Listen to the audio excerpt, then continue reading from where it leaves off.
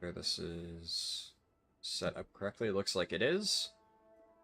Okay. Oh, and I want to make sure I have... Yeah, I have Twitch muted. I have YouTube muted. Okay. No issues with the playback then. Alright. So, had to push this back a day, unfortunately. But wasn't really a whole lot I could do about that. Honestly, probably for the best because I was still, for a while there yesterday, in the mindset of like, oh yeah, I'm going to stream later tonight, but I was way too exhausted. Basically, my second guild, my Prot Warriors guild, finally killed Gallywix yesterday, which means I have... honestly, this is the first time I've ever progged to CE 2 times in a single tier, like in 2 separate guilds. Because the last time that I've even actively raided in 2 mythic guilds at once was all the way back in Battle of the Tsar lore. Like, for, like, seriously, I guess, at the same time, that is. Back then, I played a Lightforged Draenei Prot Paladin in one guild, and my Vengeance Demon Hunter in a different one. But, although that tier I did get CE on my Demon Hunter, basically the guild that I was in on my Alliance character was not very good, and they gave up by, like, I think, what was it, the Conclave of the Chosen? I forget. Whatever the, like, bunch of troll bosses was. So they never got CE. And although I've been in situations where, like, oh yeah, you know, I help a friend out with, like, you know, prog on a boss, I don't really count that as, like, raiding in 2 guilds. But here, I've been raiding 18 hours a week for the last 2 months-ish. Probably almost 3 months at this point. Holy fuck. It has been extremely exhausting, and it has consumed a shitload of my time, and one of the main reasons why I haven't really been able to stream during the week. So, nice thing is, that's finally over with. So, you know, I mean, I wanted to help them out until Gallywix, right? But obviously, you know, raiding 18 hours a week, especially at those times, is untenable. Because it, like, one's a morning guild, the other's a night guild, so it's not even like I'm setting aside one section of time to raid. It's like I have to raid the morning and then try to do stuff during the day and then raid again at night, and it's like, no fuck away. No way I can juggle that. It is... It's been a lot. That's for sure. But finally killed it. The Gallywix shield even dropped, and I won it, so my Prot Warrior now has a fancy best-in-slot shield, which is nice, because I will still play my Prot Warrior going forward, just obviously now all my characters will be in the same guild. I won't need to worry about, like, having separate ones. Should be easier to gear up from, like, re-clears and stuff. But, yeah, overall pretty good. And because I got very little sleep yesterday, after killing that, it was... I mentioned in my Discord, yesterday... Dude, it was a weird feeling. I did not sleep, like, at all. I took, like, a 30-minute nap before raid, and I actually didn't manage to fall asleep until, like, 10 p.m. And I was exhausted. Like, I was really tired, and I could not shut my brain off. It's been a while since I've had it, like, that bad, where I, like, literally can't fall asleep. Like, I don't have insomnia or anything. Every now and then I struggle to fall asleep a little bit, but it's not usually that bad. But that was, like, one of those cases of, like, I sat in bed for, like, 2 hours, could not pass out. When I got stuff done, like, I did some weekly delve stuff for a bunch of my alts. I got, like, gilded crests from Delver's Bounty. I've gotten most of that knocked out already. I'm missing...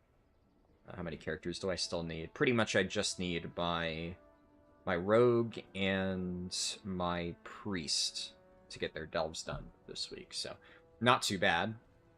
But I was, like, extremely tired, so I didn't want to stream, because, you know, if I'm just dead, low energy the entire time, I just don't think it would be a very exciting stream.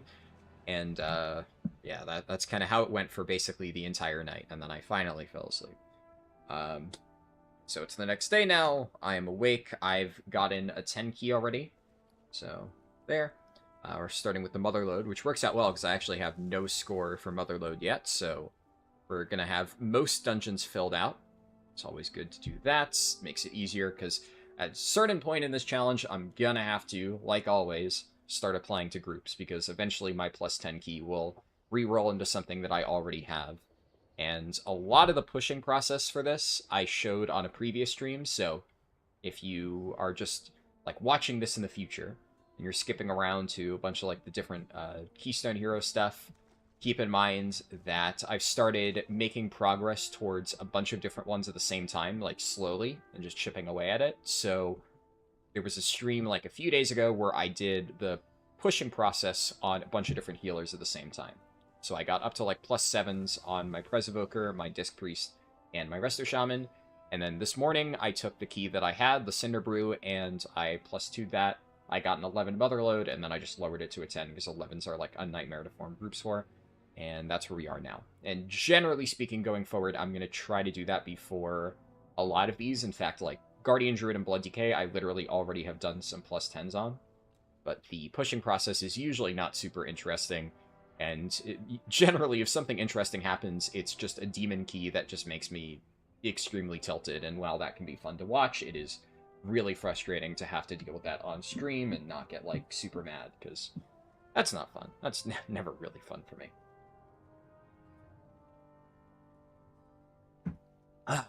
But, we have all +10 still left to do on this character. I'll show my gear, right? I've been talking about this for a little while. We did most of the gearing process on previous streams as well. But I have a bunch of good stuff on this character. I have Pick Me Up. My second trinket's like, but honestly, it's fine. I have, like, you know, Ascendance with Writhing Armor Banding on Bracers, I believe. Yep. I guess the only major changes since the last time I've really shown this character's gear is I did craft some 681 boots with all the Gilded Crest that I got. And I upgraded all my Hero Track tier pieces. I also got this out of a Delver's Bounty chest. So I think previously I was using some like generic gloves, but since I had Hero Track tier, I just switched to this. And then used the Delver's Bounty socketed one instead. The stats are not, like, amazing, but Haste and Mastery are not quite as bad for Resto Shaman and Mythic Plus as they are in Raid. So although I still am stacking Crit Verse, it's not, like, nearly as important. It's not like Brewmaster, where, like, you know, Haste is just a completely dead stat for you. It's just, not as good for Resto Shaman. But it's still fine. What else? What else to cover before I jump into things? I guess so, one small thing is I finally got a chat cover.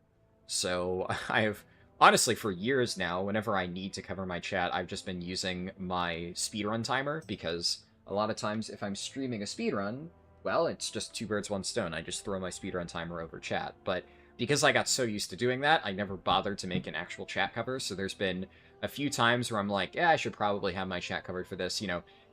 It's kind of always a gamble with pugs and stuff like that. If I'm streaming things of that nature, somebody might say something weird in chat. It's good to be safe. It's why most people have a chat cover, right? So I've been thinking for a while that I need to do that, and I whipped something up in Photoshop. Honestly, is it perfect? No, but I'm quite happy with how it turned out, especially because I haven't really tried to do something like that before. So what I tried to do is just take, like, elements of the thumbnail and kind of downsize it a little bit to fit in, like, that format. And overall, I think it's good enough for the purpose I need it for. And I also designed it in such a way that I should be able to very easily in the future, like, mix and match stuff to make a new one. So obviously this one is specifically for Resto Shaman Keystone Hero, so if I were to just use this going forward, it wouldn't make sense. But I tried to, like, when I made it, obviously I did it in Photoshop, because that's where I make my thumbnails and stuff. And I tried to, as I was going about it, do it in such a way and, like, make the document so that if I want to make something new, I can, like, there's a section for the characters, there's a section for text, and I should be able to just mix and match certain elements, switch out the background, switch out the characters. So if let's say, for example, I wanted to stream my raid, I could get, an image of my prop paladin, throw it in place of my shaman, change the text pretty easily, change the background to something more relevant, and that honestly shouldn't take me more than, like, 5-10 minutes, and then boom, I have a serviceable chat cover for anything. And especially as I start doing this more and more, I'll start including more things in the Photoshop document. It's like making thumbnails, right? Making thumbnails used to take me a while, but now there's, like, a lot of existing stuff that I have. I have like, a gigantic thumbnail Photoshop file that, I go in there and I can reuse, like, a lot of things And then every now and then I'll have to go and get, like, new characters and whatnot, but overall, it's a lot easier once you've been using it for a while, so that was my goal when setting this up. Pixelina said, love the colors. Yeah, I think, I mean, a lot of times I use, like, the yellow and white to, like, contrast for, like, thumbnails and titles and stuff in general. And then for Resto Shaman, the text, it's just the class color, and the rest of it is, you know, my Shaman's transmog, and then the background is... the background is the Abyssal Maw. It's the Throne of the Tides dungeon, because I got screenshots of it to use as backgrounds for when I was going to make Cataclysm dungeon guides, which those kind of fell through, but I have all these, like, random background screenshots for those dungeons, and I figured, yeah, you know, water themes. Fuck, it works out well, so figured that serves a good purpose. The only thing that might be hard to change is the border color, so I went with, like, a pretty standard color for that, you know, yellow. It looks kind of like gold's tinged for that, so I figure that I could probably just keep a gold border on, like, the box itself, and it should work well going forward for, like, anything, right? I don't really think I need to change that, as long as I can change the elements inside the box itself. Honestly, that was the only part that was a little bit tricky for me to figure out, just because I haven't really done things like that, but surprisingly not that difficult in Photoshop. There's, you know, pretty easy ways to make, like, it, because it looks kind of like three-dimensional. Might be hard to tell at a distance, but it kind of, like, has, you know, a curved thing with, like, shadows on it. But that's pretty easy to do with setting, like, object settings and stuff. So, you know, haven't really done that before, so now I have a new part of my toolkit in Photoshop, which, that's always fun. It's all intentional, well thought out, and shows. Awesome. Well, I'm glad to hear that you think that. Andre said, isn't it better to play one hand and shield for bonus armor? Technically, yes. It's not really that big of a difference. Honestly, the biggest reason to play one hand and shield is because there are talents that, you know, will impact your shield. The armor, in the vast majority of cases, isn't going to make a meaningful difference, especially at this level. But yes, you are correct that, like, technically full Bis Resto Shaman is one-hand shield. The main reason why I did two-hander is because, obviously, if this was a character that I was going to be playing, like, super actively long-term, then I would do that. But it would require double the amount of Gilded Crests for me to do this. So, like, if I were investing long-term, right, then it would be worth it for me to do that. But I wanted to get this character up and running now, and then I threw together the two-hand weapon, because although it's double the amount of sparks aren't a limiting factor at this point in time. So it saved me basically 90 Gilded Crests from having to craft a one-hander and having to craft a shield.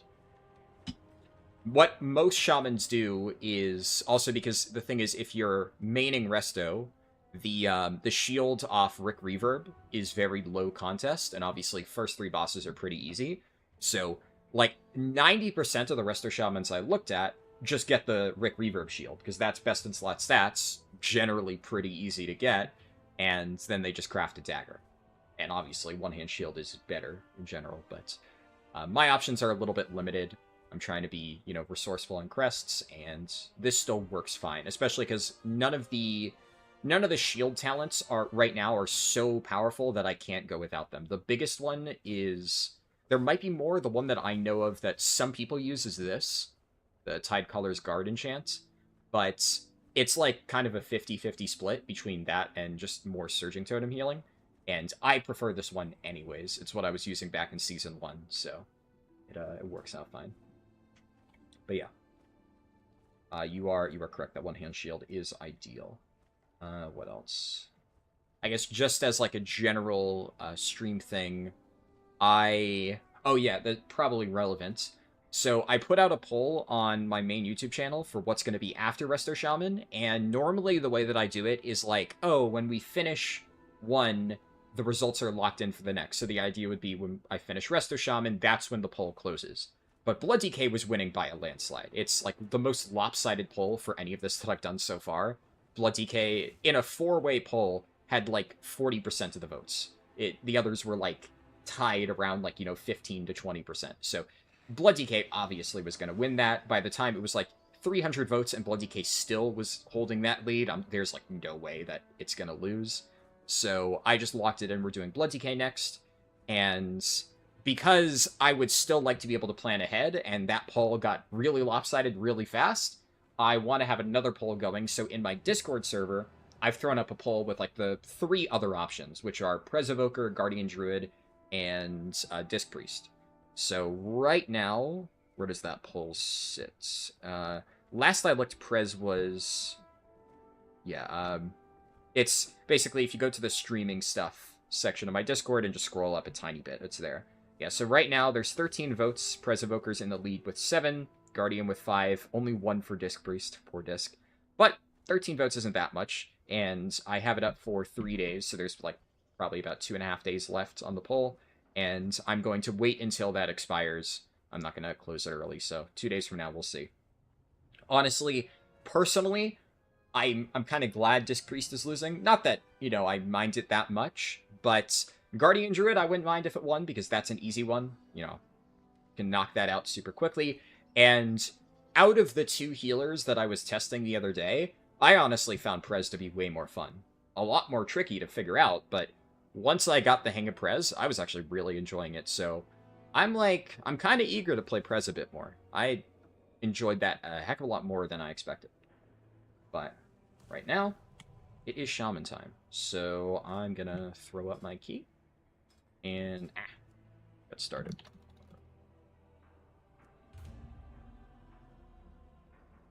For how I'm gonna go about this particular time, kind of the same as usual. It's like, obviously I don't really have anything to do today, so if the keys are all going super well, and we manage to just knock out 8 plus 10s back to back to back, I might do it all in this stream. We'll see. If my key gets, like, griefed repeatedly and it's really rough, I guess we'll play it by ear. I think, my primary goal is I would like to get at least 4 dungeons done, because as usual, you know, you get 4, you get 2 vault slots, so it would be nice to have a bit more options, and then we can knock the rest out pretty easily next week. But that is my plan. I also, even if I don't manage to finish it today, I might finish it tomorrow. I'm kind of unsure exactly what I want to do there. Because a lot of times in the past, I'd be like, okay, if we can't finish it all in one day, we just take the vault slots and do it next week. Like, I did Fire Mage over the course of, like, 3 weeks or something. So, I will sometimes do that, but I would really like to get Resto Shaman done ASAP. Because I think next week I should be able to get... Well, Blood DK I should be able to get done in a single stream very easily. Because that one... I mean, that one is, like, piss easy. I've completely demolished every single Blood DK key that I've done so far. It's, pretty silly how broken Sand Lane is. And if Guardian Druid wins, I could definitely get that done in the week. Preservation Evoker might take a little bit more time, but regardless, I will still be getting at least 1 dungeon done per week on Guardian until that gets chosen. And it'll, as usual, be done on stream.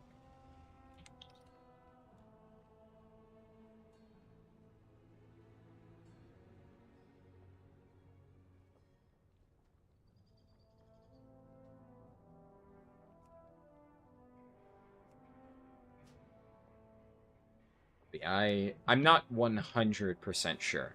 What I can say is that after Resto Shaman, at some point, either tomorrow, Monday, Tuesday, we'll see, I am going to do... Ooh. I'm gonna do Sod leveling. Okay, yeah, that's probably fine. 10 level. They are...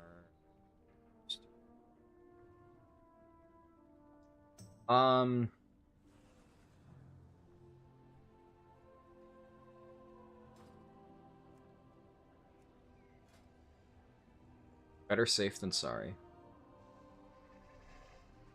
As usual, I am... Yeah, no, I'm not doing that. I'm going to be very picky with who I bring, because I do not want my key to get bricked. So I will be very, very, very, very, very picky. Especially because as a healer, there's very little that I can do to carry the group. I can make sure people don't die. Pretty confident in my ability to play Resto Shaman, but I can't really do anything if the tank is just a complete monkey and, you know, pulls half the dungeon and flops before I could even send him a heal, which unfortunately happens a lot, especially on Fodom Vengeance DH tanks who don't seem very good.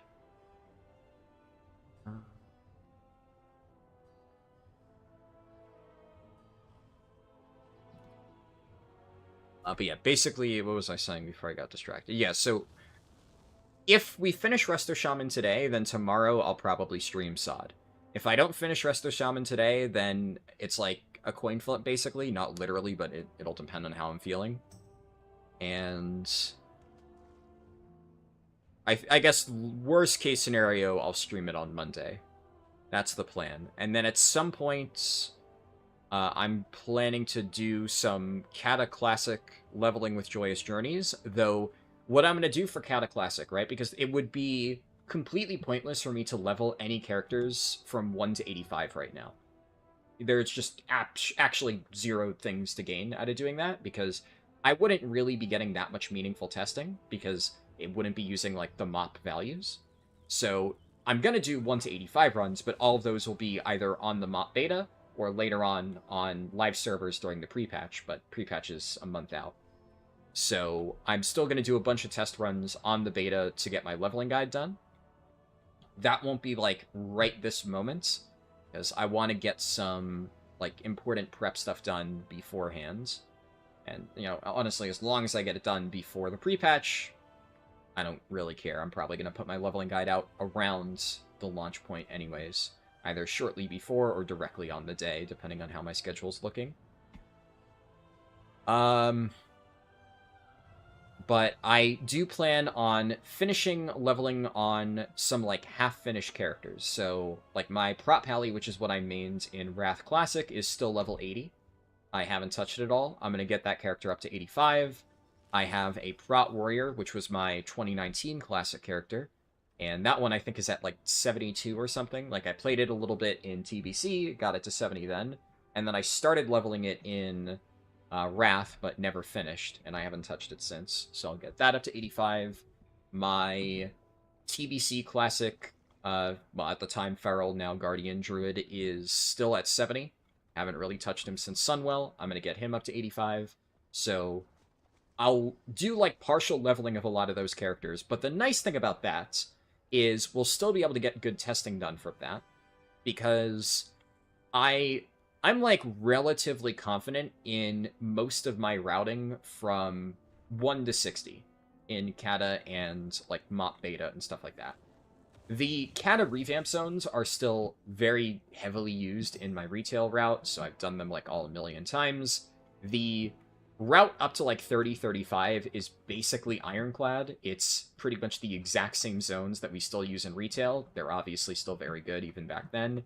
There are a few things that I need to figure out from, like, level 40 to level 60. Basically, I know that dungeon leveling is generally ideal there, but what I want to figure out is whether there's, like, isolated quest hubs in that range that could be really good for, like, a level or two in between dungeon spam. But for the most part, I know that, like, 50 to 60 dungeon spam is just almost universally better than a lot of those quest hubs, but it's not as refined because none of those zones are remotely good enough to make it into, like, the retail quest routes, so I haven't really heavily tested them in quite a while. So that's one of the main things that I'm looking to test before I finish my leveling guide. But the other things that I mostly need to test is TBC and Wrath. Kata, I kind of have down to a science already. I've literally made an 80 to 85 guide, and although it's going to be a little bit different with the XP squish, I obviously still am very familiar with what's fast and what isn't in Kata Classic. I'm probably fine with that. I will still check these guys just in case. But this is not, like, a super hard carry to the point where I feel that the prop pally won't be able to pick up enough of the slack.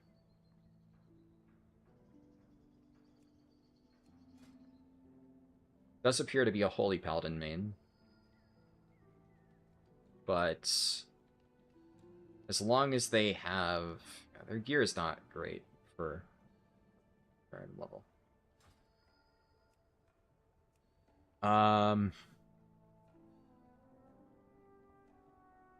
This guy at least has most important stuff, so I'm not too concerned. I'm willing to give it a shot. Bites me in the ass and bites me in the ass, so be it. But yeah, I would say TBC Classic, or well, TBC leveling, so like 60 to 70. That, I know, is almost 100% just dungeon spam. There are some very specific quest hubs like Ring of Blood that are worth doing, and like the Netherstorm Wanted quests are worth doing if you're, you know, playing a class which, by the time of Mop and Kata, there are multiple classes that are strong enough to just solo the elite Wanted quests. You know, power levels have already gotten pretty crazy at this point in time. But outside of that, I'm relatively familiar with that, just because I know for a fact that there are very few quest hubs that are like, worth doing in TBC. It was still very dated at that point in time. I'm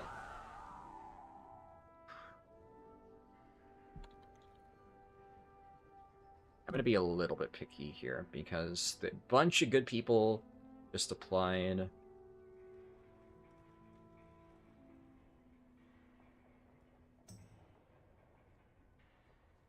Kind of them surprisingly kind of shit despite item level. And...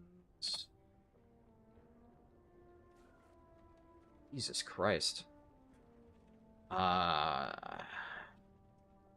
gonna look at this mage. This mage is shit. I'm gonna grab one of the other ones. What is this? Blackrock? Okay. Actually, the mage is good. Thank you, mage, for saving me from...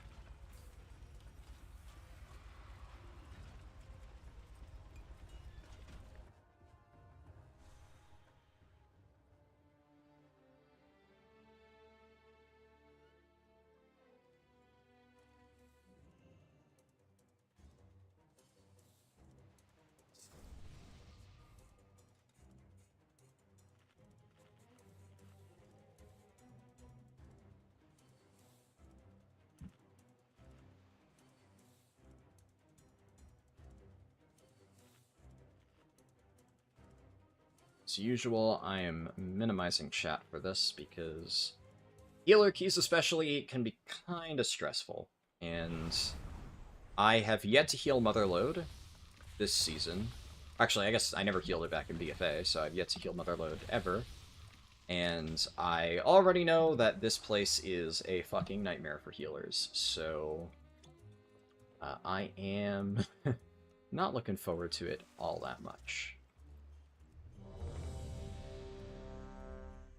I think I got everything set up that I need.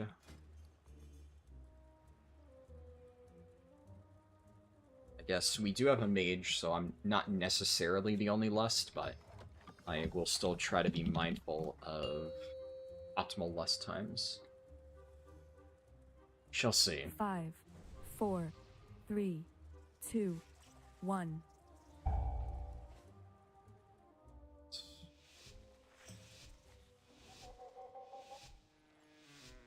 Get a feel for how this is going to go pretty early.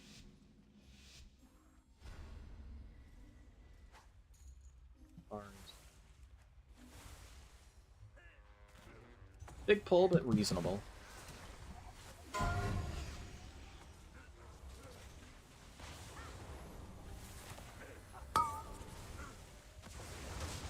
Nice, people are CCing. I got Ice Blizzard. Okay,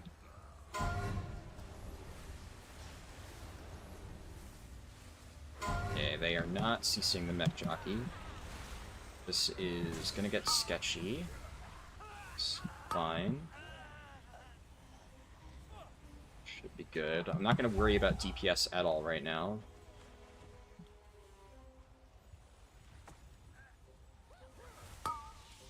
Okay, Charge Shield's gonna do a big chunk of damage. He did not mitigate that at all. That's fine.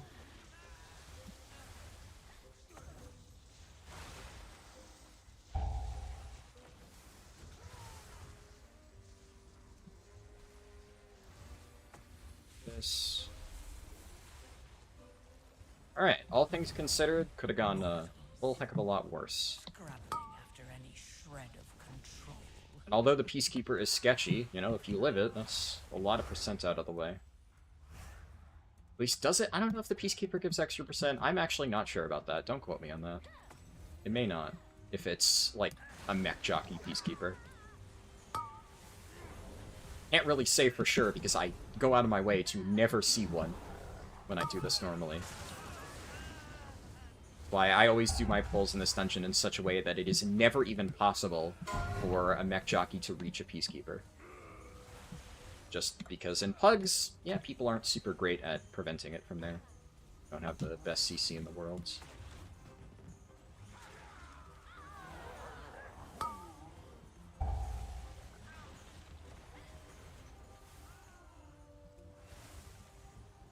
I'm also not using it right now, but I need to be mindful that my Spirit Walker's Grace is on Shift G.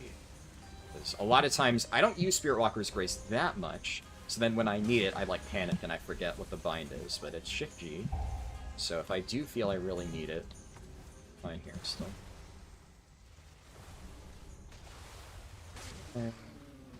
Take a quick sip. Okay, we're doing the Peacekeeper pull. It's a little sketchy. Yes. Feed. All of you. Feed on the void. Do they kick? This might be really sketchy.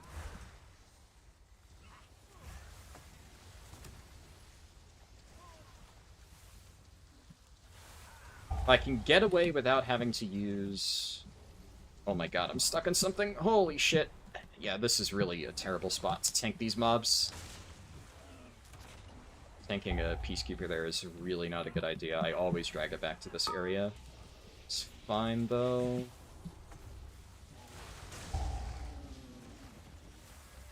Okay. What? What? What game? Okay, come on. That's fucking bullshit. The cast went off, and the visual didn't go, but the damage still did. Fuck right off, Blizzard. I don't know how that didn't kill me.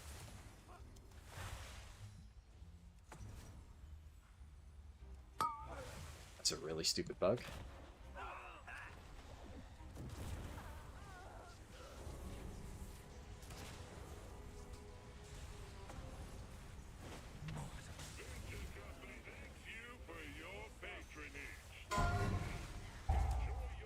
Getting sheer gas.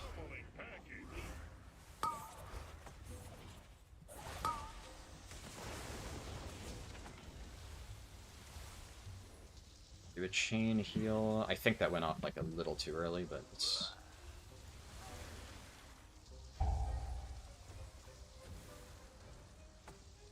Into boss?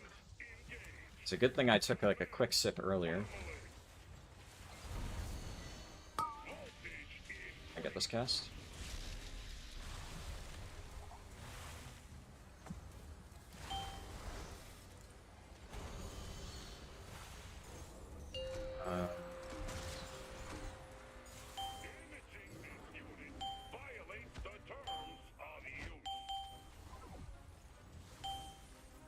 Got all of them.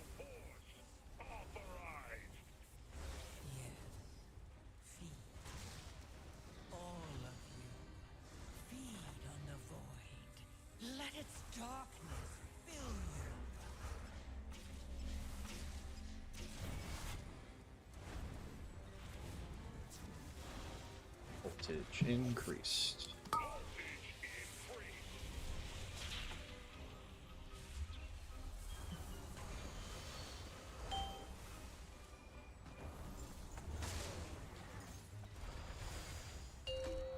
Get out here, get ready to do foot bombs. This one's on me. Nice.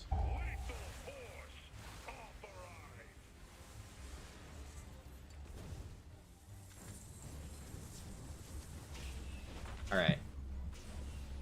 Slightly sketchy pulls, but especially considering that everybody seems to be doing mechanics, that's what you love to see. If we have a group like that, the rest of Motherload should be a breeze, honestly.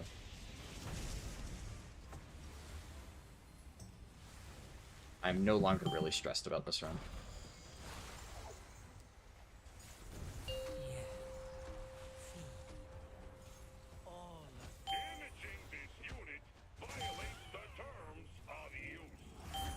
There we go. There's one out here.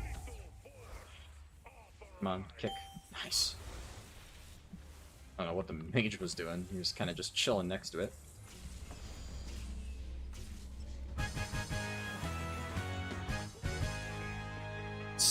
This part's a fucking pain in the dick. Somehow I actually gained mana during that pull.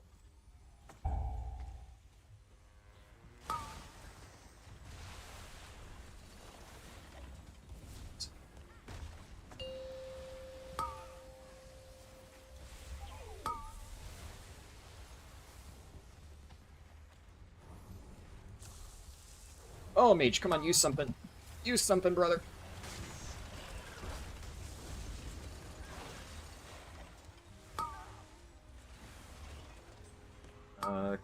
Rock lances I could kick. Harldan sniped it. Can't complain. Let's see if it's not targeting me.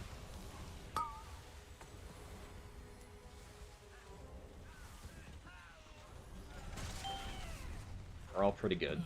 I kind of got lucky that not a lot of the circles were chasing me. If they were, I was ready to use Spearwalker's Grace, but still have one more left, so...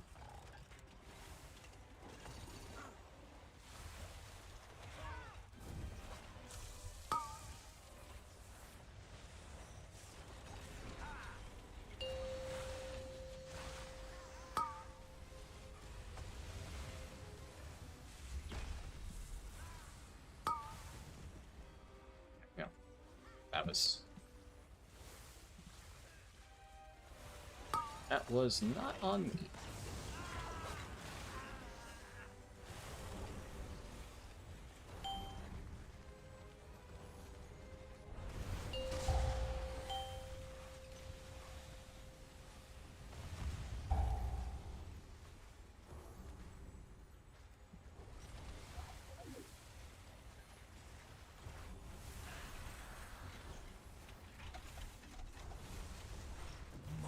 Yeah, the problem is, obviously, I can't predict who's about to be in there. If I had, like, sniped that Demon Hunter with a heal in, like, the millisecond between him getting hit and, like, the next hit, maybe, but even then, probably not. He's probably just dead.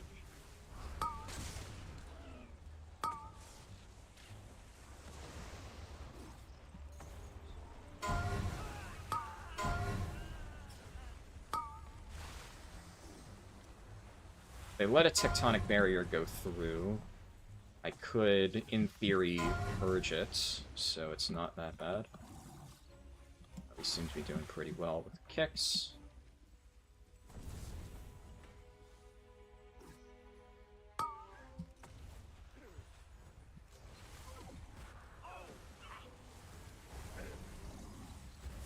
Shock up on that scarring.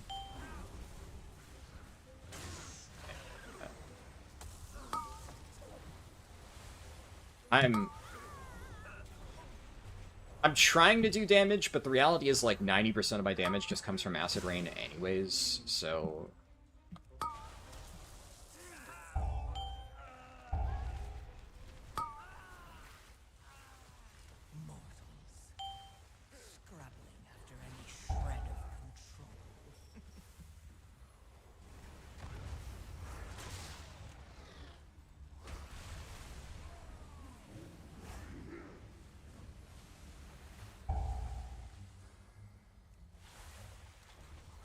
Somehow cleansed his stacks. I'm guessing he bubbled it off or something.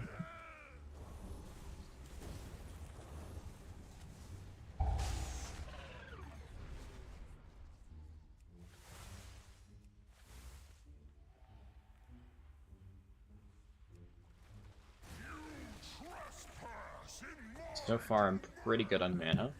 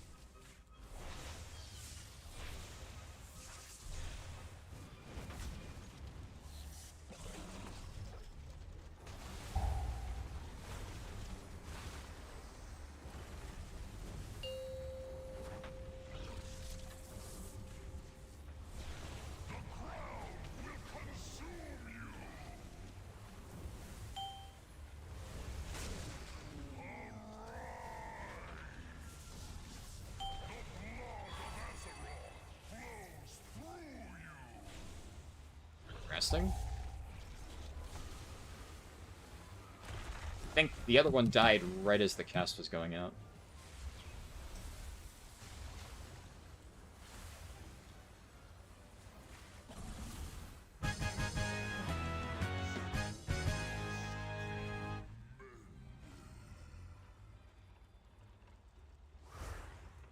Oh, that works out well. Got hit in the cart. Right, that's...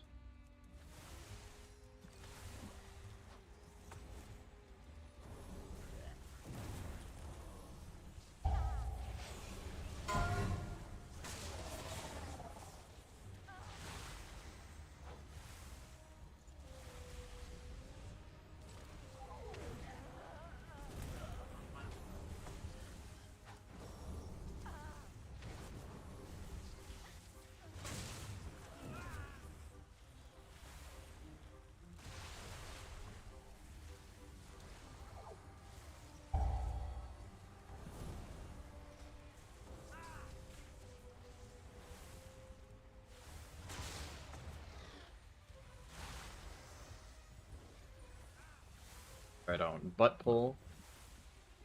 Should be fine, though. To the swirlies. Try to just stay focused on healing, just in case I need to snap heal somebody who eats a swirly, but so far so good. Somebody to eat this.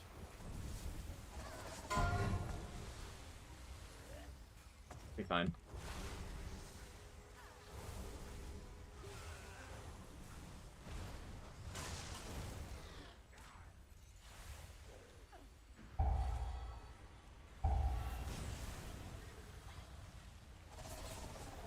Oh, that worked out. I don't know what hit him, but he got chunked the second that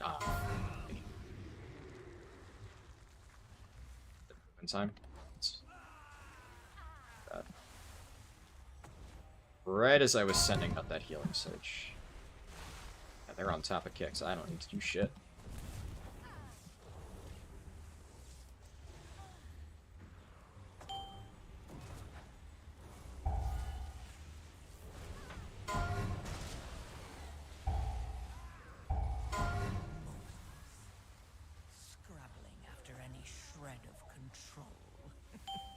Tornadoes are a little bit terrorist.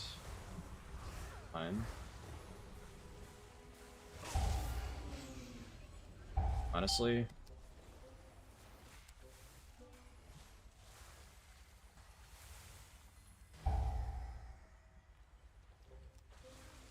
Oh, Mr. Demon Hunter.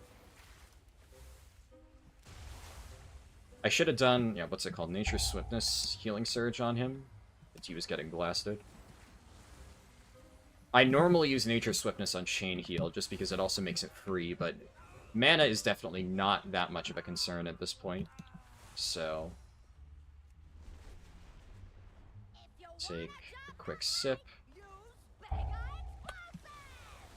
Nice, that works out. In case it targets me, I'm in a position. Didn't pick me.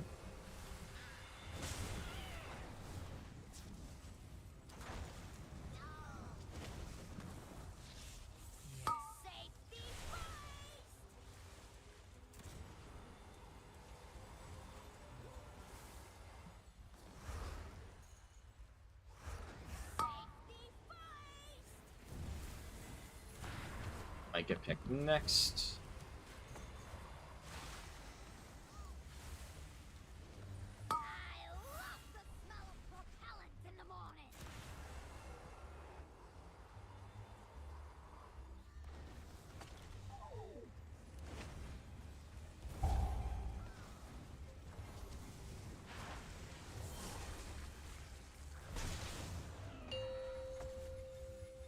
Okay.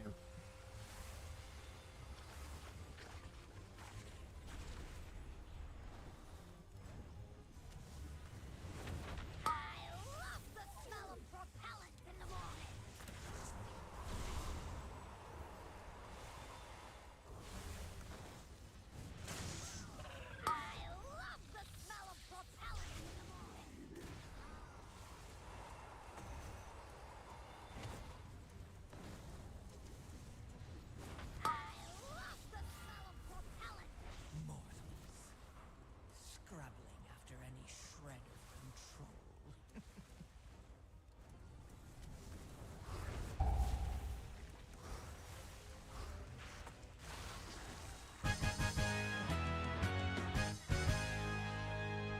That boss does way less damage than I thought it would. That shit does absolutely nothing.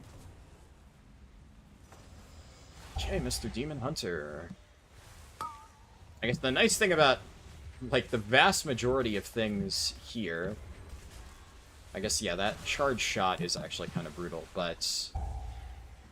a lot of the stuff in this area is, like, basically a one-shot. It is either they insta-die, or they avoid it. Like that mine that almost just ran into my butt.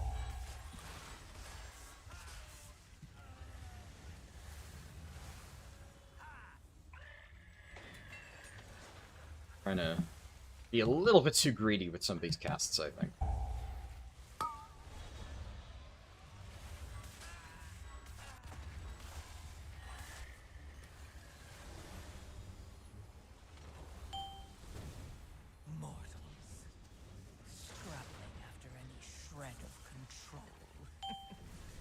Oh shit, I walked into a mine. Well, like, activated it, but yeah, we're fine. I didn't see it there. Normally when I do this as a tank, I immediately aggro, like, every mine anywhere remotely close. Nice, those two picked him. One mine is in an awkward spot. I'm gonna see if I can help that guy out.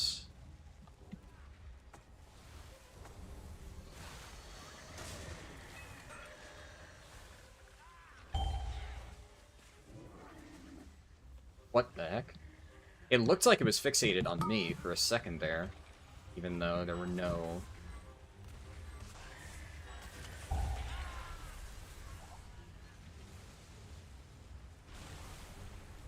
onions.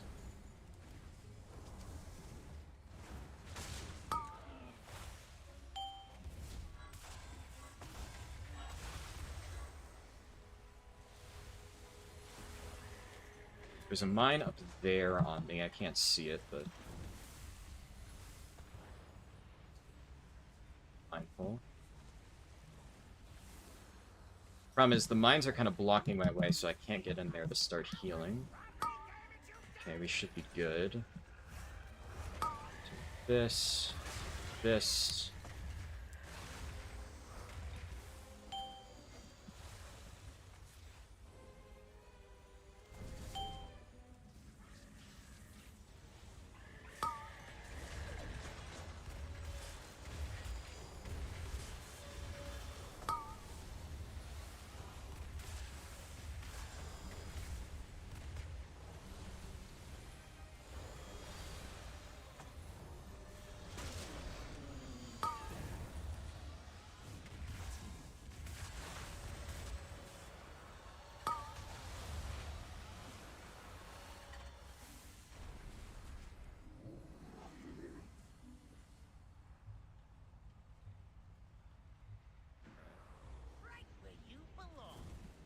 I don't know if you could see that. Obviously, it's covered in chat, but party chat sometimes shows up over people's heads. The mage said, keyboard going crazy. So I hope that's not going to be a problem. So making zero effort to run that out is wild. Maybe that's what he meant.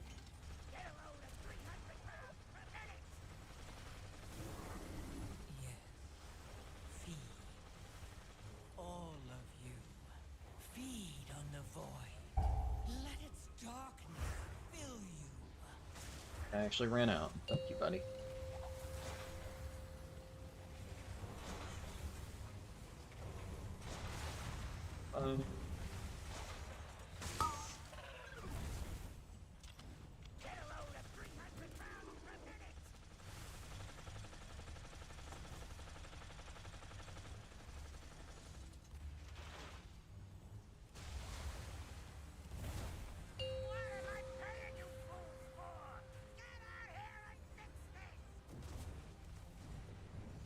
This does a tiny bit of damage.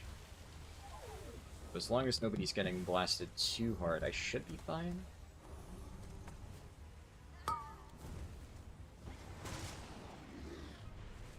Fix me first. Probably for the best.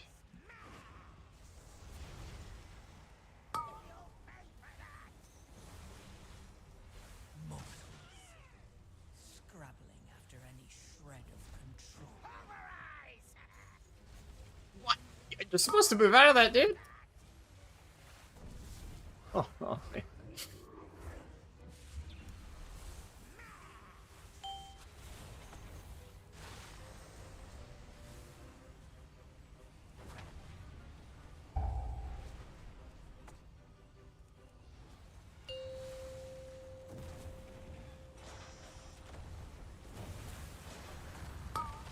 He tried to run out, and he still kind of hit everybody, but...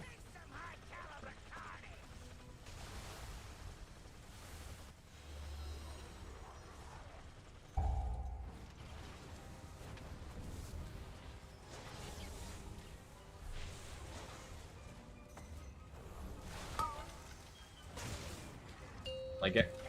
Hey, this time the direction favored me. Go.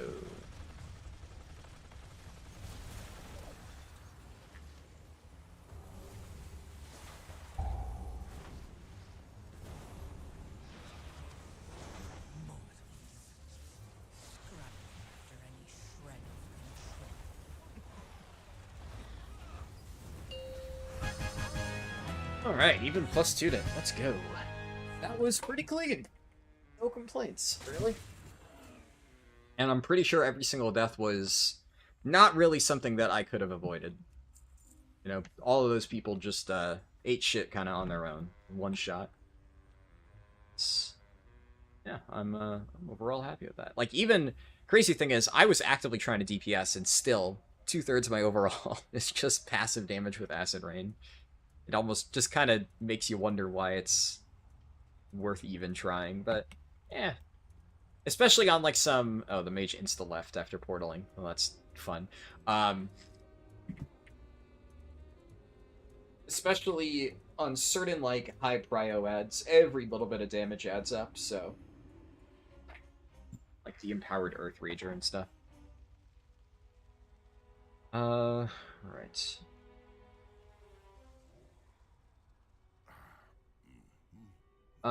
Troy said, quick tips, remember to dispel frozen targets and slimes if interrupts are not good. Yeah. Unfortunately, I was the one who got frozen every single time. But, true. And I think the slimes are poisons, right? So, the slimes would have been Poison Cleansing Totem, I think. It rarely goes off, so I don't really remember. And I'm definitely never healed while doing that, so I don't really pay attention to, like, the Dispel type. But I was at least keeping mindful of that, in case. Okay, so you do get extra % if the mech jockey goes into a Peacekeeper. That's good to know. Hello, Werewolf? Worst part of Motherload is the start. After that, maybe the Alchemist casters could be a problem. Yeah, see, that's why the moment I saw early on that most of the kicks were getting done, people were getting CCs, they were doing the bomb mechanic, that's when I was like, oh yeah, this is going to be a chill run, because you're right that the trash in the end is pretty difficult, but if people are actually being responsible and doing mechanics at the start, stands to reason they'll do it the entire way through. And in that case, they did. So I was right. And that is always nice. Always good to have a chill +2 where, I mean, a few people died, right? But nobody died because, you know, shit hit the fan. They just stood and stuff. And I feel overall, I don't really feel it challenged me all too much. You know, I didn't really feel like I had to bust my ass to heal that key, but yeah, I guess that's a good thing. So we'll take it. If someone loses aggro of the mine will start chasing another person without the chase line.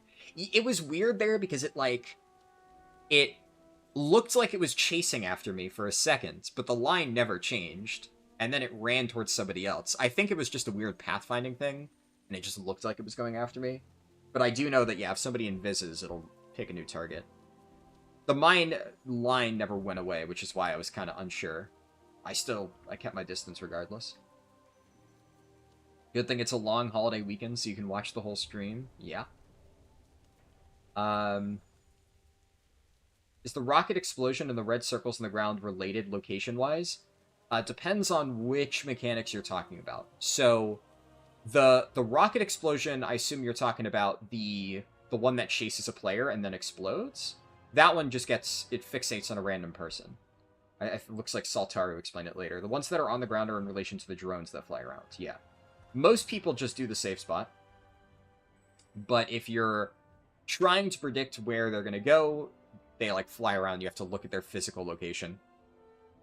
I'm going to be honest. I really don't like the safe spot. Like, obviously, it's a good strat. But I strongly feel that Blizzard should have changed that. At this point, obviously, it's too late. But I think if you're going to bring the dungeon back, just make it so the drones fire off like a laser beam. And it covers the entirety of the direction they're facing. It's not even that hard to do.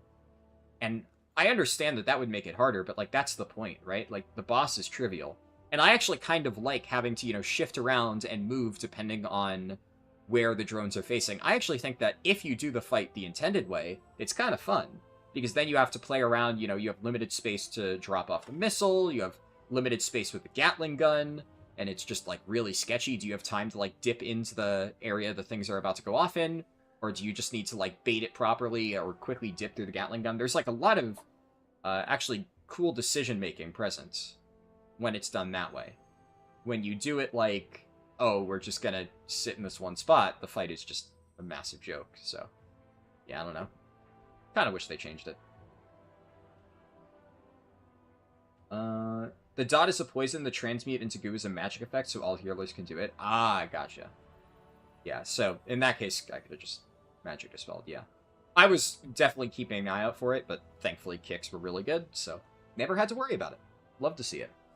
What did my key turn into? It is a 12 Floodgate, and I do have decent score for a Floodgate, but that's fine. Now, the real question I have to ask is, do I run it on a 12?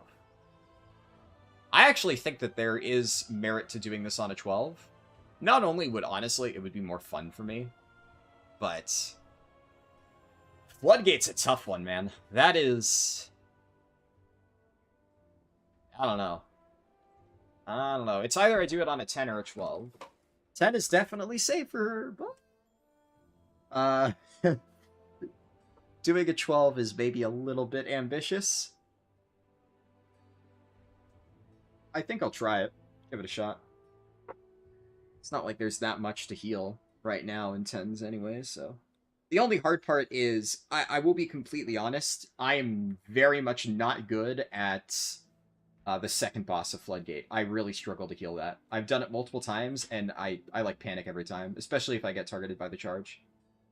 Yeah, 12's better players to carry you if you mess up, true. Well, I mean, you're not wrong, but also I don't want to feel like I'm getting carried. I would like to just play correctly. But you are correct, I understand your point. You're not wrong. We'll see. I'm gonna try it at least. I think, you know, it would be bad if I didn't at least give it a shot. But yeah, it's either that or a 10. A worst case scenario, if it gets depleted, I can always just lower it to a 10 and do it again, so... it can't hurt. You have faith? Well, I will take your faith. Zeth said, do the 12, I beg. Alright, well there you go. I'm trying it. I think, like, if it was another healer, I probably wouldn't. But I'm comfortable enough with Resto Shaman that I feel it's worth trying. Especially because, like, I don't even think I pressed Spirit Link a single time that entire key. And that's not because I was like, you know, I don't know how to use Spirit Link. I just never felt like I needed to. It was just kind of easy. But there were, like, a few pulls where I had, like, my finger hovering over my Spirit Link keybind, which is T. It was, like, ready to go. Like, is this gonna blast people? At one point, when we were doing the Trash Before Rixa, I even had the reticule out. Like, I was like this, ready to go. But then, you know, no more damage came, and my passive healing just kind of blasted everybody to fall. I'm like, okay, never mind, it's not needed. But Spirit Link should be enough to basically completely cover one of Swamp Face's big bursts. That's another one. Swamp Face is fucking rough, but I feel like Swamp Face is 99%, like, can you just do enough raw healing? And I believe that I'm able to do enough raw healing. Like, I'm confident enough with Resto Shaman's kit that I know how to, like, pace things and set that up properly. It's mostly the second boss that really fucks me over. The final boss is also kind of rough. Final boss, because you have to do a lot of movement, but that's another thing. I haven't really had to use Spirit Walkers, and putting myself in situations where I'm forced to use Spirit Walkers to be able to effectively heal would make me more confident at using it. It helps to have a DK and Vengeance DH for Swamp Face. Darkness and AMZ are great, yeah. I can believe that for sure.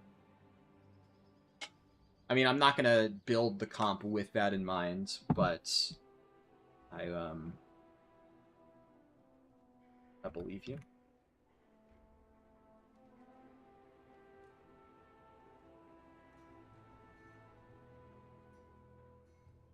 With any other healers you're trying, I'd advise against a Disc Priest Presovoker, but you believe you can do it with Resto Shaman? Yeah.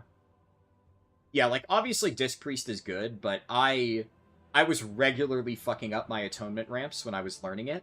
Not enough to where, like, people were dying, but it's also a lot more forgiving when you're, like, doing 7s and stuff. So, like, any other healer I still need a lot of practice for. I would actually say, by the end of the Presovoker keys, I felt pretty confident in Prez. I feel like I kind of understood it a lot better than Disc. Disc, well, I understood Disc. It's just the muscle memory isn't there. But, like, I felt like I really clicked with Presovoker. And obviously it's still very hard, but given enough time, I honestly would be more confident on that than Disc. But yeah, Resto Shaman I'm already pretty comfy with.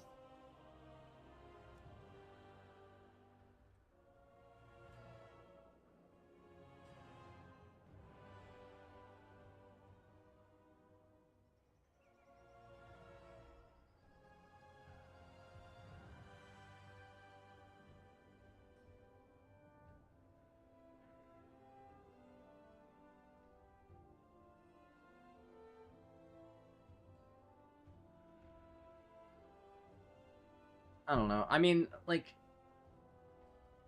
Demon Hunter didn't do bad. He didn't do great either, and that was a much easier key. I'm a little bit hesitant, I'm gonna be honest.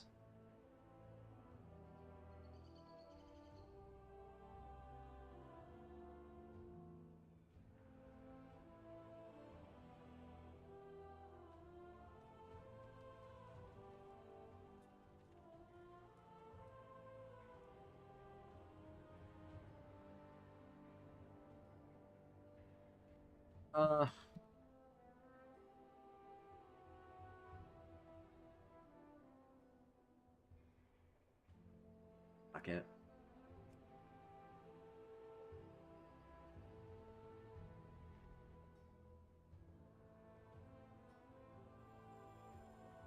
I know he's not a mole.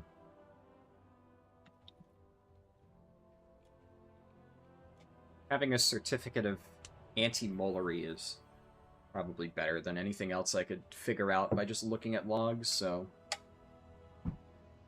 we'll take it.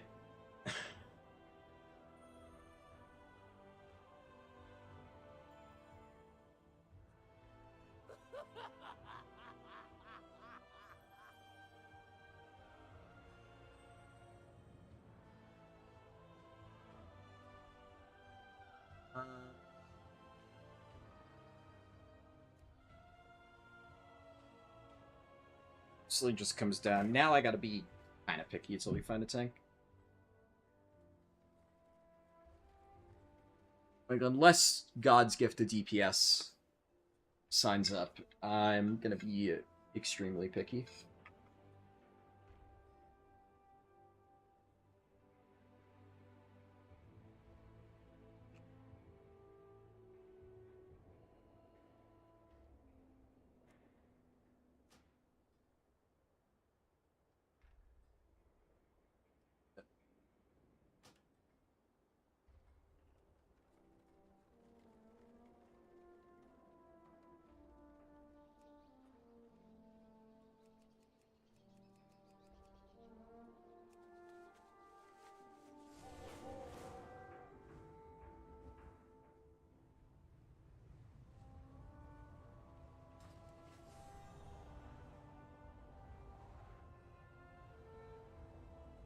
I wonder, have I actually done any 12s as part of the challenge yet? I guess well, I have, but only on tanks, so I've only done it on characters that I'm already, like, extremely comfortable with. I guess on any of my like, borderline main characters, I haven't done a 12, so...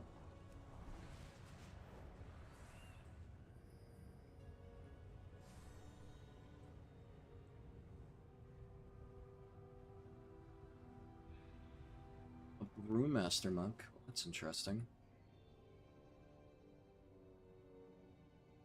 Oh,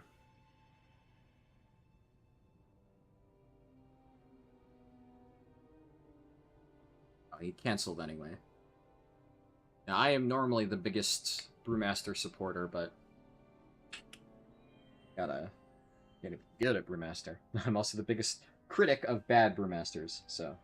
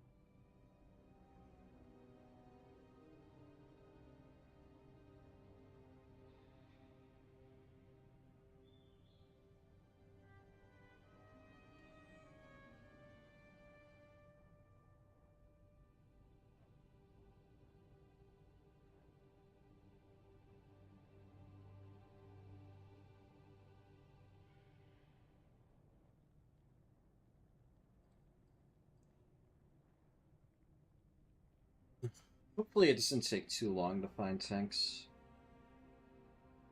I feel like if there's something at this point that prevents me from getting this done in a single day, it's probably going to be the queue times waiting for a tank, unfortunately.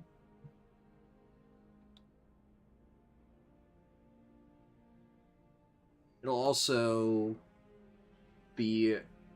this guy is pretty good, but...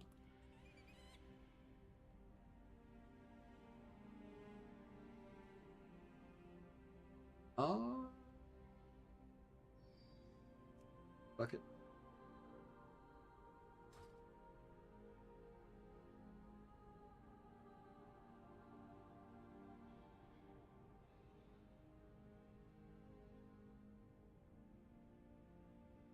Now we just need a tank.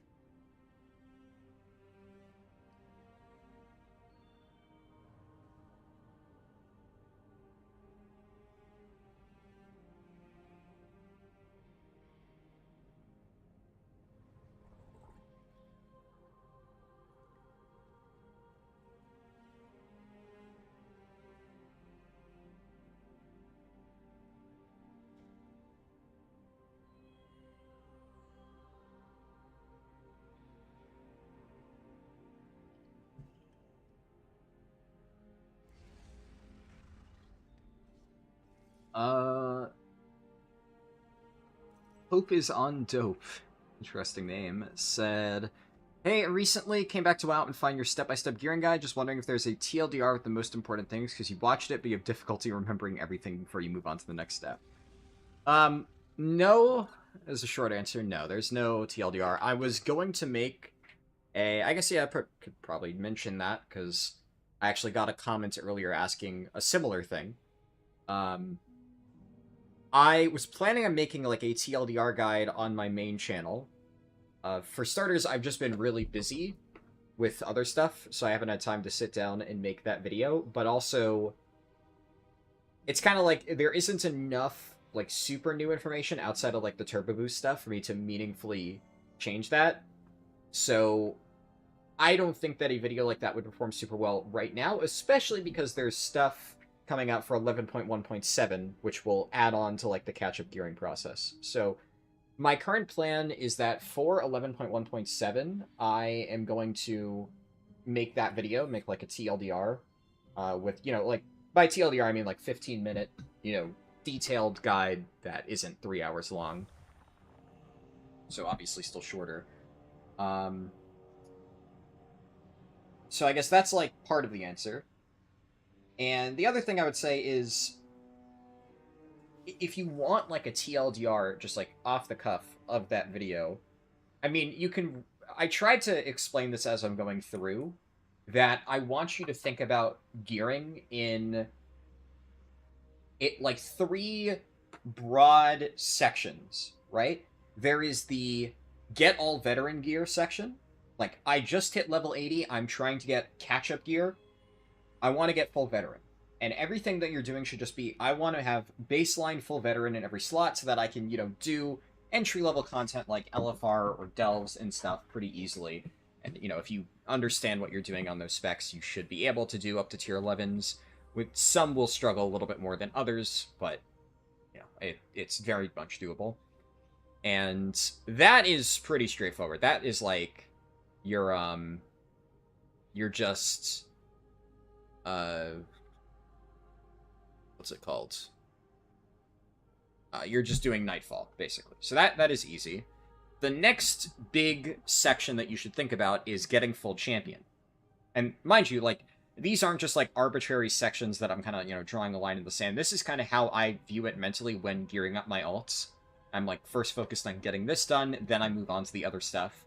And getting full champion with, like, a mix of hero usually comes from Delves. And that is the most efficient way to do it if all you care about is gearing, you know, in terms of raw time spent. Now there's a few extra things you can do, like Horrific Visions. The problem with Horrific Visions is getting a 5-mass clear at that item level is not actually that easy, and it's definitely a lot harder than just doing Delves.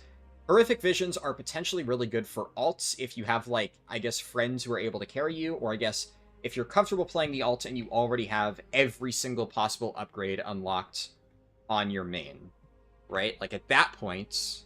I was fast.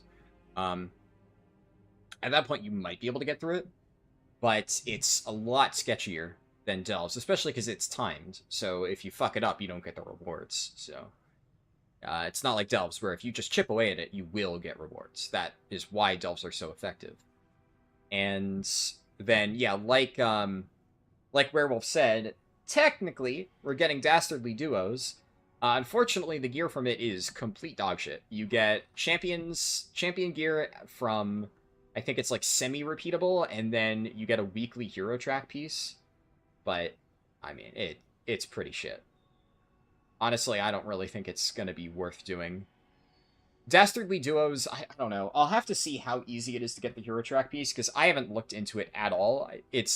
I did a little tiny bit of testing for it on the beta, or the PTR, and it was fucking dog shit, and I was immediately bored, and I haven't cared. So I'm not going to make, like, a video specifically about that. So, the way that I see it, give this guy a shot. The way that I see it, it's like, if it is somewhat easy to get the initial heroic piece, you might just do that. And I don't know how easy it'll be to farm for champion. I'll test that when it gets added, which I think is next week, right? So maybe that's like an okay entry-level gearing, like, alternative to delves. Like, if you've done your delves for the week, then you can spam that if you want to get a little bit more gear, as an example. But I don't know. We'll have to see. The main important thing that I'm waiting for is the 11.1.7, like, overcharge delves stuff, right? Because that's going to, I believe, add a decent bit. It's going to add the belts, bare minimum, which will guarantee one slot, so that's good. Belt progress, I believe they just said, is also going to be account-wide, so that's nice. But yeah, it's like, the fundamental stuff that you gear for hasn't really changed. Like, if I were to add anything to my video now, I would talk about corruptions, because you have to do corruptions at some point if you're, like, really trying to min-max for rating, but you only need to do it on one character, and then it's an account-wide unlock. So, like, on alts, all you have to do is just buy the thing and transfer it. The Warlock went to the wrong dungeon. I hope he understands that this is not a Cinder Brew. Because if he joined and then is just sitting at Cinder Brew this entire time. Oh, okay, no, he... You have mostly veterans, some champion. You managed to beat tier 11 in Dread Pit. Nice. Yeah, I mean, honestly, you're already pretty much set then. Because from there, it's pretty straightforward. It's just keep doing exactly what you've been doing. Why is the... oh, he ran out to help summon. Okay.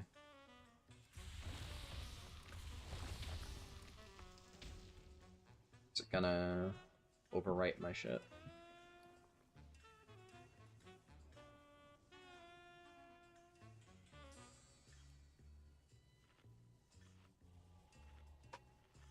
And then, obviously, the final section of gearing is once you've gotten full 645 in every slot, and you can technically, if you're really comfortable, like, go and make some, like, gearing steps, like crafting and stuff, early, if you really know exactly what it is you should be crafting, but, you know, I would say be resourceful with that stuff. It's less important now that, you know, Turbo Boost, everything's uncapped, right? But obviously use your time wisely. But then, for me, once I've gotten full champion, some hero on that character, then I do, like, the big push. I would say, if you want an idea of that kind of process, there's a stream on my second channel called Gearing All My Characters for Keystone Hero, or something to that effect. 5, And basically, 4, 3, I did the 2, 650 to 1. 660 process on every single one of those characters. I, like, took my Shaman, my Druid, my Evoker, all that stuff, and I went through each one by one, looked at the current state of my gear, and was like, okay, from here, what do I upgrade, what do I craft, and, like, I made those decisions on the fly, did some research, so that might be helpful for you if you're trying to figure out, like, what you should be prioritizing at that point in time.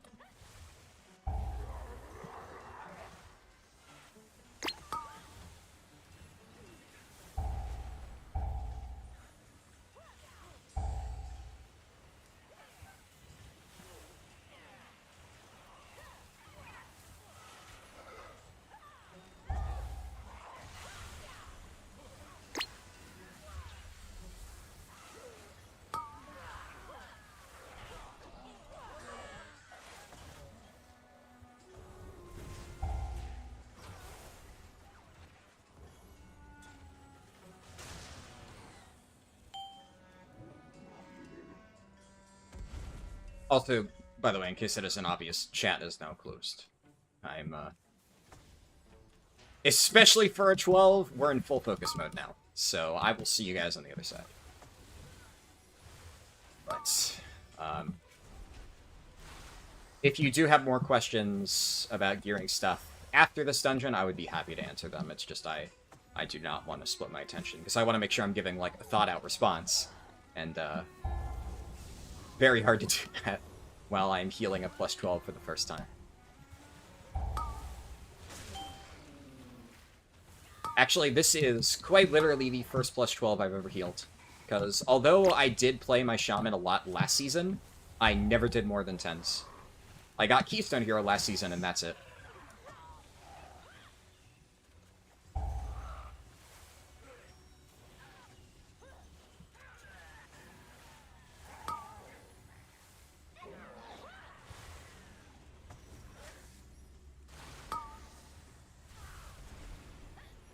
At least the damage in this group seems quite good, so... Oh shit, I'm stupid.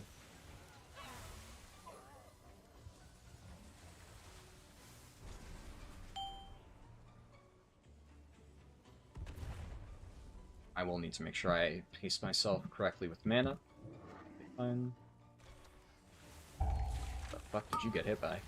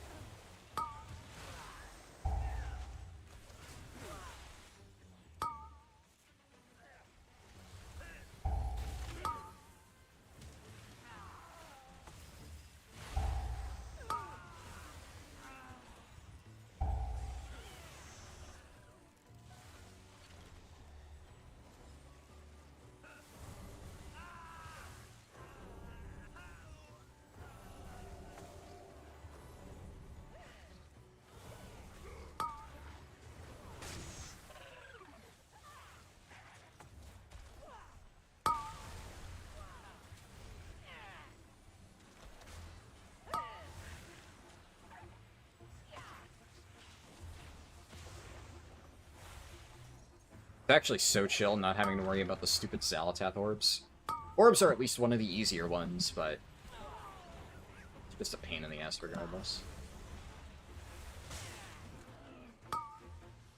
The worst one on healer is the fucking Dispel one. Having to use all my shit on that is... Are we going boss? Be fine on mana.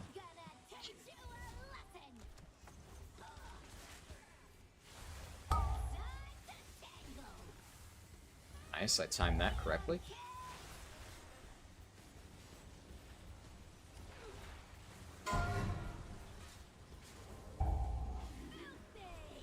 Ha ha!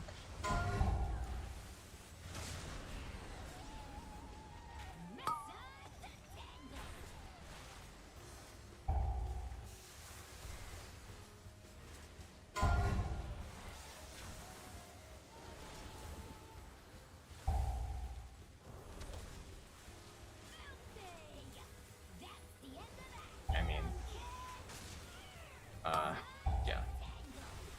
As a demon hunter, you have like a million things to get out of that. Jesus Christ.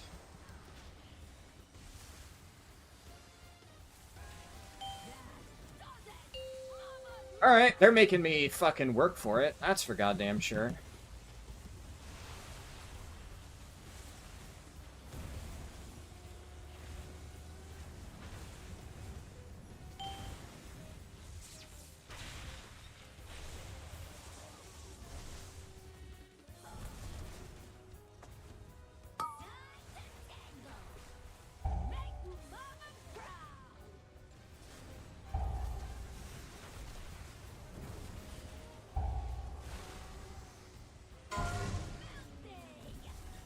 Jesus Christ.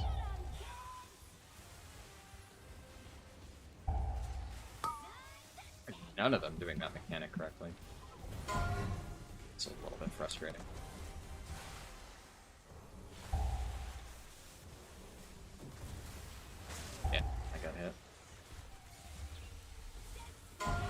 Oh, come on, man. Are we fucking serious right now?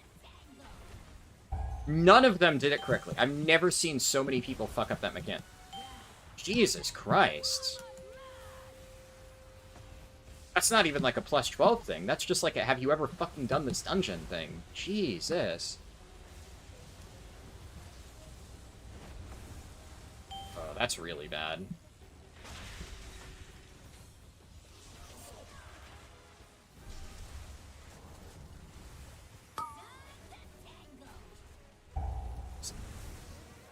Fucking standing literally against the fucking wall with that. Like, Jesus, what the fuck did you think was gonna happen? Watch how it's done. Wow, so fucking challenging. The Warlock also got hit by my fucking... Oh my god, dude. Jesus Christ.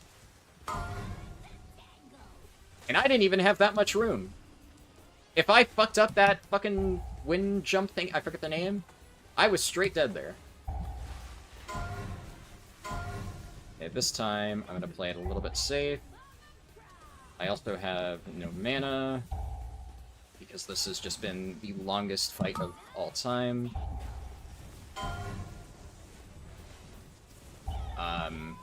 I think this is dead. Yeah. This is definitely dead. I mean, you don't even need to do the fancy shit that I'm doing. Just...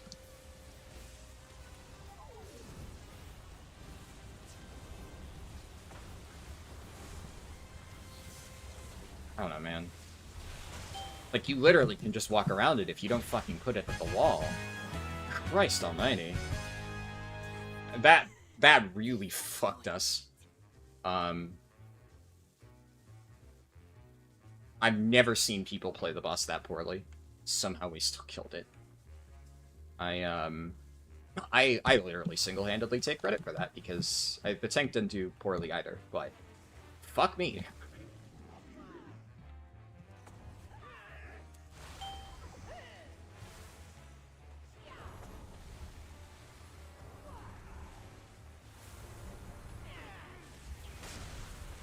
Also, I wish I knew that it was going to take that long, because that's the first time I've run out of mana in the middle of Mythic Plus.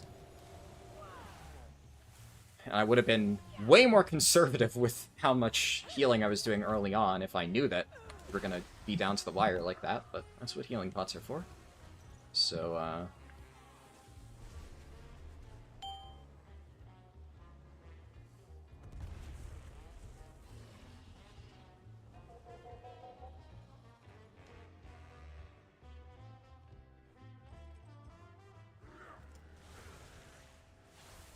if it was anything other than a paladin tank, I might even move my Earth Shield target. He actually kind of needs it, and... Well, I guess Brewmaster I would too, but how often do you see one of those anyway?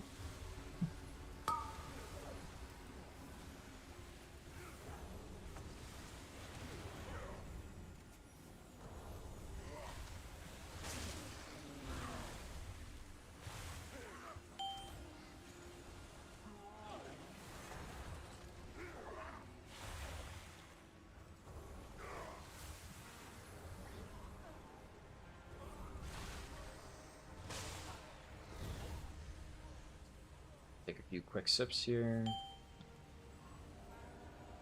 That is the spell. Should have done that first, but it's fine. Okay.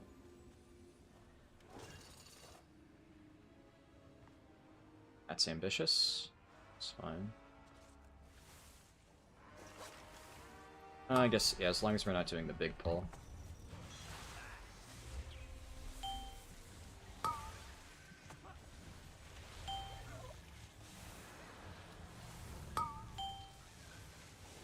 Are doing the big pull. What the fuck is this? Why are we doing this shit?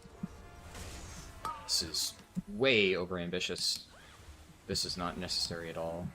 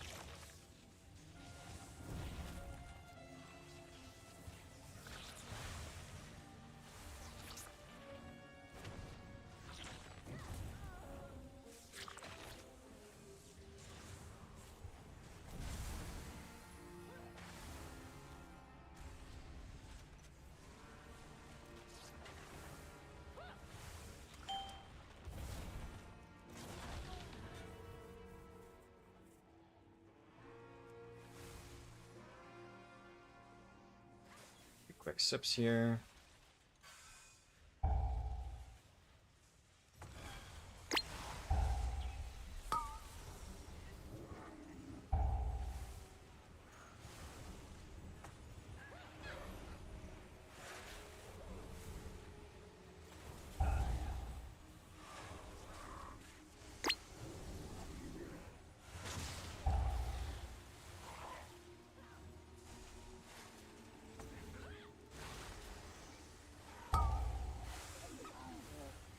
Well, what have we here?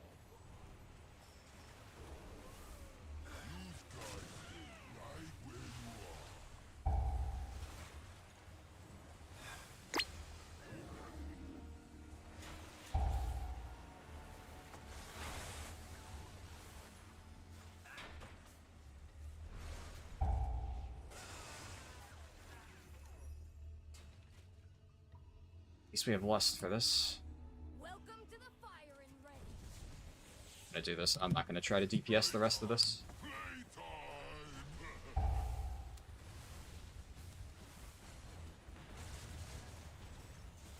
Ow! Ow! Ow! Pow! Kapow!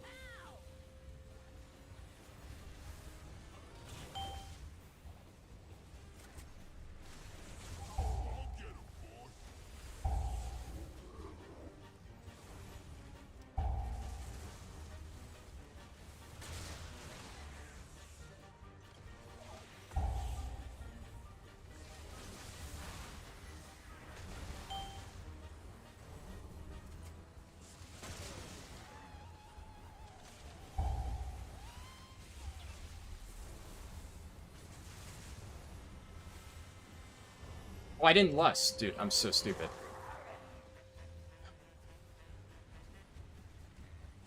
Oh, okay. And this dude's even dumber. Stand still! I ain't done with you.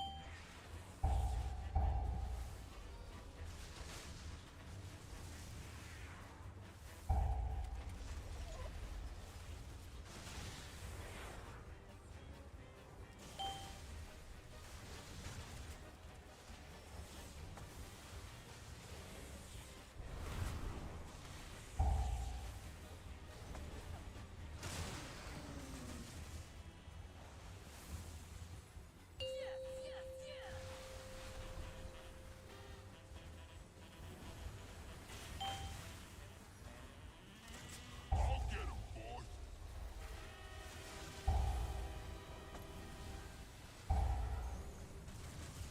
Can't reach any of that. At the very least, this is definitely... can line that up. Nice.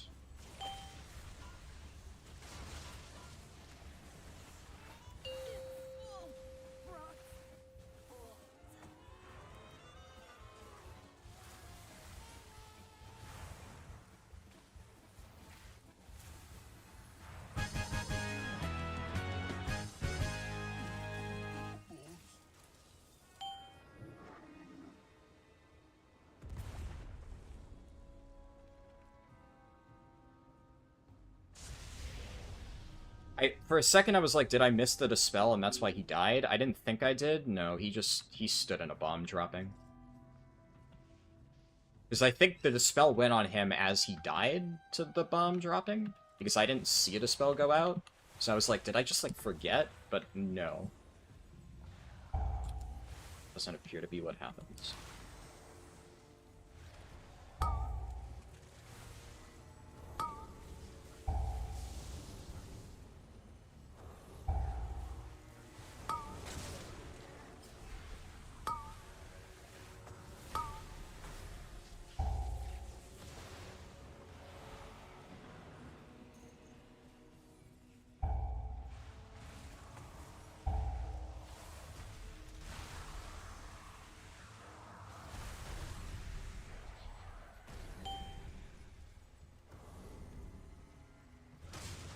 Yeah.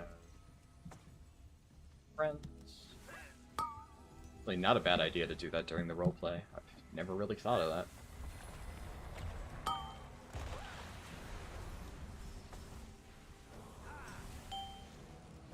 As long as he doesn't chain this into boss, which I will fucking strangle him.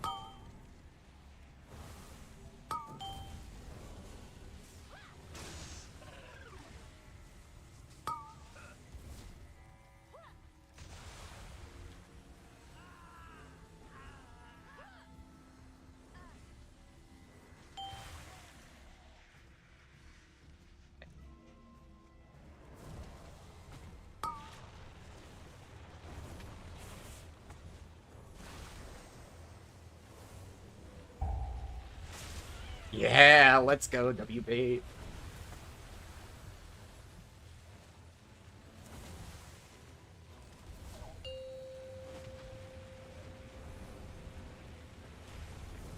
Does that Warlock just have Burning Rush on? He's taking, like, non-stop damage, more so than should be normal.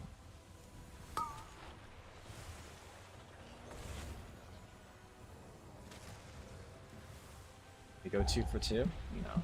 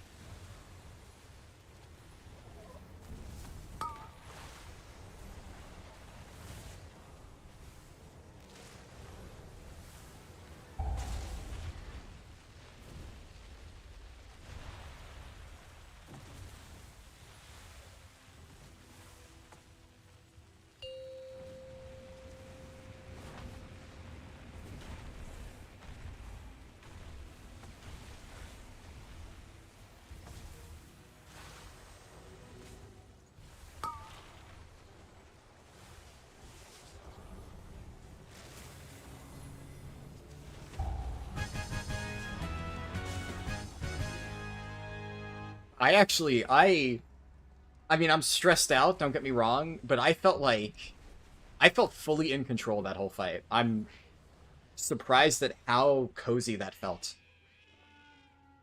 Like, I didn't really panic at any point. Everything, I was like, okay, you know, like, thinking...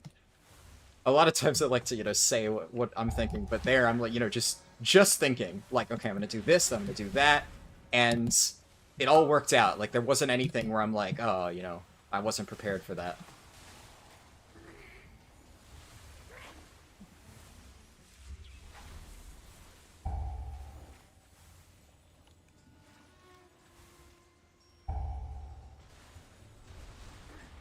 Nice. Cloak of Shadows to soak it. I've never considered that.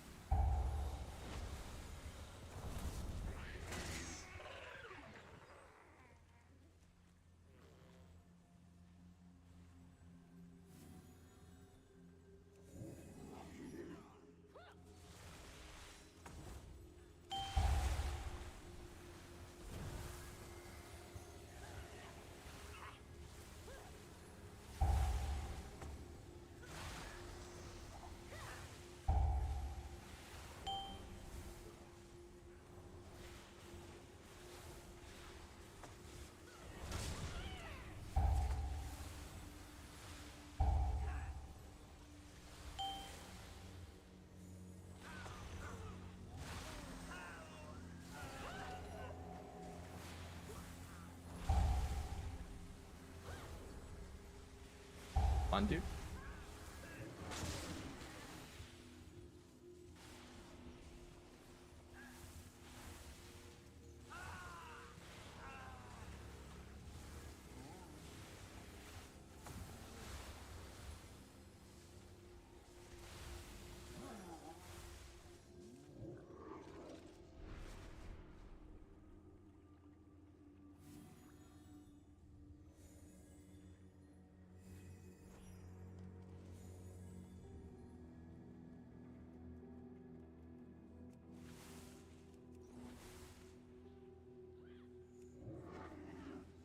Oh.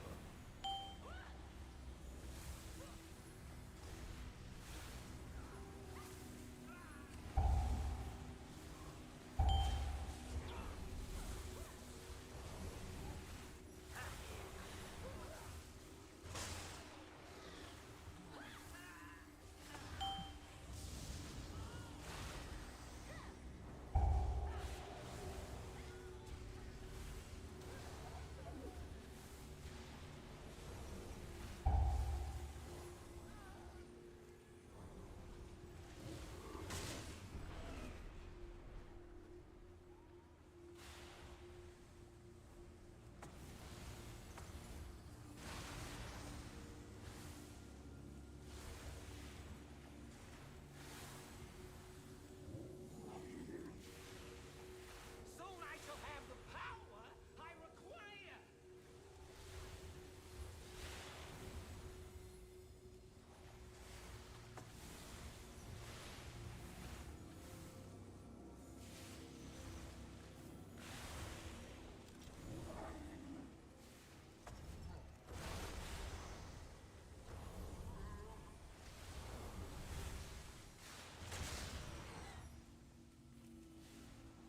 Why are this is fucking terrorist shit, dude. Why are we tanking this here? Fucking LOSing me constantly.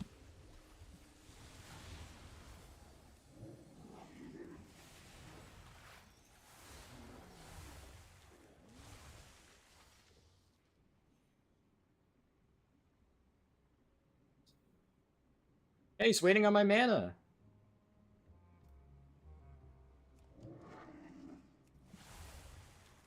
You dare question me? Face annihilate. I don't normally expect that. It's working.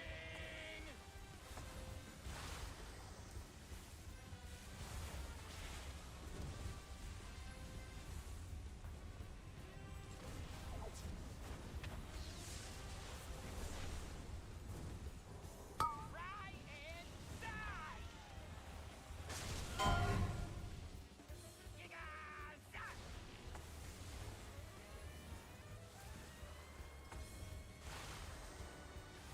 You dare pit your wits against mine?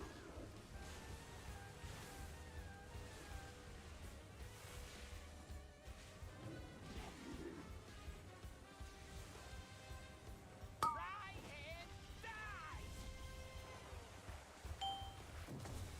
Giga-zap.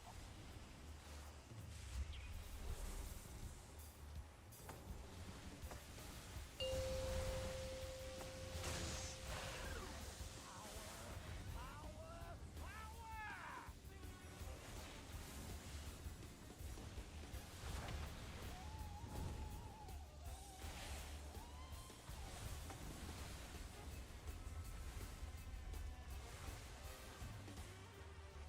Try and die! Giga-zap.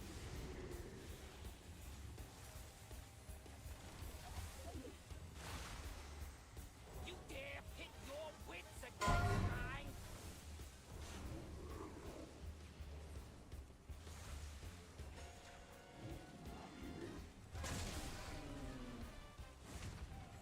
Try and die!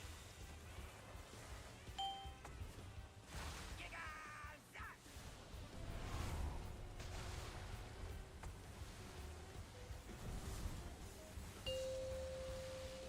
I was If I was ready, I might have been able to save him, but unfortunately I was moving and throwing out a free lava burst, and that's when he got stunned, so he got 100 out in, like, way too quick.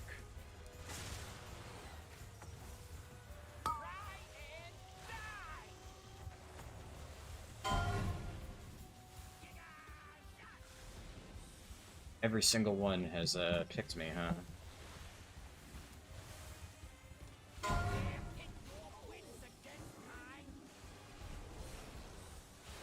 This is really awkward pool positioning, and it's going to be difficult to navigate. I'm going to have to look for an empty one. I didn't even need to use SLT there. I was saving it for the next period. That was my, like, last resort. I probably should be more aggressive with using it, but... wow. That was very stressful. It was really stressful. I think the Demon Hunter did okay, but I was probably correct to be a little bit, about him. I'll definitely, yeah.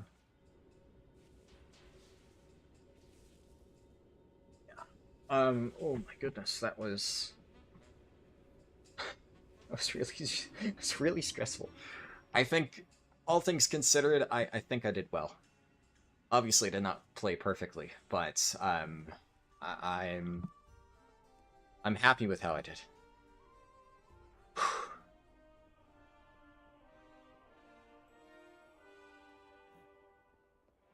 Gary Akko said, "Chat, is he switching action bars to switch between healing and DPS spells?" Yes.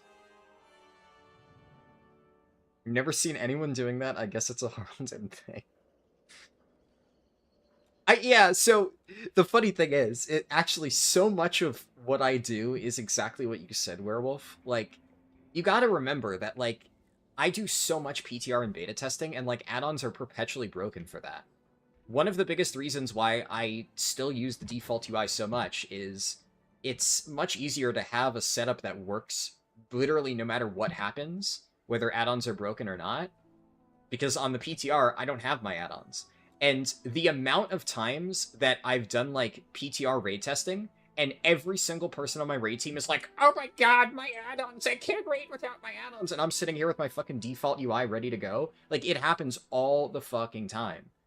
So, I actually do like the fact that because I've kind of adapted to that, I can do whatever the fuck I want. I don't need add-ons to work properly to be able to play. I mean, they help, don't get me wrong. Weak auras are nice sometimes, but by and large, I do that. Yeah, and so Oiled Cheeks, that's actually a good one. I have seen add-ons or macros that do things like that, where it's like you have the same macro like in one spot, but depending on whether or not you're targeting like an ally or an enemy, it does different things. Okay, Boomer, even the basic bar add-ons work on PTR and beta. You would be surprised. They do not always. They do not always. There have been multiple times where for raid testing, you know, one of my friends can't get, like, LVUI working, and they're just like, well, I guess I'm just not gonna raid test. Unironically, they do that shit. It's been really annoying. Yeah, that... I know some people do that. I've been doing this for a while. I started doing this for, like, fist weaving. I mentioned this before, but I had, like, you know, my fist weaving stuff on one bar, and then my other stuff on a different bar. I mean, you can see, because it shifts between 1 and 2. The way that I have this set up, where are key bindings? Yeah,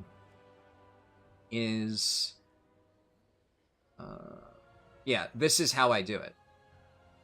So, it's on both control or shift. That way, you know, if I panic and hit the wrong one, both of them do it.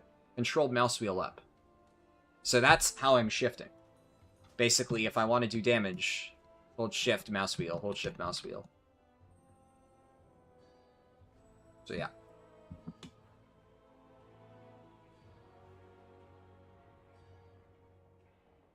I mean, like, I understand that, like, yeah, if you're not used to it, it might seem kind of cursed. I feel like most of the time I'm kind of fine with it. Because the thing about that is, like, functionally, it's not a bad way to do it. It's It's, and I've done that, it's not just on healers that I do that. There are some times, like, there was a period of time when Brewmaster just had, like, a million binds, and I had to do that on Brew, too, for some of my utility, and it's fine. I also, way back in the day, another thing that I did that with, ever since the Dragonflight talent rework, I haven't done that, but if you go back to some, like, really ancient speedruns, you might see me doing it a few times. I used to bind, Goblin Glider and Gunshoes and stuff to, like, my secondary bar. So I'd have, like, my main bar here, and then shift up secondary bars like Glider, Gunshoes, Surface Skimmer, all that stuff. I did that for speedruns a lot. And then if I need Glider, I just do shift up, boom, 1, and then shift back, and we're good to go. So, honestly, the main reason why I struggle with it sometimes, I mean, all things considered, I think I did fine. But you might notice 1 or 2 times where I'll go, like, I'll hover over somebody, hit 2, and I'm in, like, my damage bar, I'll go, oh shit, quickly swap. It's just, that's, like, less of a, the tech doesn't work, and more just my muscle memory is kind of fucked. So, I'm sometimes just, like, hitting the wrong thing, and not shifting in time. And that is not, like, it's a janky, well, I mean, it might be janky, but, like, it's not that it's not an effective method, it's just, my muscle memory is still taking time to adjust. And I'm generally a lot more stressed playing this than I am, you know, my mains and stuff. But it worked. Healed to fucking plus 12, so I'm happy with that. Workshop. I do have score for Workshop already, but it's not one of the ones that... well, guess we'll keep going with 12s. I'm gonna be honest, out of all that stuff, I'm actually most pleased with how I handled the first boss, because, like, I panicked a little bit on the second boss, but I still felt I did okay. Swamp Face, like I said, clockwork. It went exactly like I thought it would. Everything that I planned worked perfectly. First boss went to complete shit, and the fact that I recovered that while getting targeted with, like, almost every Sonic Boom at the end and never once fucking it up, I'm actually very happy with myself for that. I ran out of mana, and we were still chill. I think I played that very fucking well, so I'm especially pleased with that.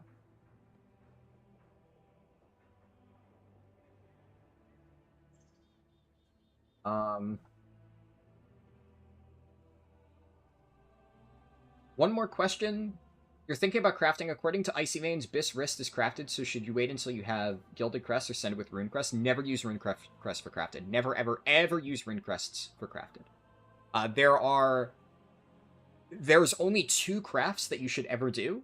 You should use... There's a free enchanted Runes Crest that you get from doing the Liberation of Undermine campaign. I talk about that in the video. And if you get to Renown 20 with Cartels of Undermine, you get another one of those. If you have those, use them. It's a free crafted item, which obviously is good. But never actually spend Runes Crests to get that crest. It's just a waste. If you're going to craft something, yes, use Gilded. And at this point in time, it, like, doesn't really matter that much, but my personal recommendation is if you're going to craft something, just save up to craft it with this. So don't craft, like, a 675 item anymore, just save up until you have the full 90 and then craft it like this. That way you don't need to spend gold to recraft it a second time, because obviously long term you're going to want to have all your stuff at 681. So I only craft at 681 at this point in time. And then I think, yeah, so this 658, this is the free one that I got from Undermine, and I think, what was the other one I used? Yeah, here, this was my other free 658, and I replaced that with a socketed thing. But I got this after I had already crafted that, so. I would also say, look at Icy Veins, sure, but double check the logs of people actually playing. The only info that I ever use when determining crafts is I look at logs, and I look at sometimes Radar.io, like to see what the top Mythic Plus players are running, in case it's different, if I care about that. Because Icy Veins is not always accurate. There are a lot of guides that will just say, run Ascension and Writhing Armor Banding, and while that is correct for a lot of them, there have been some guides in the past that I looked at that said that, and then I check logs, and nobody's using Ascension Armor Banding, everybody's using, like, double Elemental Focusing Lens. So, always look at logs. Trying to see, did you... I would check for you just to see, but I don't think in any of your messages you mentioned what you're actually playing. But if you don't know how to look at logs, learn how to look at logs, because it is a massively valuable tool to have. If you understand just how to read basics on logs and just see what other people are doing, it's better than any guide. Because it doesn't fucking matter what a guide says if none of the top players are doing that. There are some very niche situations where, you know, oh, this is only really useful in, like, specific mythic bosses, which obviously I would never look at the, like, singular mythic boss for stuff like that. You usually want to look at, like, different bosses, especially if you're a healer, you know, different damage profiles. If you're a tank, you know, depending on whether the boss is, like, really hard-hitting or not, look at some bosses that are really, really hard-hitting, like, obviously Gallywix, and ones that do, like, no damage, like Cauldron of Carnage, to see, like, what different tanks are running. DPS, obviously, is it single target or AoE? That matters, so, you know, try to get, like, a mix of things when you're figuring that out. But one thing that you can kind of just look at any boss and figure out is crafts, because nobody's, like, recrafting their items fight to fight. There's probably, like, one dude out there in the world who cares, like, an insane amount about his parses and will, like, recraft nonstop to mildly improve his stats. And his guild probably hates him because he's constantly posting recraft orders. But vast majority of people will just craft whatever is better in, like, 90% of scenarios, and that's what they'll use on everything. So usually you can just look at what the top players are running, and that's just what's going to be best across the board. I mean, that's what I do, right? Like, technically speaking, right now, I could, on my prop paladin, recraft off Sigil of Ascension and get, like, a less than 1% damage increase, but I don't really care, so I'm just still using it. For playing BM Hunter, is there a certain site for logs? Yes, Warcraft logs. So just Google Warcraft logs. Should be the #1 result. You click on that. And then on the main page, like, this is why it can be difficult. There's going to be, like, a million different, like, sections and things, and it's going to be really overwhelming, but it's really easy. Go to the top left, there's a drop-down, Raids, and then obviously you'll see Liberation of Undermine. And then you just click on any of the bosses. So one boss that I like to use for, like, the vast majority of, like, checking what people are running is Sprocketmonger Lockenstock, because that is a pure single target fight. There's some movement and mechanics, obviously, but it's about as close to Patchwork as you can get. So, you know, Patchwork is what most people do Sims on. Sprocketmonger is pretty close. And the other thing about Sprocket is it's, like, Cauldron of Carnage, you could argue, is also kind of like that, but it's piss easy. So Sprocketmonger is difficult enough that by that point, most people are making, like, reasonable gearing choices and not full padding for logs. So then you click on Sprocketmonger, and then it brings you to the default setting, which the default setting is just top damage overall across all classes, which in this case does happen to mostly be hunters at the top, but in this case it is MM hunters. But then there's going to be a lot of settings at the top, and you're going to go over to the one that says all classes. You're going to click that, and it has a nice drop-down list of every single class in the game. If you hover over Hunter, it gives you a nice drop-down list of all the Hunter specs. You click on Beast Mastery, and now you're looking at the top 100 Beast Mastery Hunters on Sprocketmonger Lockenstock. So if I look through here, you know, I can get some just general information, right? So there's a big summary at the top, you know, under the section, the top 100 breakdown. So I can see here that every single BM Hunter player in the top 100 is running 2 Dawn Thread Linings as they're crafted. So I don't know what Icy Veins recommended. If it recommended Dawn Thread Lining, awesome. If it recommended anything else, it's wrong, because all the top BM Hunters, literally 100% of them, are running 2 Dawn Thread Linings. It's what I crafted when I did BM Hunter for this challenge, because, well, I checked this earlier, obviously, and I saw exactly the same thing. And then you can also look at trinkets, so we can see here 83% of BM Hunter players are running Seaphorium Pacemaker. Pretty obvious, it's a very good trinket. And then it's bit split for the second trinket option. So a lot of them are running House of Cards, some of them are running Signet of the Priory, a bunch of them are running Eye of Kazan, a lot of Suspicious Energy Drinks. Interestingly enough, the #1 parse is actually running Suspicious Energy Drink and House of Cards. They aren't even using Pacemaker. And then there's, like, some random other trinkets, which you can reasonably assume that it's just the person using those trinkets doesn't have one of the top options. Sometimes there's an exception, but if we look at then the drop-down for talents, it shows you the percentile of like who's picking which talent. So we can see that 100% of the top BM hunters are playing Pack Leader, so nobody's playing Dark Ranger.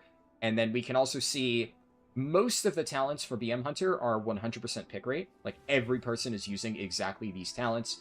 But there's an interesting choice down at the bottom, where 80% of people are running Call of the Wild with Wild Instincts, and then 20% are running Bloodshed with Venomous Bite. So there appears to be some choice there. Now, in those cases, I usually look at the individual hunters towards the top. So I'll go down to the list of top 100, and I can see here 1, 2, 3, 4, 5, 6, all the way up to the top 7 BM hunters are all running Call of the Wild. And at number 8, we have Bloodshed. So Bloodshed isn't terrible if you can get to 8th place by running it, but clearly if 80% of people are running Call of the Wild, and most of the top actual parses are using Call of the Wild, that's probably going to be the better choice there. And also, another thing you could do if you want to look at what the stats on those items are, if I just go to an individual hunter, so here I'm looking at the number 2, Boom Hunt, and I look down at the section, there's a little list of all the gear he's wearing. I can hover over Glyph-Etched Epaulets, which is a crafted item. He is crafting it with Crit Haste. Glyph-Etched Binding, also Crit Haste. Glyph-Etched Vambraces, also Crit Haste. And yeah, every single one of this guy's crafted items are Crit Haste, but you want to double check, maybe this guy really likes Crit Haste. So I'm going to look at the number 3. This guy, actually Haste Mastery on his necklace, interesting. Haste Mastery on his belt. Crit Haste on his bracers, though. And for Ring, Haste Mastery. So the number 3 hunter really likes running Mastery. Alright. So now we have a discrepancy. I want to keep looking. Then number 4 BM hunter, Crit Mastery. Okay. Haste Mastery. Crit Haste. He has different fucking stats on every single one of his crafting items. That's interesting, I suppose. And number 5, Crit Haste. Crit Haste. Crit Haste. Crit Haste. So most people are prioritizing Crit Haste, and within that, most people seem to be prioritizing Haste, because even the ones that aren't running that exact combo run like Haste something else. And having played BM Hunter already, I do know that Crit Haste is generally what you want to run.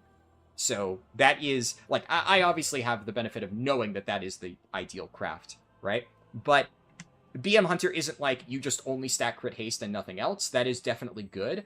But the reason why some of these people may be crafting something differently, and this is why it's always good to double check, is they might have a ton of haste, like an absolute metric fuckload of haste on the rest of their gear. And maybe, you know, even if haste is generally good, they have so much of it on all of their other items that it's better to just run Crit Mastery on this one piece. Unlikely, since you just have to get really perfect haste pieces on everything else. And I would say, as a good rule of thumb, in situations like that, especially when you're just starting out, you're going to want to put your crafted gear as Crit Haste, because if that is very clearly the best stats for you, then you're just going to mix and match the other pieces that you get over time, because your crafted piece is going to stick there forever. So, generally pick the stats that are best. It's hardest to do crafts for the specs where, like, they want all stats roughly equally. There are a lot of specs that are like, you want a pretty close balance of all 4 of them. It's not common, but it exists. And in those cases, it's really tough, because you look at the logs. Like, I ran into this while gearing for Disc Priest and Prez Evoker. Prez Evoker a little bit less so. There, most people seem to be gearing Crit Mastery. But Disc Priest wants, like, a nice balance. And even looking at the top Disc Priests, all of their crafted gear is, like, all over the place, because they're basically recrafting their stuff as they go to balance out their stat weights. And that is very hard to figure out if you're just learning a spec, so it's a lot easier when you have one thing to craft. In the case of BM Hunter, like I said, go Crit Haste, don't worry about it. Figure out the rest of your stats as you go, but some specs are a little bit trickier.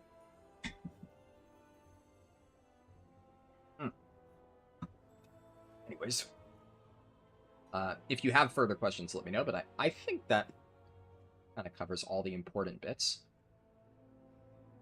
Let's see. I guess I'll probably put my key up while I yap.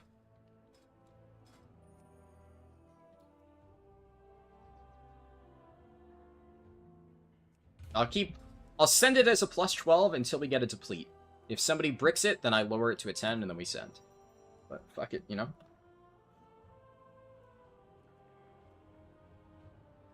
It's very flexible, which is annoying, but if you think about it, it's so nice just building whatever you feel like. Oh yeah, absolutely. It's one of those things where, like, if I was maining Disc Priest, I would really like it, because I'd just be able to do whatever I want, but it was difficult figuring it out, because it's one of the nice things about playing a class that just really hates two of the stats is you always know what you're going for. Like, Resto Shaman fucking hates Haste Mastery. So, every single thing that I can get full crit verse, it's like, oh yeah, baby. Give me that crit verse. It makes your gearing a lot more simplistic in terms of planning, but, obviously, like you said, it's a little bit less forgiving in terms of just being able to use whatever it is that you want. Brewmaster is a lot like that with Haste, where, you know, Brewmaster really just gets fucking nothing out of Haste. So, it can be very difficult when I'm looking at something that is, like, technically an upgrade, but it has a lot of Haste on it, and I'm like, I mean, it's item level, but I literally get nothing out of that. It's like I'm missing basically half the item.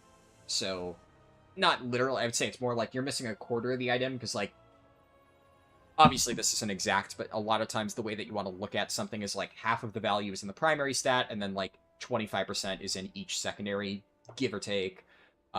So it's more roughly like losing 25% of the value of an item, unless it's a ring, in which case you pretty much always just run whatever the best stats are, because, like, basically the entire value is in the secondaries.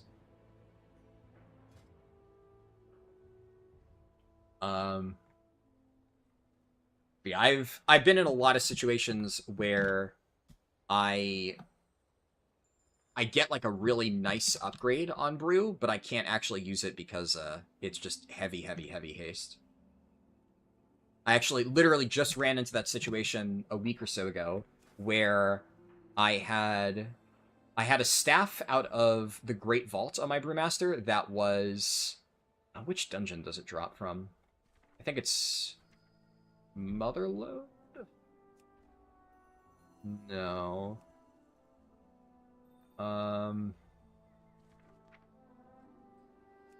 Where is that staff from? Oh, yeah, no, I'm confusing. It's this thing. I got this on my Brewmaster, which is Heavy Mastery, which isn't...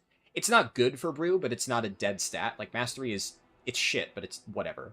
It at least gives you attack power. But then Haste. So, 2 worse stats for me on Brew. I had to run this because I didn't have anything else. And then I got a staff from Raid, this one, which is extremely heavy haste and low verse. And it's like, yeah, technically the verse is better than Mastery, but this is actually worse because it's more of a useless stat rather than, you know, at least it's a lot of a mediocre stat. So I opted to just not switch to the staff, and thankfully, the week afterwards, I got this thing, Giga Bank Breaker. So I'm currently running this on my Brewmaster, which has high crit, which is nice. And even though I'd love to have, like, a high crit, low verse staff, I'm actually not sure if that exists. I don't think it does. I know that there is a crit verse one-hander, but I don't think there's a crit verse two-hander this season, which is unfortunate, but... The nice thing is that Brewmaster doesn't want to run Sigil of Ascension anyways. Brewmaster is a... Adrenal Surge class spec, so it's it doesn't matter that I don't have a crafted weapon, which works out. For 12s, I'm going to be extra picky. That is for sure a lot to it with gearing, yeah. Yeah, that's where you're going to get most of your information from Warcraft logs, because at the end of the day, right? If you want to figure out what the best gear you should be running with is, just look at literally what is the exact gear that the top players are wearing. Obviously, they're the top players. They know what the fuck they're doing. They're putting on that stuff for a reason. But, like I said, you want to look at a mix of it, because sometimes this trinket may be really, really, really, really good, but this guy is really good at the class and just doesn't have it. You don't always get the drops you want. So, an example like that would be House of Cards, which I believe House of Cards is BIS for MM Hunter, but you can see that only a certain amount of people are running it, because a lot of them may have, let's say, like, a Mythtrax Signet of the Priory, and they don't have a myth track House of Cards. And in that case, the myth track higher item level item is going to be stronger for them overall. So there are lots of things to look into. But I mean, at the end of the day, right? Like that's why I like World of Warcraft so much. One of the main reasons. There's so much depth to, like, you know, the game and building your character and stuff like that. And personally, I think that's a lot of fun. I talked about this in a different stream, but it was while playing Star Wars: The Old Republic that like years and years ago that I realized why I like World of Warcraft's gearing system so much. Final Fantasy, a little bit guilty of this as well. So many MMOs and just games in general have like really generic gear, and it feels like when you're gearing, it literally is just, you know, put on the highest item level piece. You know, everything is just like, oh, hey, I did this raid, I got like a basic flat upgrade, and my damage went up. And at a certain point, that just starts to lose any meaning. But I think World of Warcraft does do a very good job at making certain items feel really impactful. I feel like sometimes they weaponize that a little bit. Like they've said in developer interviews that like they specifically do that. It's something they, you know, they obviously intentionally design it that way, which is good. But they also sometimes feel very stingy with things like Dinar because they want those gear upgrades to feel special. They're like, oh, well, if we let you get it with Dinar, that takes that away. And it's like, okay, you know, cool it a little bit. You know, you already have a very good gearing system. Being a little bit generous with giving people stuff like that is not going to absolutely kill the gearing process. People will still be really happy to get that really good item. You know, like I will admit, you know, a great example is, like I said, I just killed Mythic Gallywix yesterday on my Prot Warrior, and on the kill, Titan of Industry, best in slot shield drop, this fucking thing, on Mythic. So my Prot Warrior now has this, and I got it, and you know what? Did it feel fucking awesome being like, hey, I just killed the boss, and I got my best in slot item? Yeah, that does kind of make it feel extra better. That is nice, that it's like the kill that I had to bust my ass for gave me a best in slot item. It feels good. But would I have, like, really given a shit if it didn't drop and I had to buy this with, like, a dinar a week or so from now? Nah, not really. I would have still been fine with it. I still earn the item. So maybe that's why they're, like, a little bit stingy with, like, making sure you have to kill the mythic boss first, I guess. I don't know. I don't really care about it too much either way, but I do think they sometimes need to be a little bit less stingy with things like that. You don't know if this has been asked to death, but what are your plans with MOP? I don't know if it's necessarily been asked to death. It's definitely been asked. I've talked about it to death. I don't mind repeating, because I am obviously excited for MOP Classic. General plans, I guess it depends on what you mean by plan, like my personal plans for MOP, and like video stream plans for MOP. Which obviously there is some overlap there, but there's like a lot of stuff that I'm going to be doing for MOP that, you know, won't involve streams that whatever. It's just I'm excited for it, so I'm going to do a lot of stuff on my own. In terms of video plans, because that's obviously the easiest to talk about, I'm going to have a 1 to 85 leveling guide by pre-patch. So, like, technically, if I were to have that done right now, obviously, would people be able to get use out of it with Joyous Journeys? Sure, but it's not ready right now.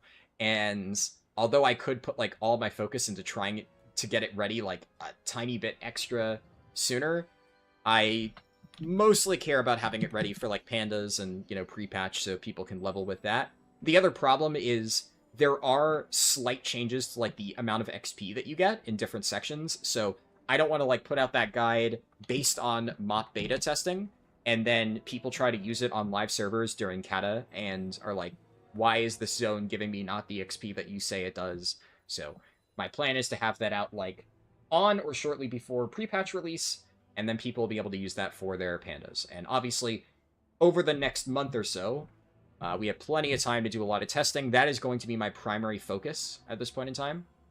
We're going to get a bunch of progress done on this challenge, which is why I'm trying really hard to knock some of these specs out so I can, you know, say, okay, I've made a lot of progress, and then we can finish the challenge, like, towards the end of Season 2. But yeah, a lot of the focus here is going to be on 1 to 85 leveling, and I'll probably do, like, a run or two of 85 to 90. I've already done one, so I'm glad that we've gotten some testing out of the way, but I'll probably do maybe one more run in this period of time, and then from pre-patch release to MOP launch, which I think is like here? I forget exactly. 21st, maybe? I forget the exact date. But this is like heavy testing time for 85 to 90 leveling. And then that guide will be out like a day or two before launch. That's the plan. And there's like other MOP Classic videos that I might make. We'll see. Like, I might make a gearing guide. I might make, like, a reputation guide, especially because they're changing the way that rep works in some cases. So I know not everybody's going to be, like, closely following all of the MOP Classic changes. And, you know, they might remember how it worked back then, and they might be surprised at, like, different things. Because the way that they're changing reputation, the meta, quote-unquote, for rep farming is going to be a lot different. Biggest change by far is the Grand Commendations being in on launch. That's going to really, really, really change the way that you go about doing your rep farming. So that I'm like very, very heavily leaning towards making a video on. But as for when I make that, it's hard to say. I don't know for sure.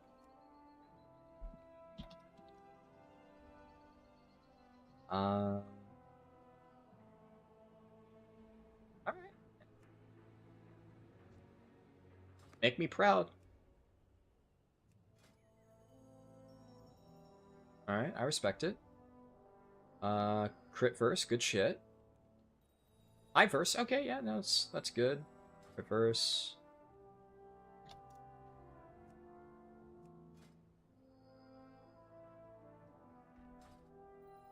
Piece of shit. I hate how it does this. Missing a gem there. That cloak could be a lot better. Might be literally all he has, but I mean that is quite literally worse than slot stats in the worsted slot order. That's also not ideal. Helmet. He might be... The other issue is right now Brewmaster and Windwalker have polar opposite stats, so I ran into this problem a little bit. He is running Adrenal Surge class though. His gear's still good enough for me to keep him, but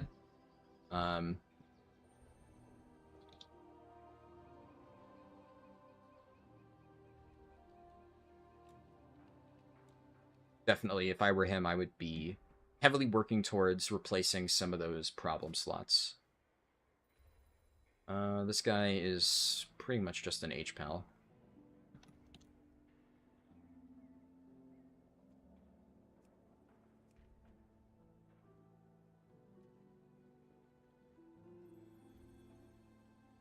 Avena Mop, do you know how Bear holds up now that it's going to have its own spec? Yes. So...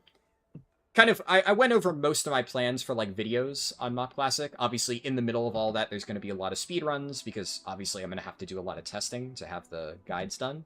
So that's kind of my plans for the next month and a half. That being said, of course, I am personally excited for MOP Classic a lot because I really like endgame stuff, and obviously, as always, tanking is the thing that I find the most fun. So I'm going to be playing Brewmaster and Blood DK, primarily. That is my focus on launch. I've been kind of torn between which one I want to focus on, and I think I've come to the conclusion that I'm going to focus on both, and I'm just going to gear up both a Brewmaster and Blood DK for raid, and if I need to find 2 guilds, I will find 2 guilds. Like, I will fucking do that. I want to play both of them, and I can't decide. So, that is my main focus. I've done a lot of research into the best tanks for launch of MOP, like the first raid tier, that is, and... Generally, everything that I've read, both in terms of, like, historical data and private server data and, you know, results from MOP raid testing, which I haven't, you know, nearly had enough time to do that. I don't care enough to do, like, Mogushan Vault's raid testing myself. But the main takeaways that I've gotten is Blood DK is kind of far and away the best tank.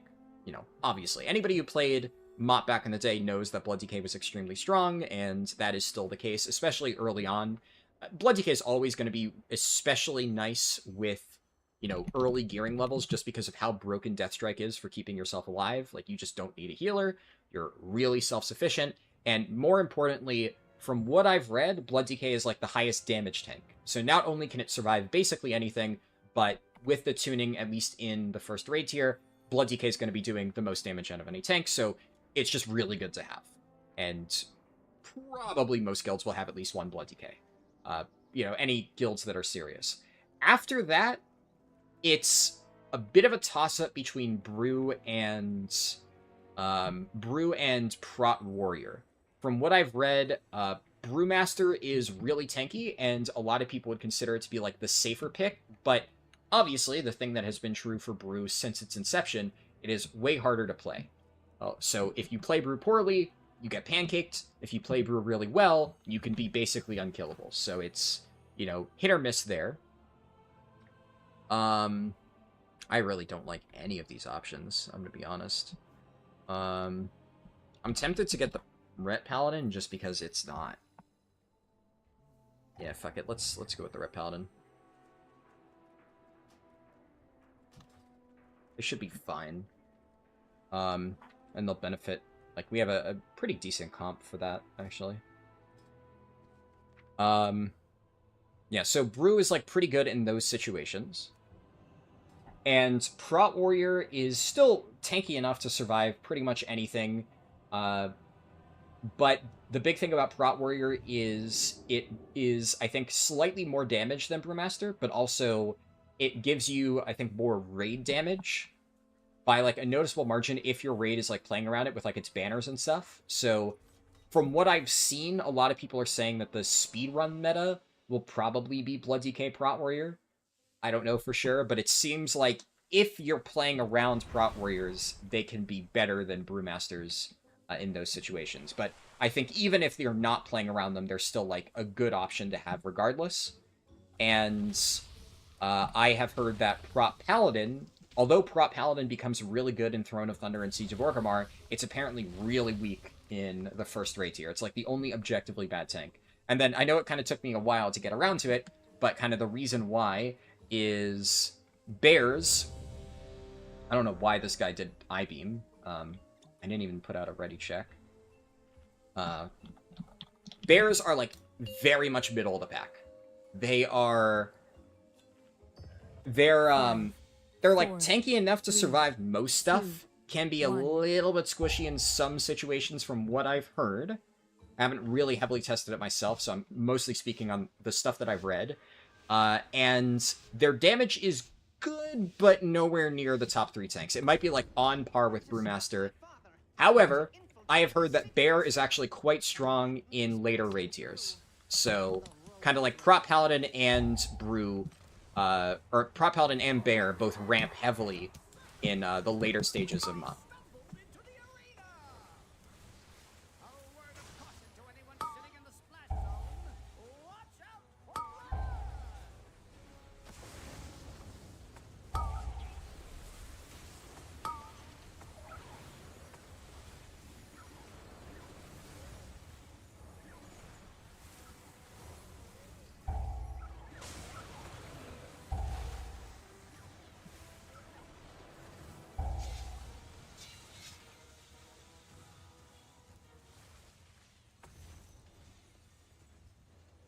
All things considered, only one person died, and I think he stood in an orange swirly. I'm not 100% sure.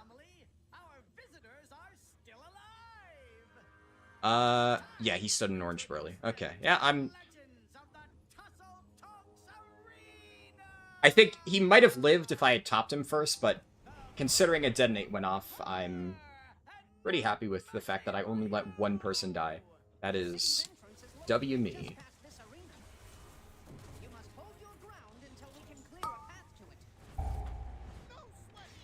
Also, closing chat. Again, obviously, I have to focus up, but hopefully I gave you enough info on Bears. If you have more questions, I'll try to tell you what I've found. Oh, also, as far as challenge modes are concerned, Brewmaster is basically universally the best challenge mode tank. Like, it's not even remotely close. And Blood DK and Prot Warrior will probably be solid alternative options if you're, like, really good at playing them. Bear, historically, I don't think was very good at all in challenge modes, but they made Mock Classic changes to the way that Vengeance works, so it now, if you dodge an attack, you still get Vengeance off it, which, I mean, it's not really going to massively boost Bear's abilities in challenge modes, but it will help them a decent bit. So, you know, there's that. Every little bit counts.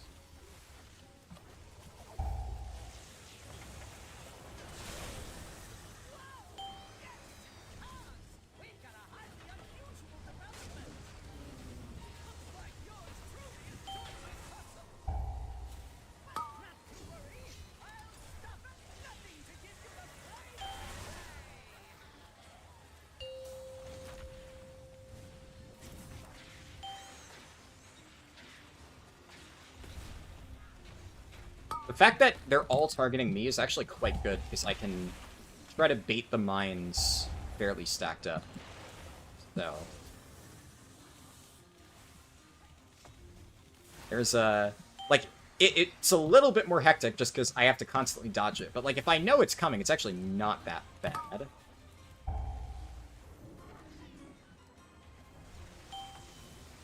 Then it's not a question of, like, oh, is this going to target me? It's just, I know it will, and then I can bait appropriately.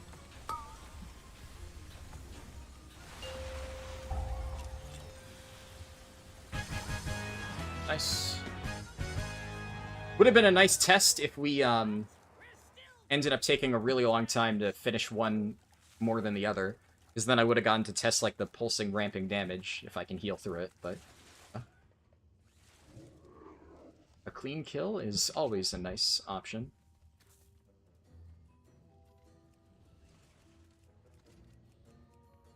I mean, Brewmasters, if they play well, which this guy has so far, are pretty self-sustainable. So...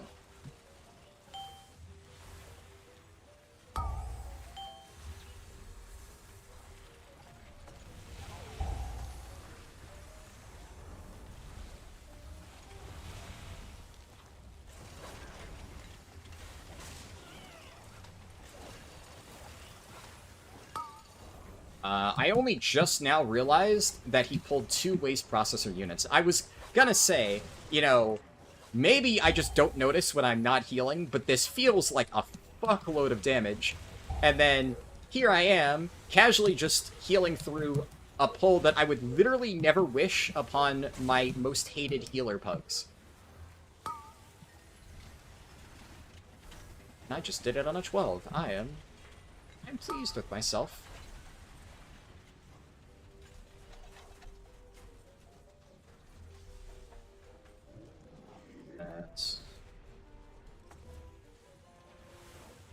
Very aggressive Brewmaster, but I like it.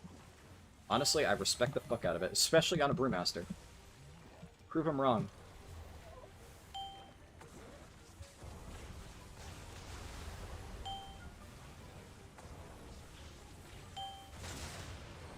Well...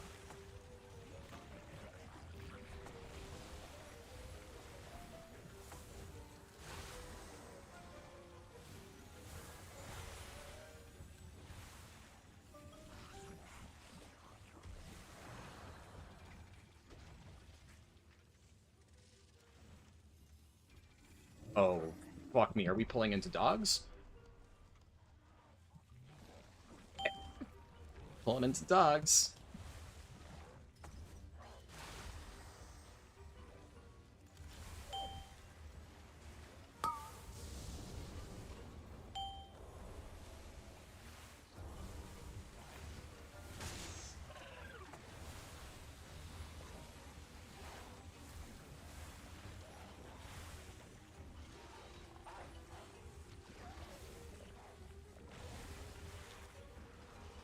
Was nowhere near as scary as I thought it was going to be, I'm going to be honest. I was prepared for some crazy shit. Dude, every time I pull so many of these dogs, like, my healers scream at me, and they're like, oh my god, don't overpull the dogs, they're so spooky! Like, this is fucking baby shit. What are they afraid of? Honestly, I should have... Okay, that's a little bit spooky.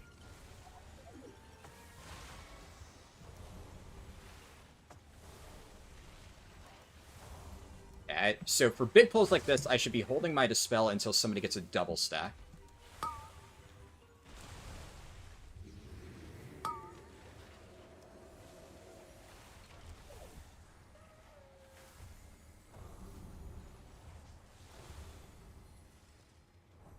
definitely need mana. Sicka, boy! Look out below! So I wonder if it's going to be baited on me every single time. Should've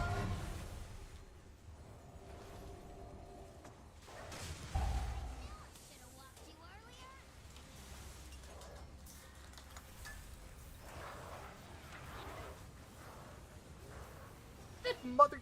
That crazy bastard is just standing in it. Did he... He must have Zen-medded that. Is he... Yeah, that...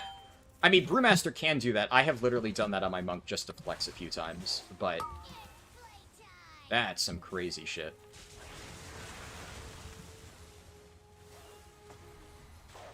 I didn't even see his health bar move, so that must have been like a Zen-med diffuse magic or something.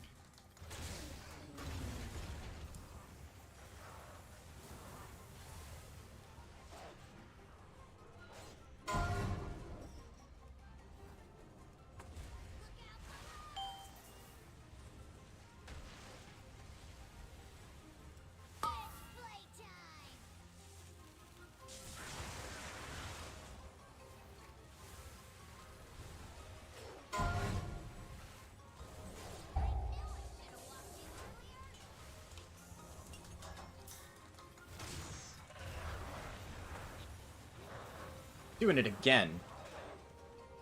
Crazy motherfucker. I have so much respect for this Brewmaster.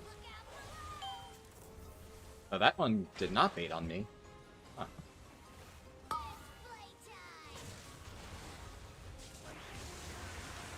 Whoa, they stacked that.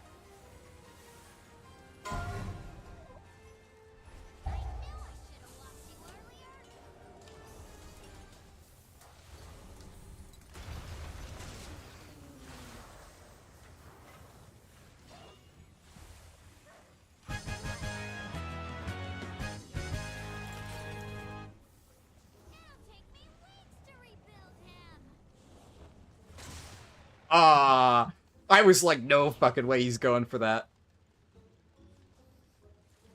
Respect him for trying. Aha. I guess he made it on the second attempt. I wasn't watching, but I see he turned off the button. Excessive levels of flesh detected. Warning. Attention, citizens. Please remain in your domiciles. Guards are currently en route to quell the disturbance.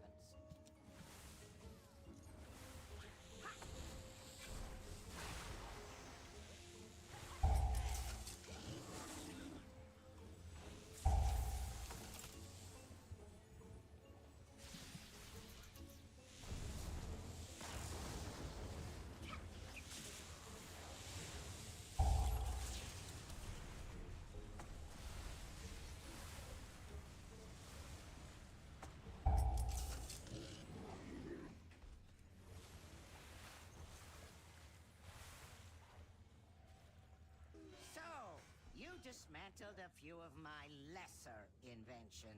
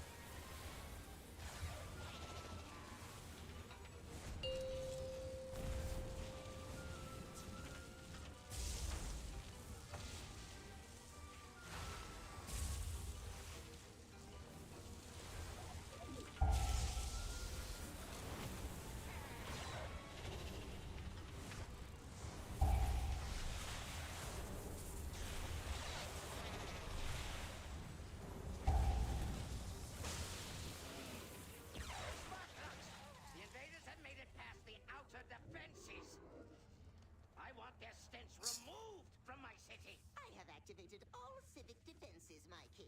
Rest assured, these organisms will be expunged from our metropolis.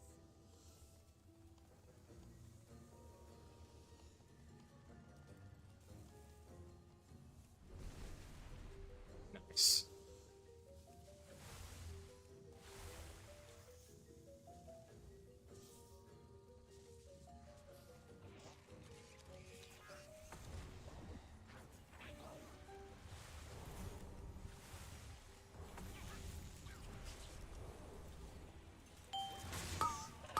Damage is going out. Good Ra.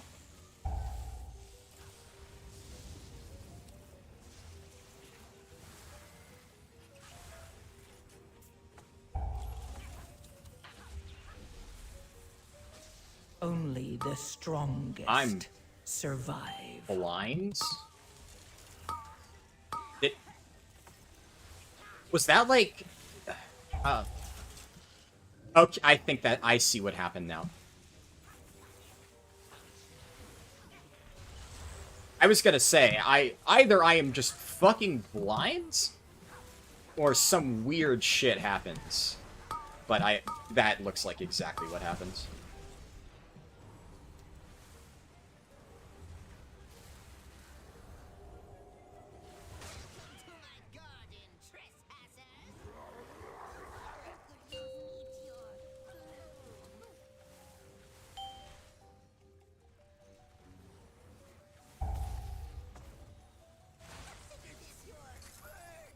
I had never even really considered that interaction, honestly.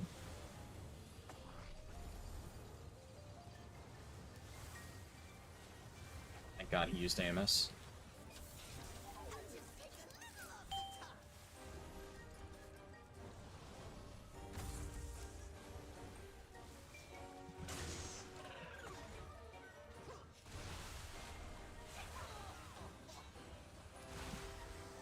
Brother.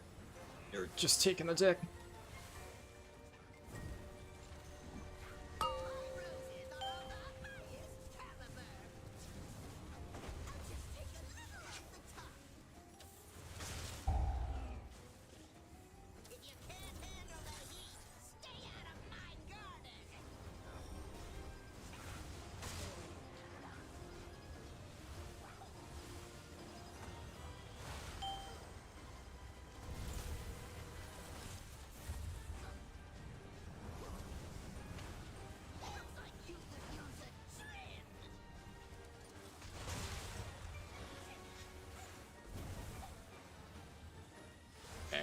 That was literally an insta-kill, nothing I could have done.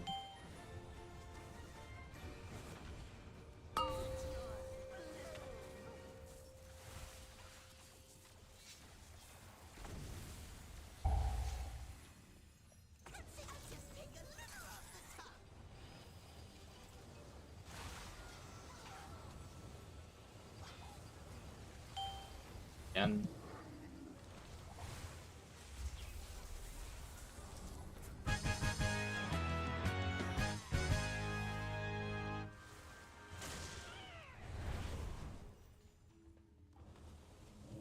I went to do a Nature Swiftness healing surge, and I accidentally panicked and hit fucking chain heal, so I might have been able to save him. It's still close, but I'm still mad at myself because I hit the wrong thing, and I know that I definitely could have done better.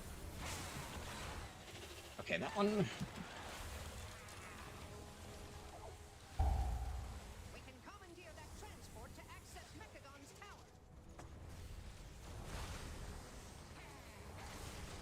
Demon Hunter does eat a lot of shit. Man. I'm gonna have to take a long sip after landing. Hopefully I don't get, like, the super roleplay flight. You are no longer my father. Just a malfunctioning machine that must be shut. Nice. I didn't get the super roleplay fight. Child, if only you could accept the truth. The curse of flesh has run rampant across Azeroth, and I will replace it with mechanical purity.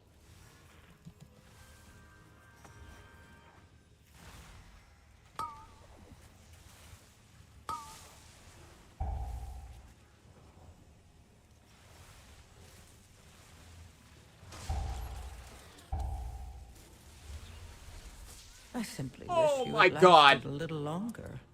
That's so bullshit, dude. This is why I never fucking trust the shield generators. That one was fucking criminal, though. It expired literally the fucking second the squirrel bomb went off. Fuck me. Oh my god.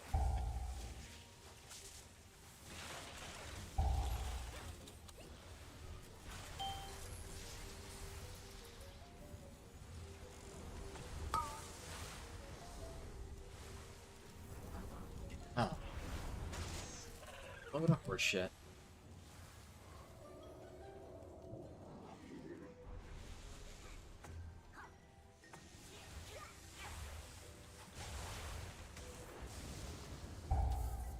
Fuck you, squirrel bombs, piece of fucking shit.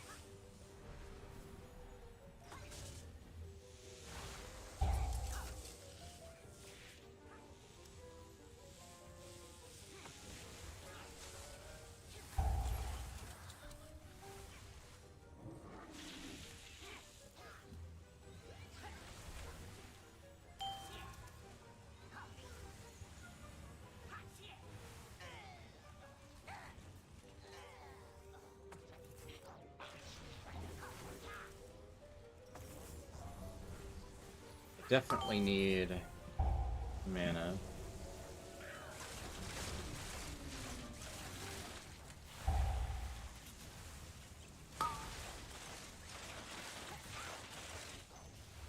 Stand in the fucking shield generator.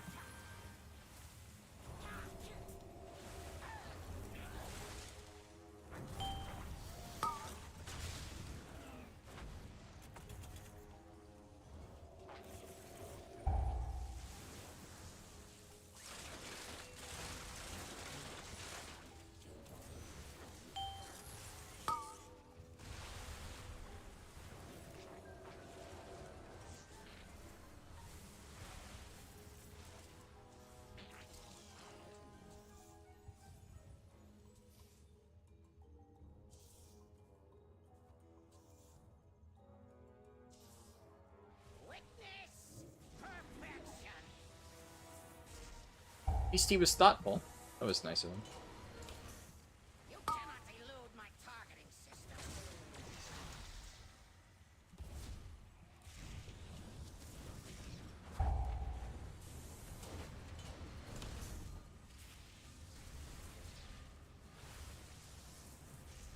You cannot elude my targeting systems.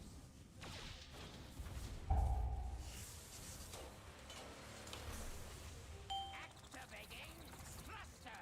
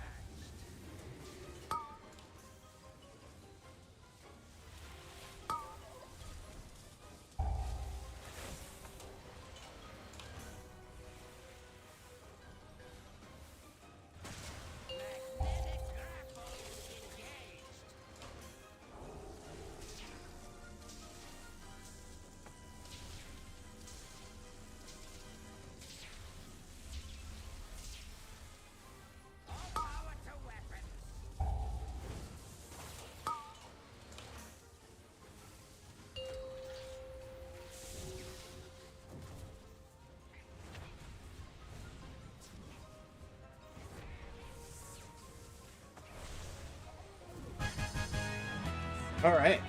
That one was a +2. That was a really good Brewmaster Monk. The mech originator has been destroyed. And so has my father. You have I got a Cinder Brew. Unfortunately, Cinder Brew is one that I have a lot of score in, but it is not one I have a 10 in, so we can, you know, keep going. I mean, I don't really think I've had too much trouble forming groups so far, so... Reminds me how profitable working with you Alliance mooks can be. Thanks to Tankmaster Overspark's leadership, the threat of world annihilation was averted. Especially since these +12s have been giving me a nice little buffer, score-wise.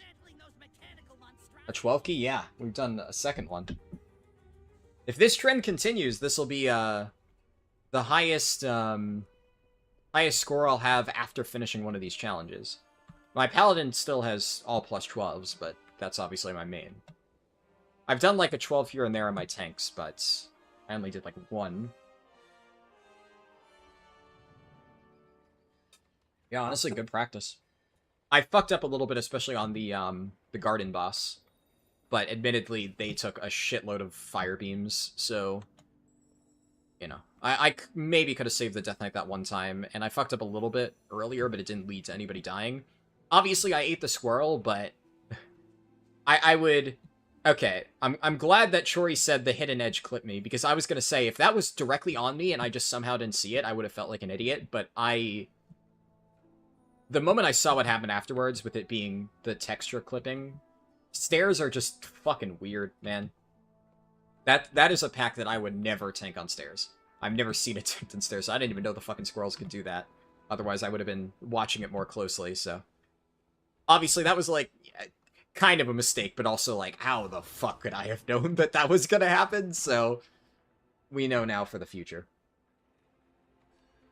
I also saw earlier, Mysoon, I don't think I read that, but in Lost Ark, all your items are the same from the moment you hit max level to the latest content. Yeah, I mean, for a lot of games, it's like that. Guild Wars 2 is similar, in that it's a lot of horizontal progression. Yemi the Abyss said, you plan on having a Druid ult, and having them be viable as a tank makes you want to try and tank through Mop? Yeah. Yeah, definitely a viable tank, for sure. The one thing about Druid is, for when we eventually get WoD Classic, Druid is, like, indisputably the worst tank in WoD Classic. I'm 99% sure. Unless there's some weird thing in, like, you know, Highmaul, where they were better than I remember. They're really fucking bad. Which is obviously because they got their rework in Legion, but they're still pretty solid throughout, MoP.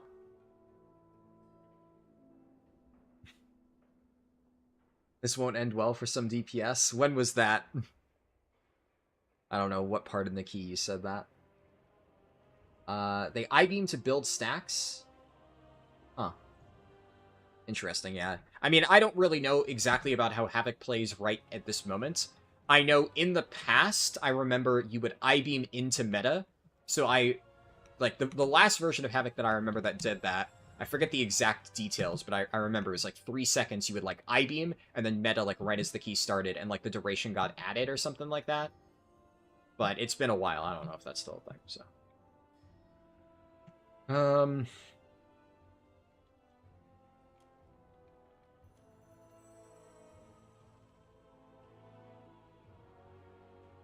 Gotta lower this. Definitely not gonna try and heal a 14 on my Shaman. That is... I haven't even done a 14 on my Paladin yet. Although, I know I could, obviously. I've just...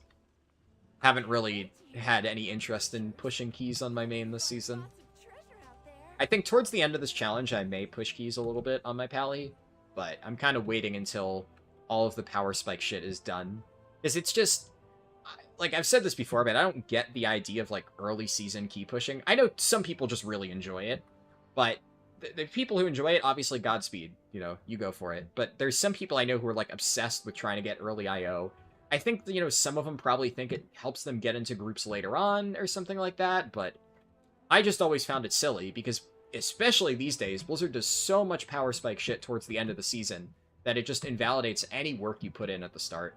So if I'm going to push keys, I may as well do it with, like, the final version of my character that I'll be playing that season.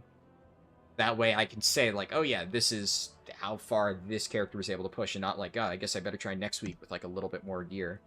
That's just, you know, personal opinion. Alright, let's throw this up. This one I'm a little tiny bit scared of. There's some spooky stuff in Cinderbrew for sure, but honestly, like, if I could heal 12 Floodgate, I'm pretty sure I'll be fine in Cinderbrew. Like, the first room and the first boss are kind of the scariest. After that, it's like, you know, pretty fine.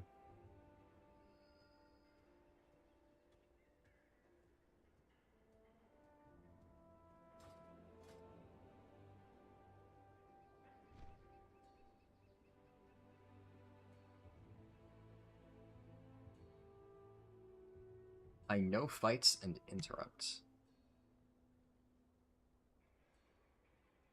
But, you know.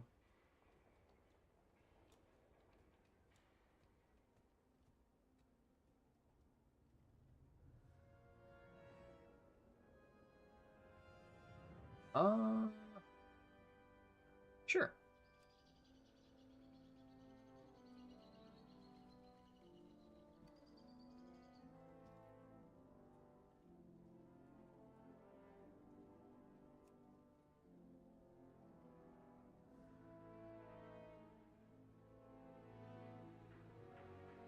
Alright, they are, so far, a bunch of really good people.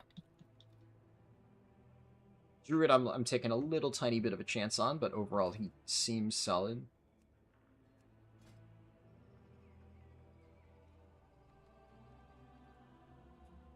All looks pretty good.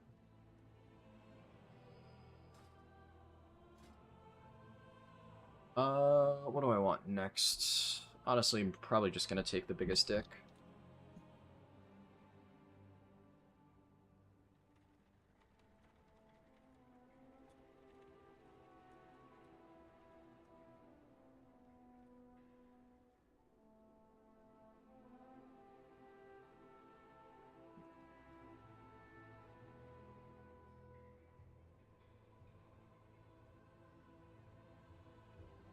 I'm gonna check this guy out.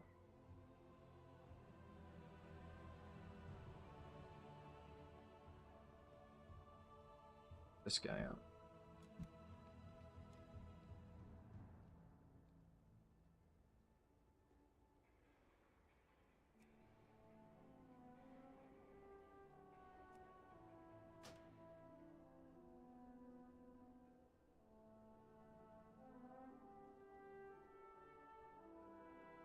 God.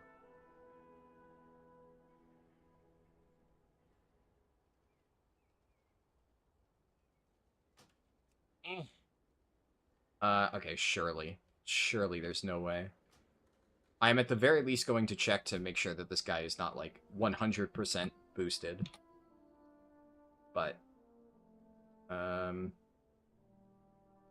private logs. Okay, well, they're at least... There's 7 out of 8. Private logging is a weird one. Probably fine.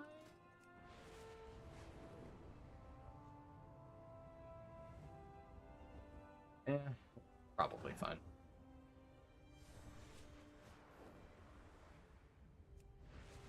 I've definitely seen people... It's crazy how little you can trust gear. I've seen people at, like, 678 or something with, like, decent IO, and then I check their logs, and it's just they fully bought, like, a full raid mythic carry, and I'm just like, oh my goodness. But I guess it's like, who would buy a 7 out of 8 mythic carry? It's probably legit.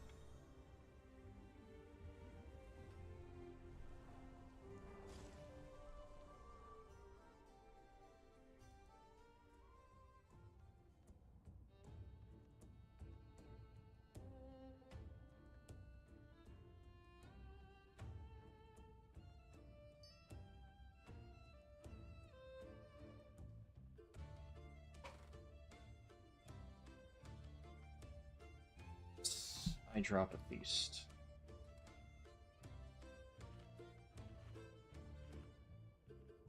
Not a hearty feast, but, you know.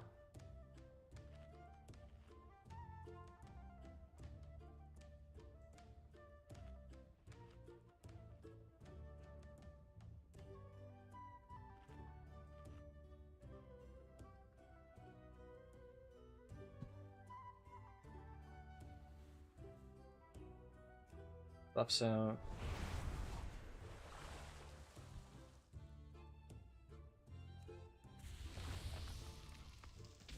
Why is my shit bugging out right now? What's happening?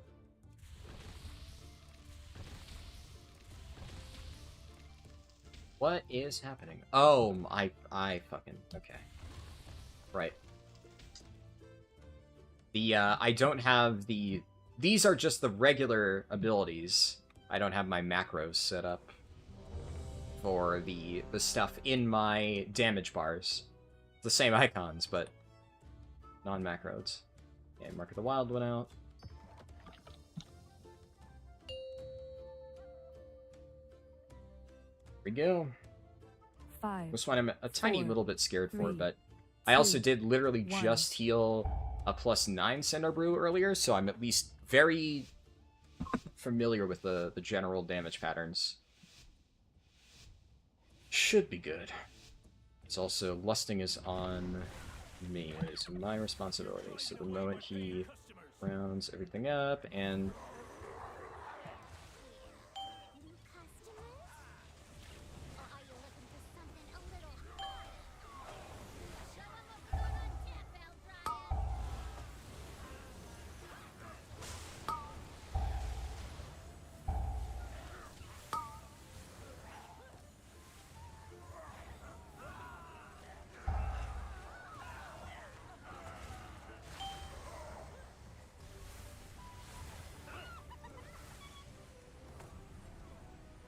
A Chewy Chain Pull is interesting.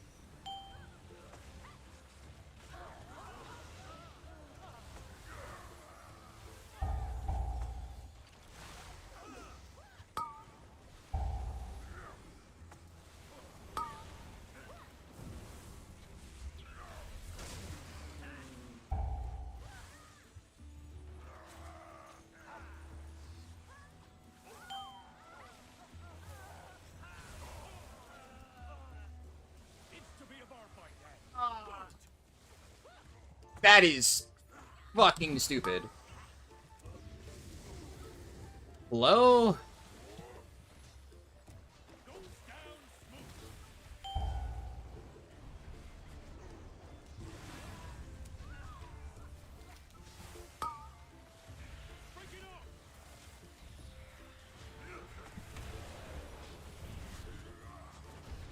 Dude. Fucking really? Not even like a second so I can start drinking? That's really fucking dumb. This guy has 100% never played with an Shaman before. Yeah, I'm very fucked here.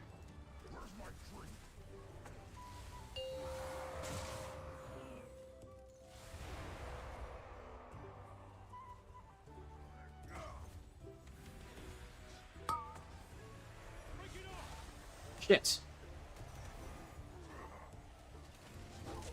And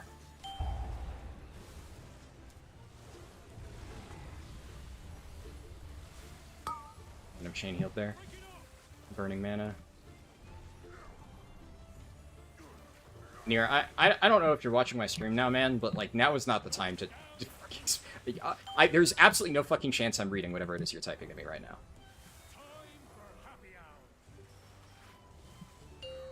Hey, this guy is.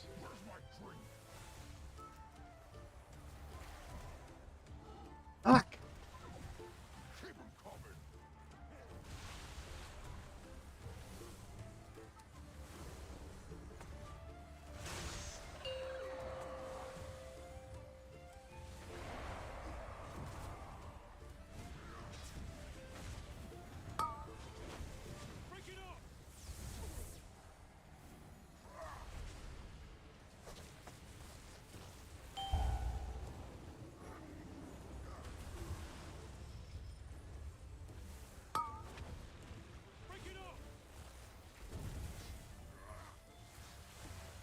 Where's this warlock? Why are you in Africa? Are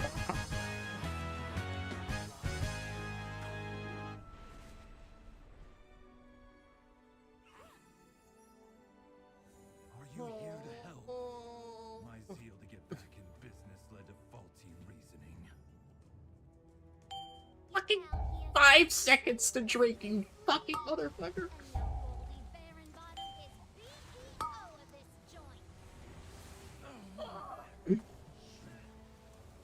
Help me, please. My meadery back, Outlander.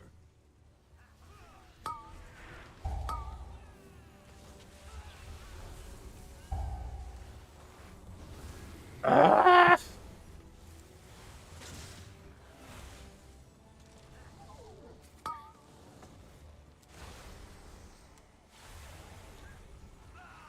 Really? Really? We're chain pulling again! Ah.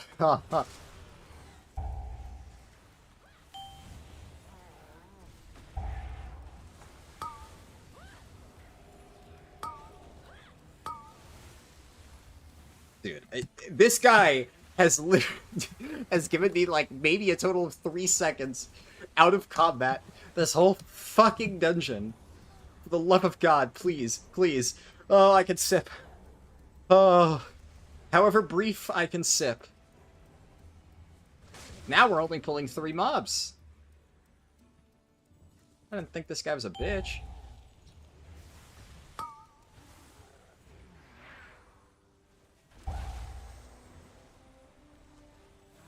Come on, what's the next pack?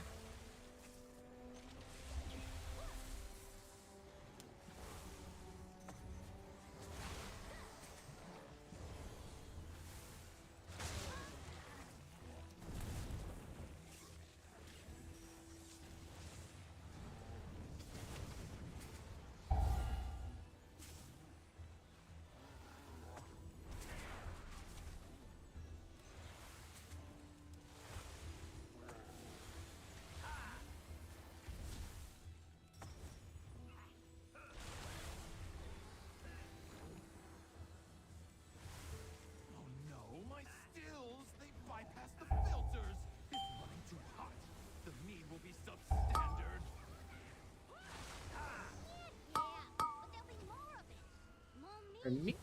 Or money? Good business. Silver was my personal directive, my passion. She's ruining everything.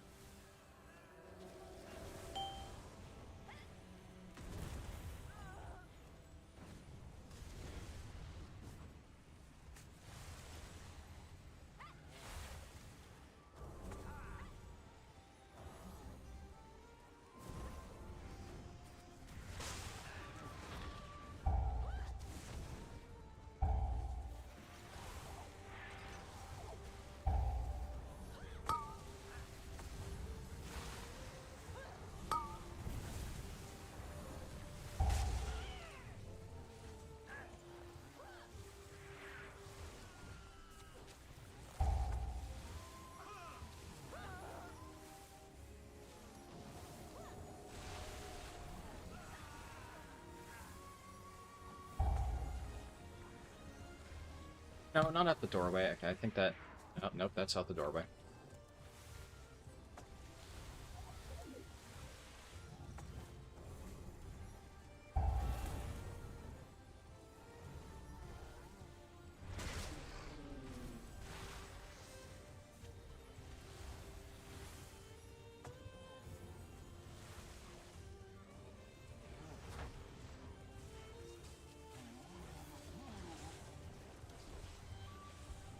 He's killed a brute drop, so no, I'm not getting mana.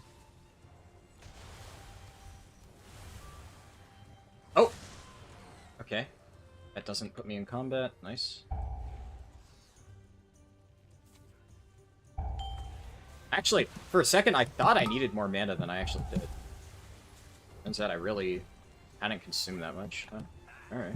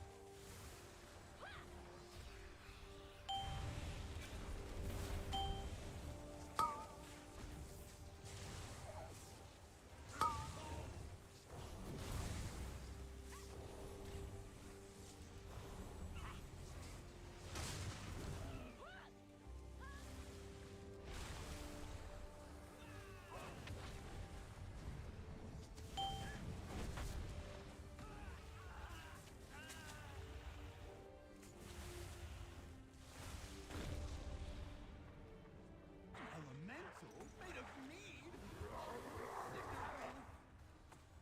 Ruby, one thing, but I cannot process this.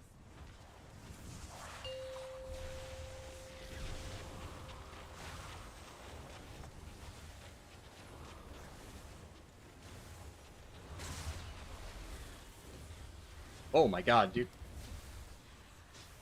Just eating all the fucking swirlies.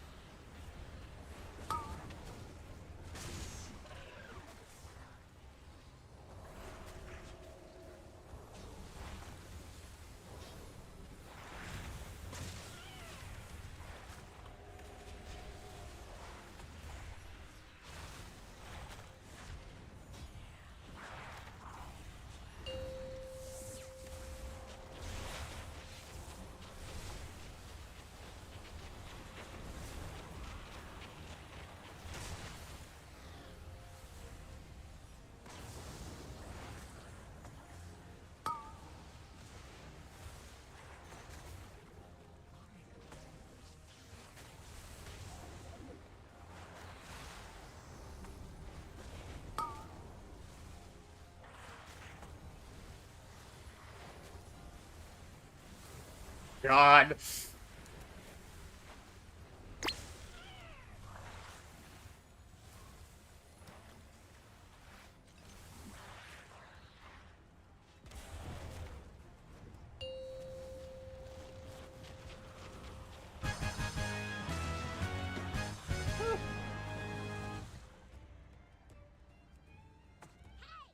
That meat elemental took months of R&D.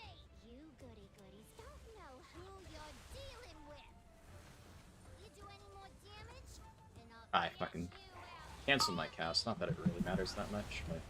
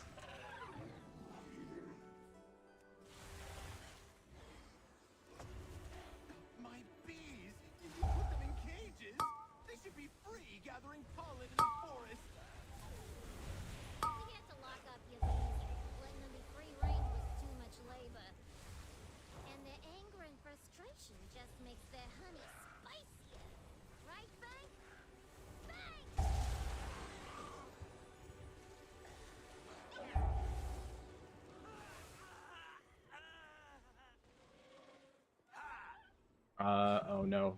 Ah, the ghoul! Not the ghoul!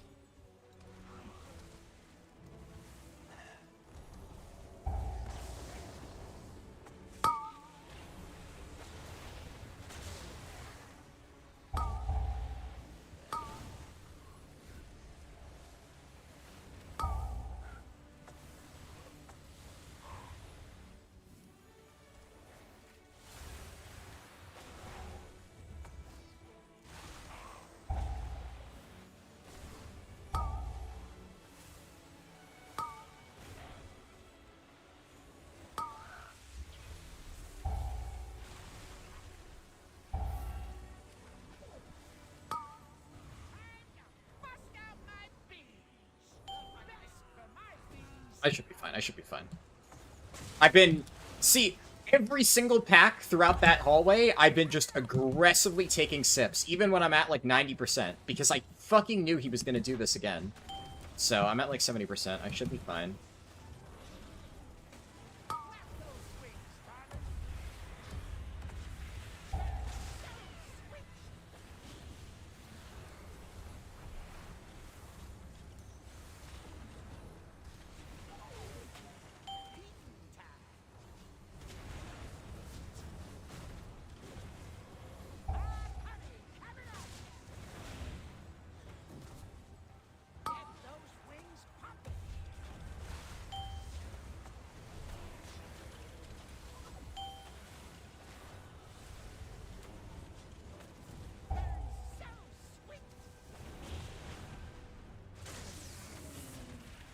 You're gonna leap, right?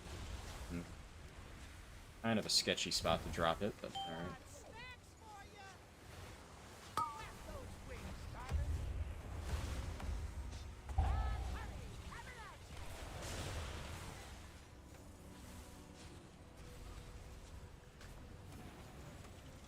Man. When I do this fight as a tank, I always drop it like all the way against the wall. It's not really that hard.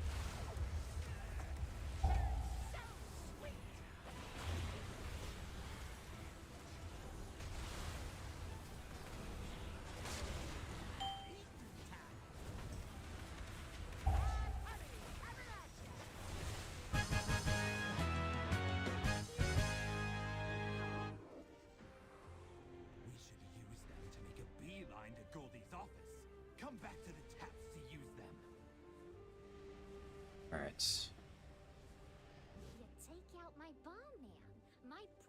I just realized nobody's died.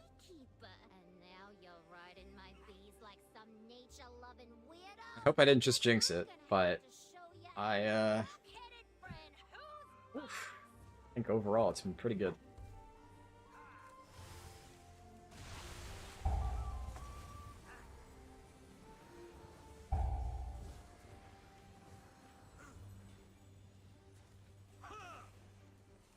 I'm gonna put Flame Shock on a non-kill target. That way... well, it's the next kill target. But that way I can just keep getting free lava bursts.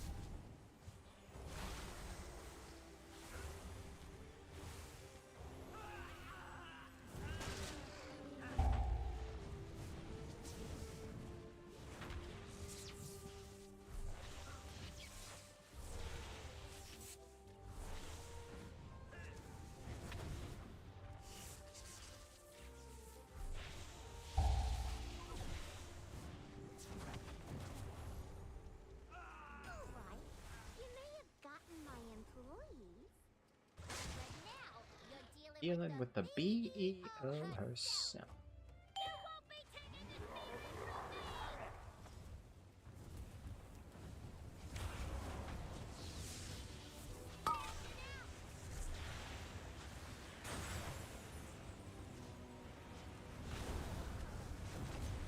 Good time.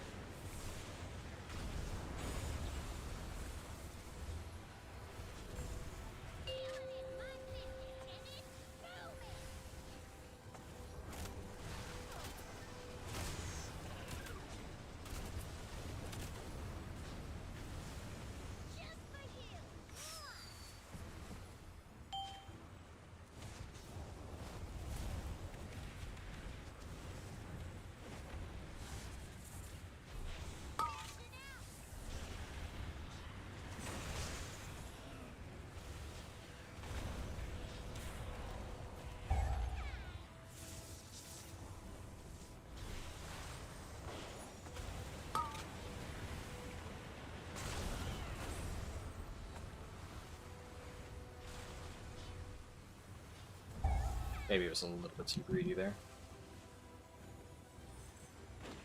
This is going to be the double set, I think.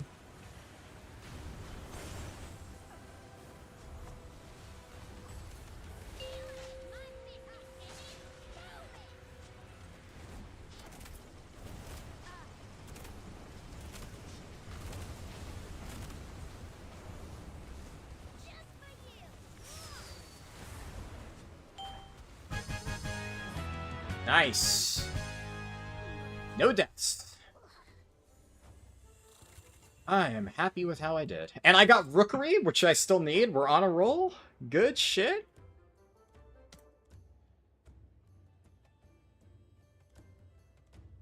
I just realized it looks like you... I feel like that's kind of silly that you get really high chances of getting a Warbound piece if you also get loot. But if you get no loot, then you're like double fucked.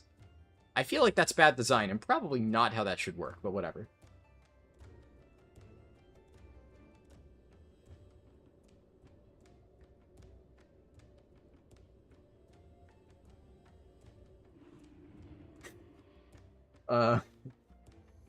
Yellow complaints so familiar. Why the fuck are you out of range with 15% HP? He forgot he's a warlock and not a priest. He's just trying to bless the reins. Yeah. I mean, at least he, you know, Warlock, I think he had like a big shield on him at that point, so he wasn't dead. Just tell your tank to wait.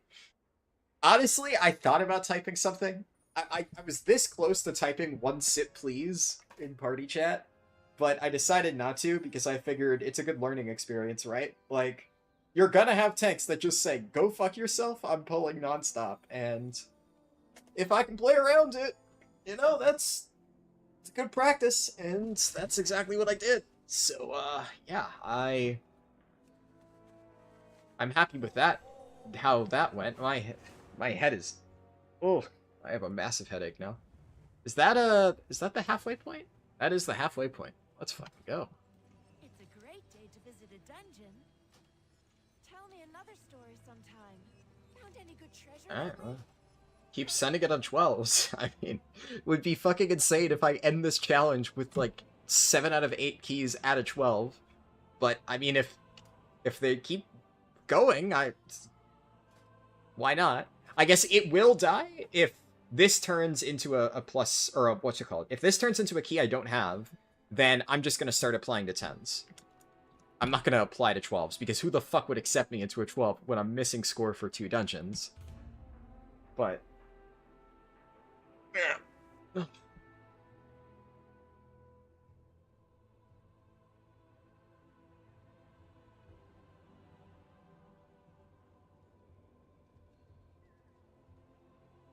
It's honestly... I'm stressed just because it's something that I haven't done before, right? But all things considered, I'm having way more moments where I'm able to just sit there and lava burst than I expected. I kind of thought 12s would be just like non-stop, repeatedly fucking you in the ass. Alright, sure, yeah. And he brought an extra friend this time.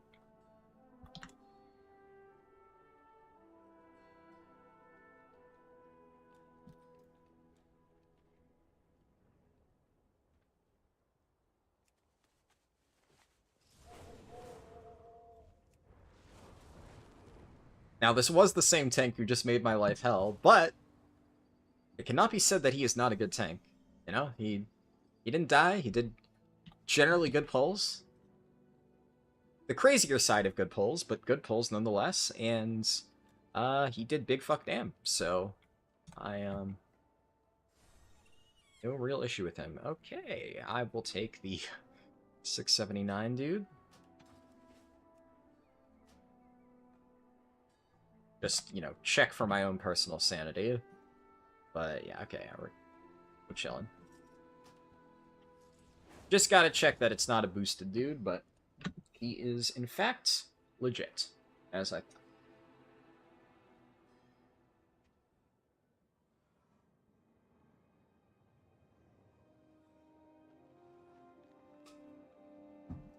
Honestly, I don't even think I need to drop a feast, because I'm pretty sure my food buff will, well, I mean, it'll either last until the end of the dungeon, or I'll die. Are these guys guildies? Yeah. Must be like a AOTC guild, though, because I don't see any mythic kills on them. That's okay. That is still a-okay.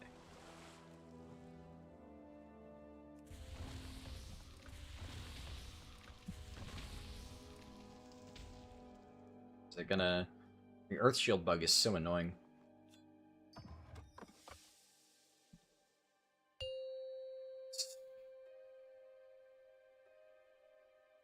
Five, 4, 3, 2, 1.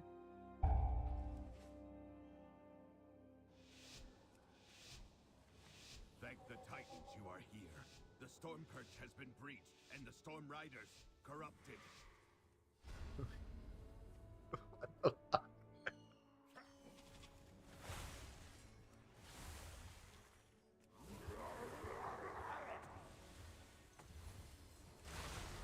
I don't know if you managed to catch that. I think that got picked up on stream because that guy was right next to me. But the Rep Paladin just said, "Oh my god, the tank is a Volparagon." As if that's relevant?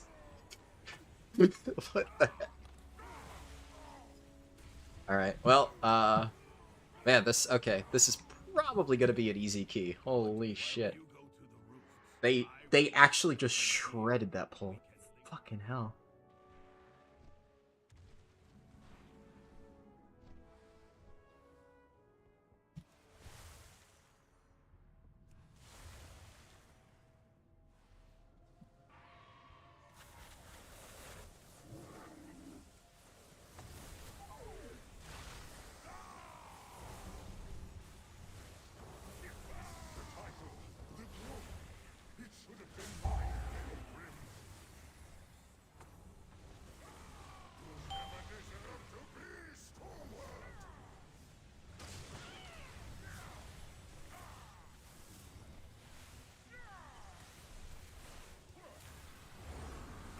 Yo? Let's go, dude.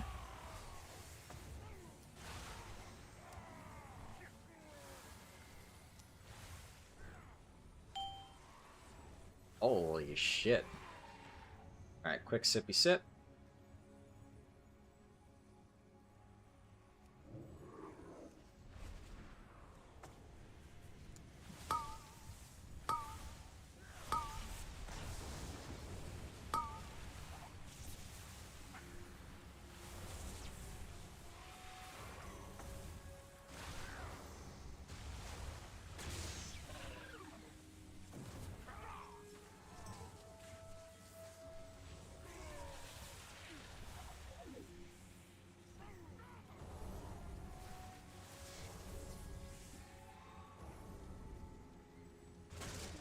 He's 100% going to chain into boss, so I need to be using my mana wisely.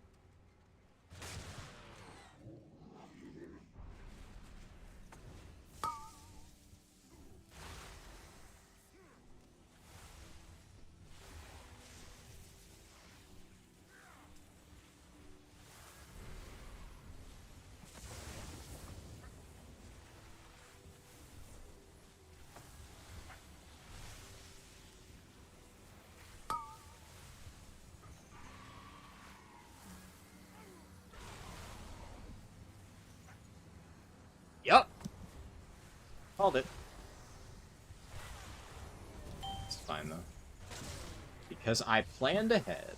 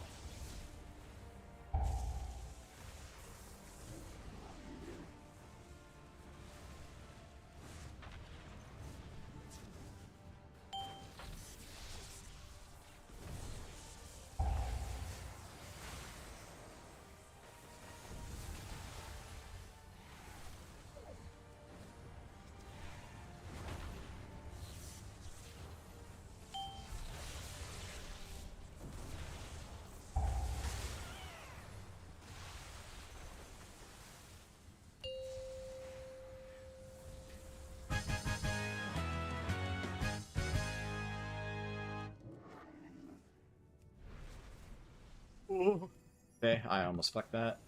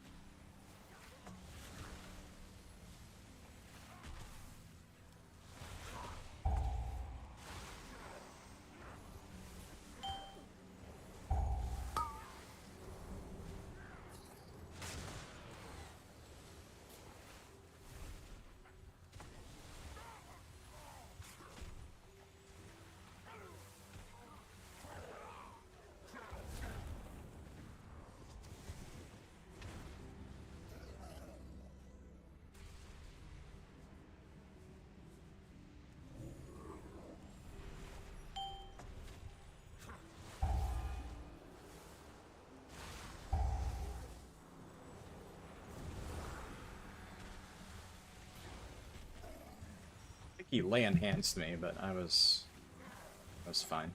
I appreciate it, I guess.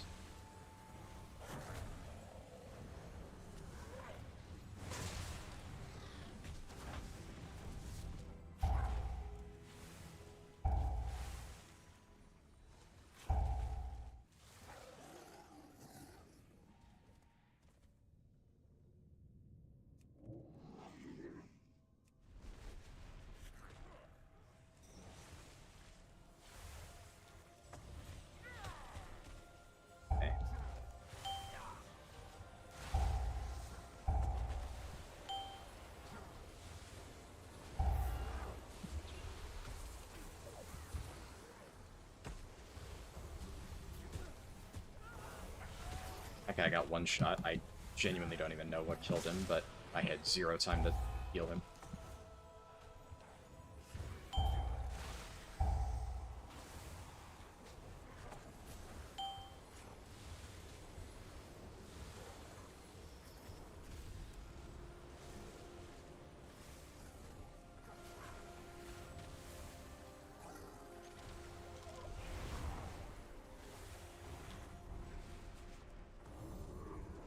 I need to get into the room. Combat. I will stand proud on the debris of your corp. I command this rookery. By right. I should have enough mana.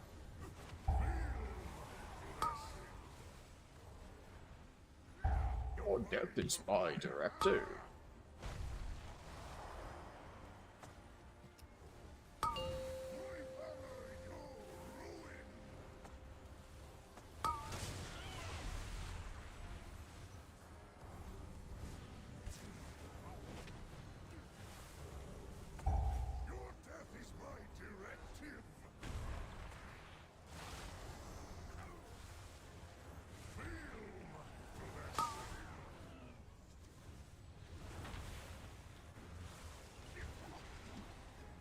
Oh, AMS, let's go. I get to sit here and do nothing.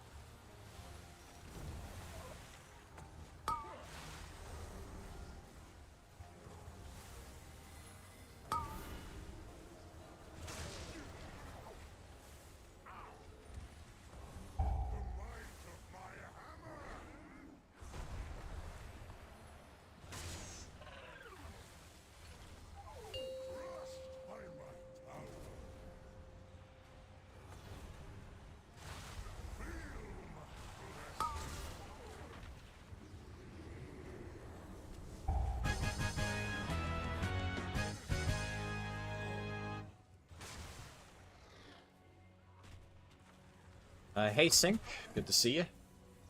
I am giving myself the good old trial by fire treatment and doing 12s instead of the usual 10s for this. But it's been going well so far.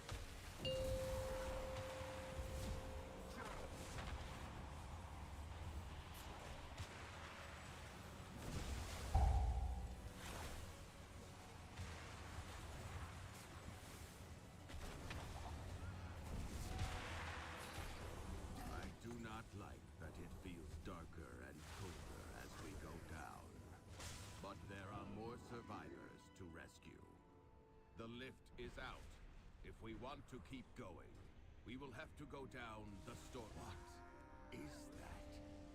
What did Gorin bring here? Yeah, I'm actually... We have to take it down. I'm pretty happy with how I've been doing. I'm struggling a lot less than I expected I would.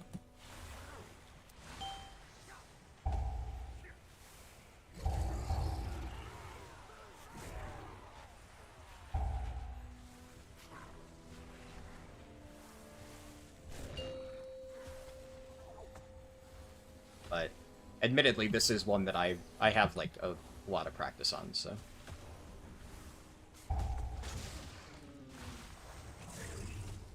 It'd be a different story if I was trying to do this with like disc.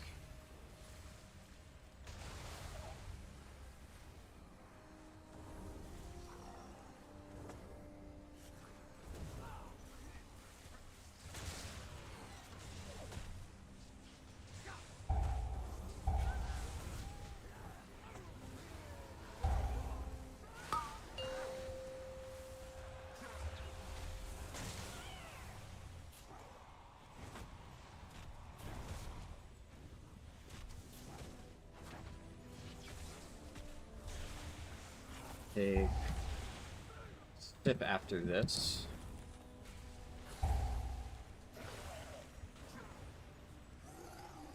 Oh, come on. Let me sip, please. Oh, thank God, it didn't put me in combat.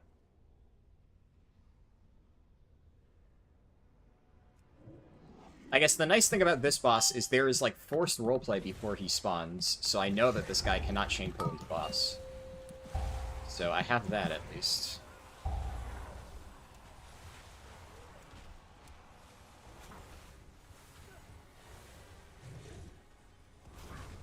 You think any good healer or good player will get the hang of healing very quickly and it'll become second nature? Yeah, it's... I mean, I will admit it is still stressful, but obviously anything that I haven't really done before is going to stress me out. But it does feel a lot more intuitive than I thought it would. I think the main barrier to entry is, you know, playing any DPS, you don't really need to get, like, a bunch of stuff set up. But, you know, having to get, like on-cursor macros and all that fancy things just to be able to really heal effectively was, like, off-putting for a while, but, I mean, now that I have all that stuff up, it's not too bad.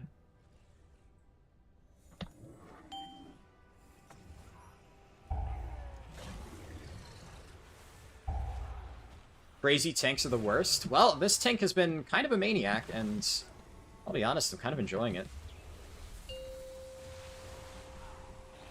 He never gave me a chance to sip throughout that entire Cinderbrew meadery, and I mean, I invited him back because what can I say?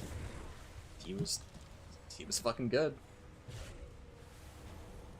I'd rather have a crazy but good tank than a shitty tank that waits for me after every pull.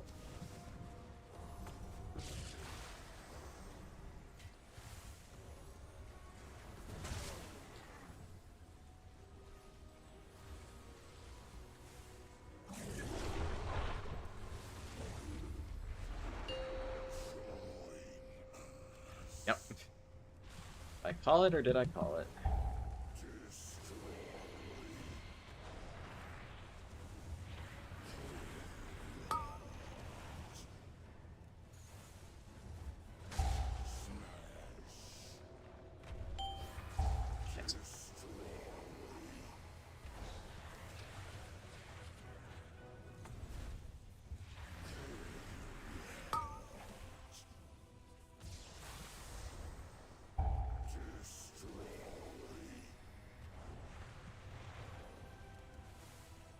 I love this Ret Paladin, though. This Ret Paladin's such a fucking gamer. He's been using all his utility, he's been ethical with all mechanics. I wish everybody was like him.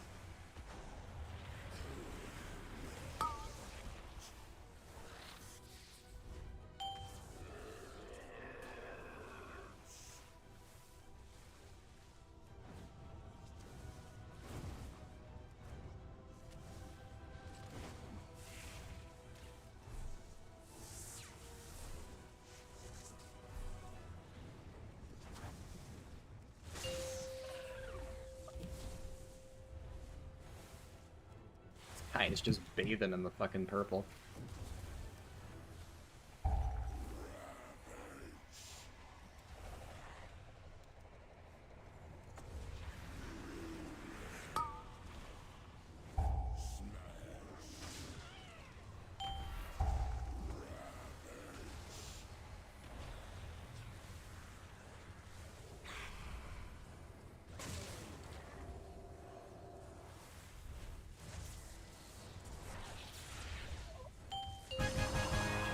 Nice! Another 2 chest.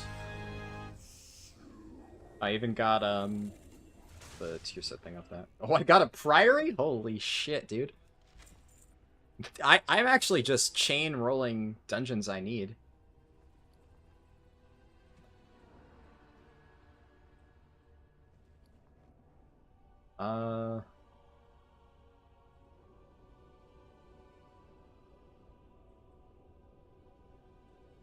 It's not obvious to see dispellable buffs, yeah.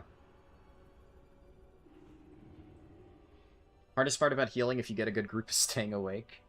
Yeah, one of my healers back in Season 1, every single time we would do, like, you know, say controlled routes, which I like because they work well for pugs, she would just constantly start complaining, like, I'm falling asleep, do bigger pulls, blah, blah, blah, blah, blah. Every single dungeon.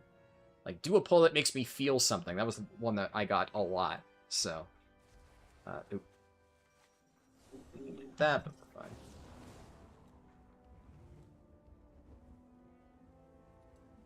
True. Looking for something Yeah. new to explore? Maybe I'll get like that in time. Right now, I'm so nervous from just healing in general that I'm feeling something every dungeon, but I definitely get the feeling with tanking. You've said that before.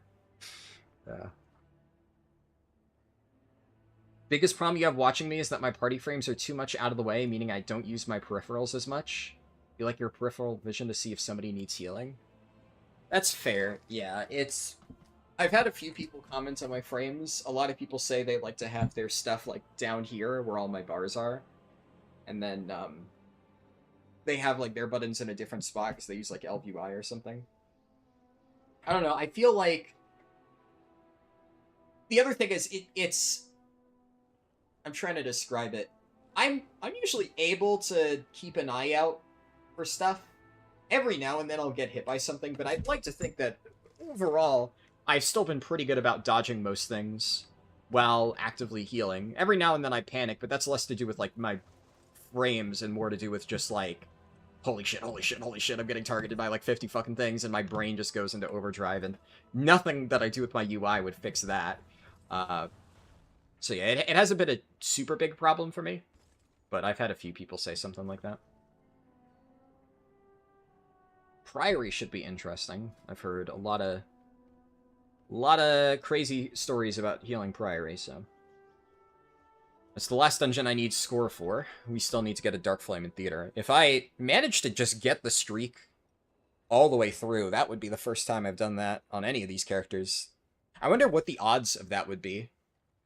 Of just never rolling a duplicate key. Getting 6 in a row, either way, is extremely lucky. So. Can't complain. You think it's the opposite for you? You look at the party frames and look at the boss mobs with your peripheral vision? Yeah. That's fair. You keep yours on the left, they're just much larger. Priory has an impossible amount of stops, yeah. Yeah, I mean, the main thing that I've heard is really tough is the trash before, Baron. The Sacred Toll, I think it is, that just blasts the entire group.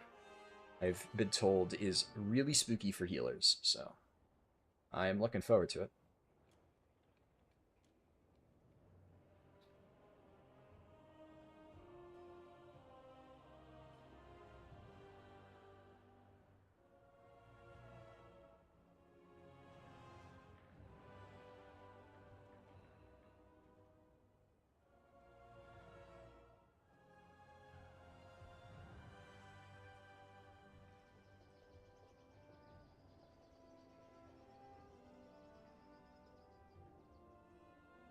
Any frames on the right, gang?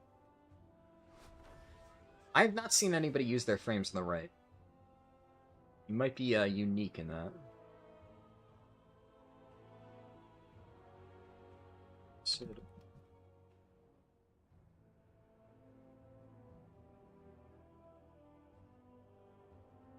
Interesting.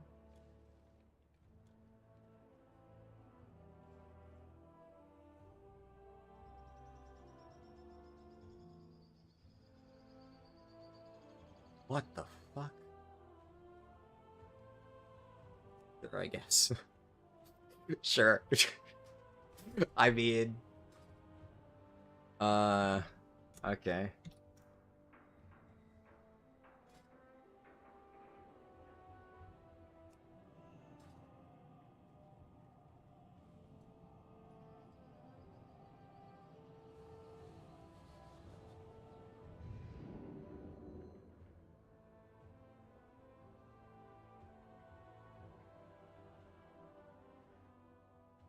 The links. Get the zoomies and misbehave. Take one for a run before it maims someone.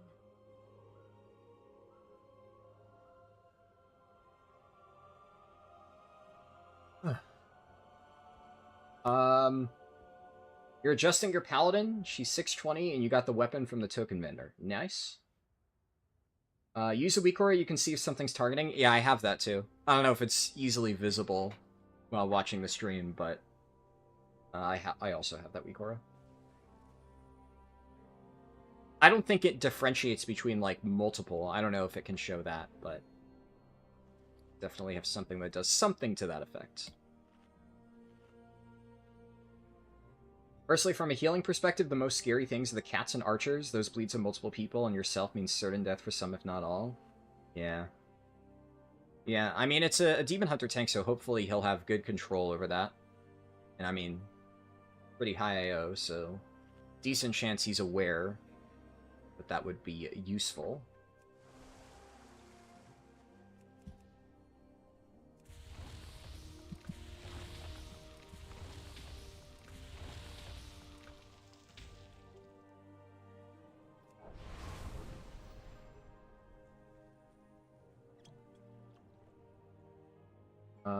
Yeah, I got all my other buffs.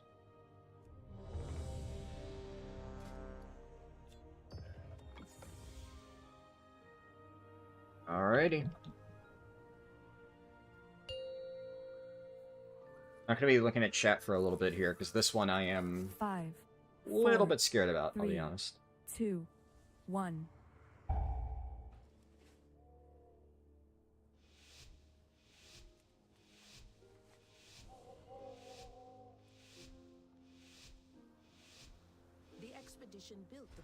What's funny is if I actually manage to time all 12s, well, even excluding the Motherload, by the end of this challenge, my Resto Shaman would actually be my second highest IO character behind my Prot Pally, which would be kind of funny.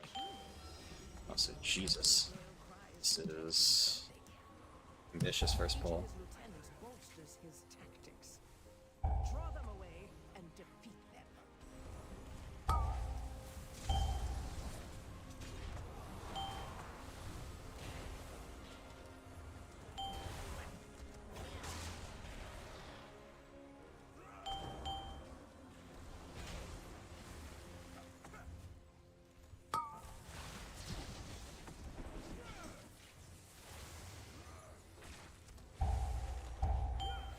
This DK is getting fucking pummeled.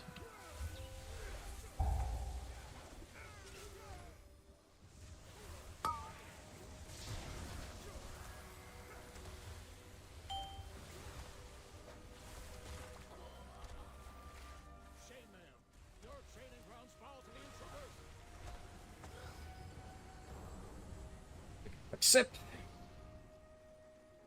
Oh, you have the exact same Weaker? Nice.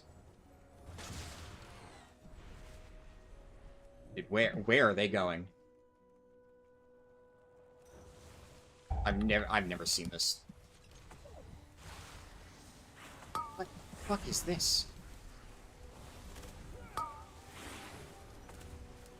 What the actual fuck?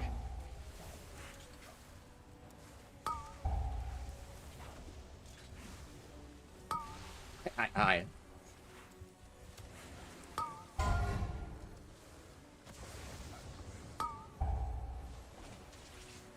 Dude, this is fucking crazy.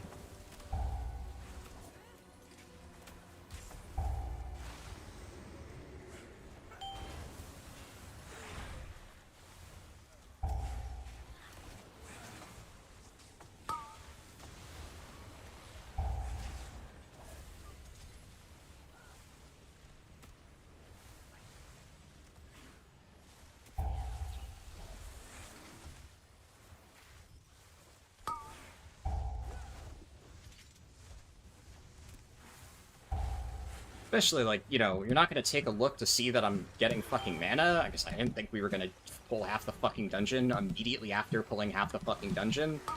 Jesus fucking Christ.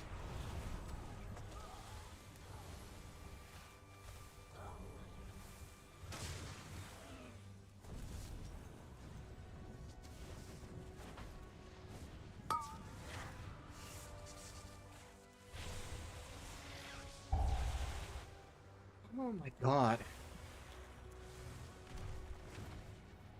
I mean, I wish I... Yeah, obviously don't want to let anybody die, but I really don't know what I could have done. Especially, like, you know, if you're in voice with people and you let them know ahead of time, but, like, I'm literally halfway across the fucking room and he's pulling half the dungeon. I've never seen anybody do that before. Considering I had to run before even reaching them and building riptides and shit, I think I handled that okay.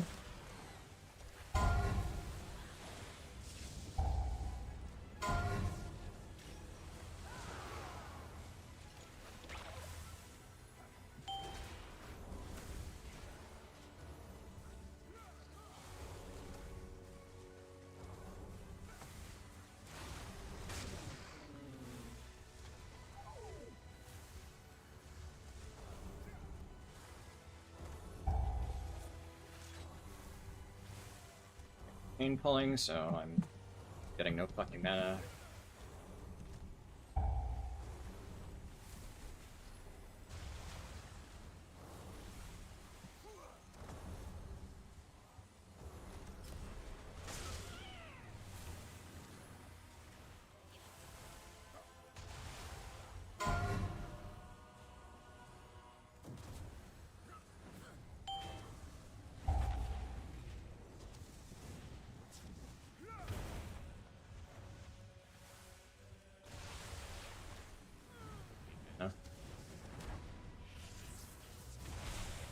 Like, just give me a fucking sip.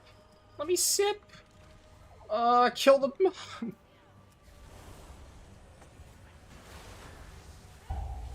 Really? Like, we can't wait, I don't know, like, maybe 2 seconds so I can at least start drinking as you're rounding up the fucking mobs, dude? Really? The mob's at, like, fucking 5% health.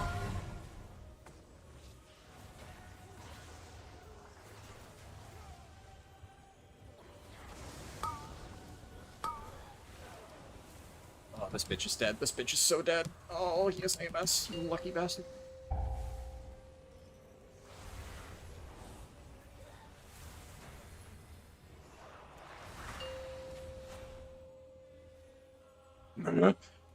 What? Where? Okay. Dude, what is this route? Do people do this? Is this, like, a thing that people do? Can anybody who's actually, like, does high keys confirm or deny? Because I've never seen this shit in my life.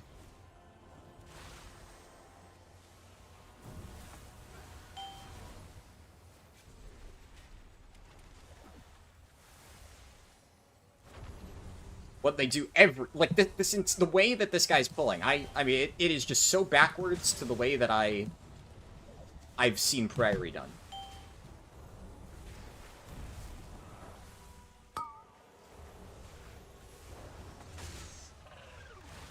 I mean, I know that, like, my usual Priory strat is... It's very safe. I like my Priory strat because it's very, very, very friendly for pugs.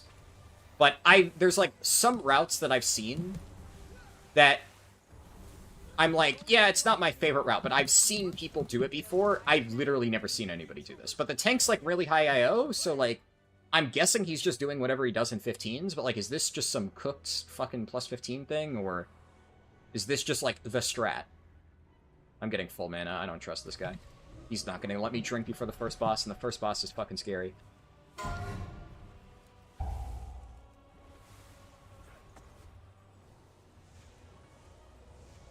Yeah, honestly, it's less... That pull... The one that really threw me for a loop. I've seen people do variations of the pull he just did. Nothing quite like that. That's definitely a weird way to do it, but... The way he pulled Chainmail, I have never seen anybody do even close to that. And objectively, I think it was just a terrible pull. It was... I mean, 2 people died, right? I tried, but I don't know what the fuck else I could have done there. Like, maybe if I had been prepared for that, I could have planned around it. But that was some fucking batshit crazy stuff. Okay. I should have saved that. Should be fine, but...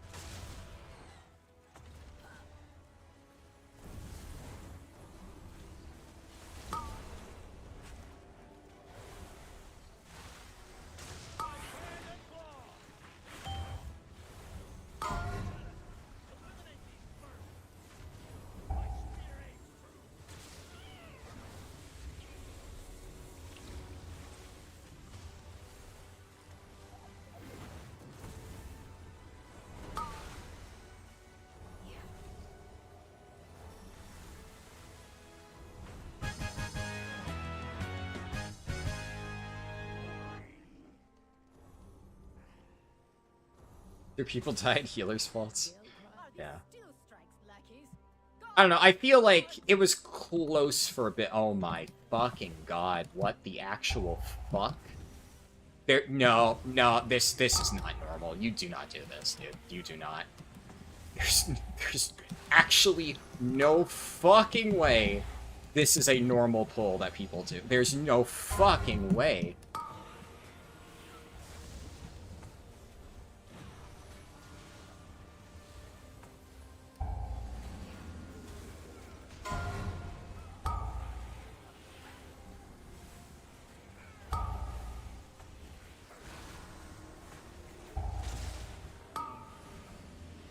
Oh.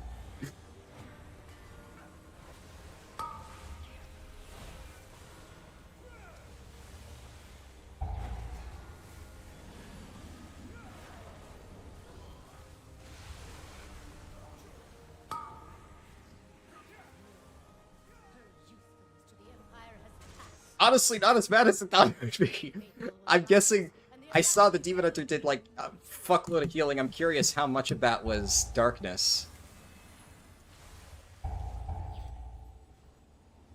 Okay. Jesus, he's getting fucking trucked.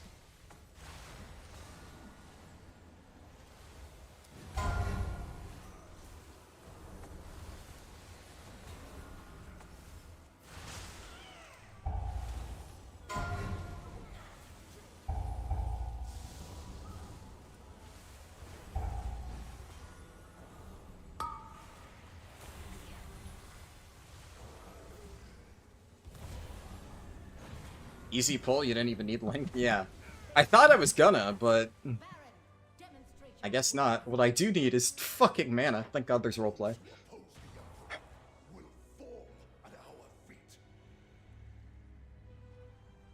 He gave me a second. That was very considerate of him.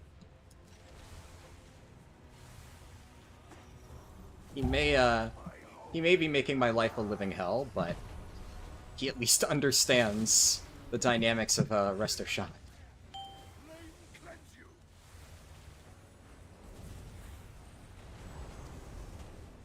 I guess we had lust for that, huh?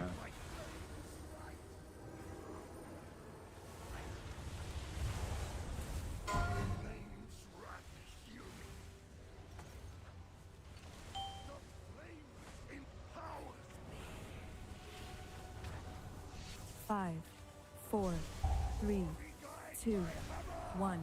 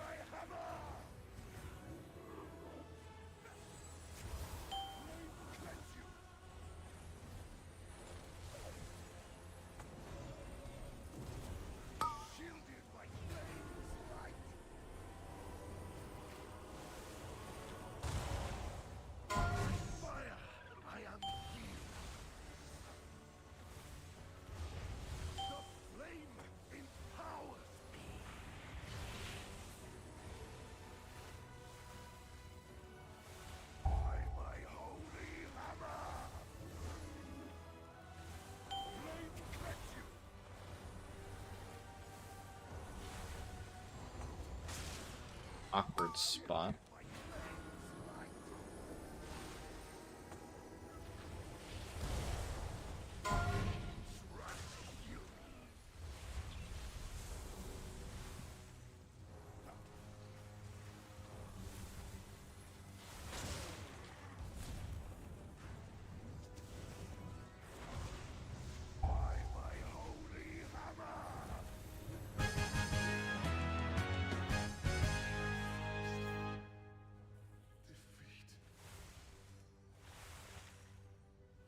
Prey has warped the priory from a place of contemplation to an uprising.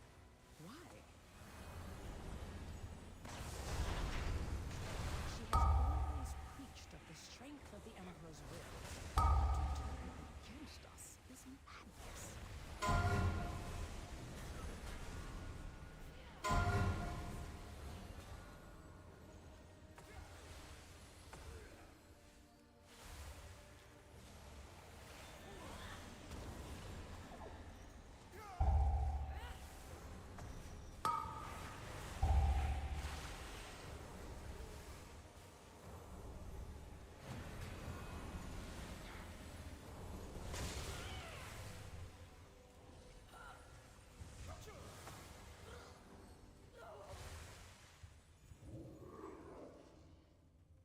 Take a sip.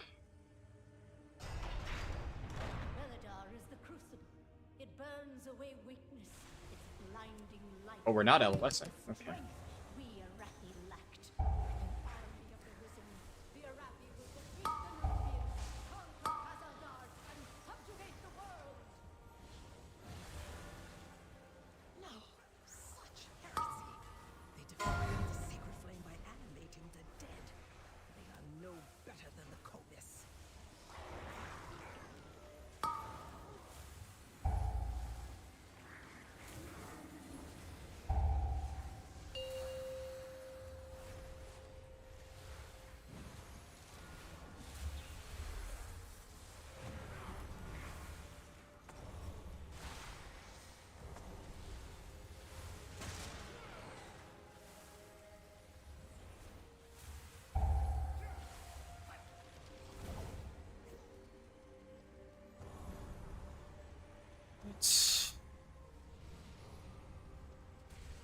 Thankfully, the patrol isn't here. I know for a fact if the patrol was there, the Demon Hunter would have pulled it.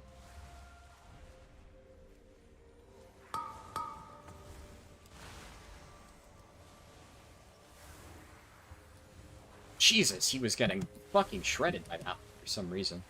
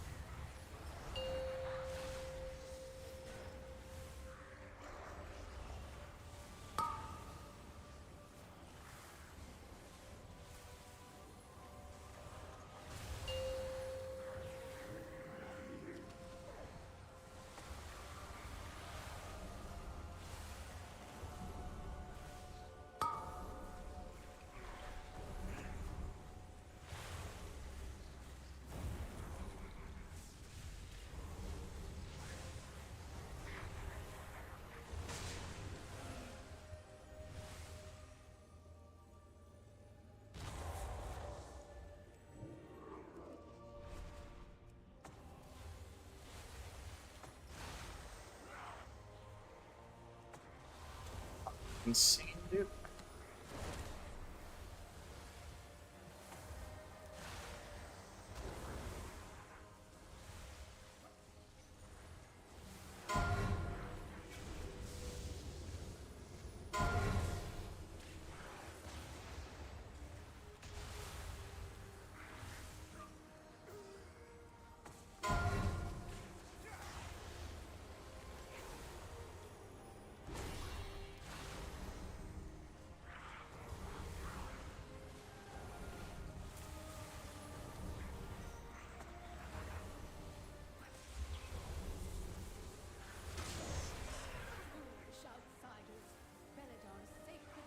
I was not looking at the health of the footman. I was not ready for that. Thank God that didn't kill us. That could have been bad. Honestly, that should have been an SLT, but it's fine. Like, if the key was higher, people didn't have as much health, that 100% would have killed us. Pulling into boss is despicable here. I have no mana. Okay. Okay. Okay.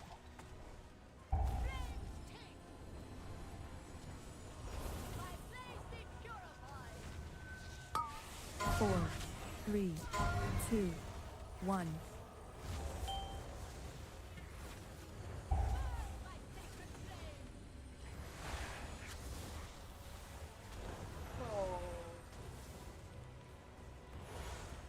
Okay.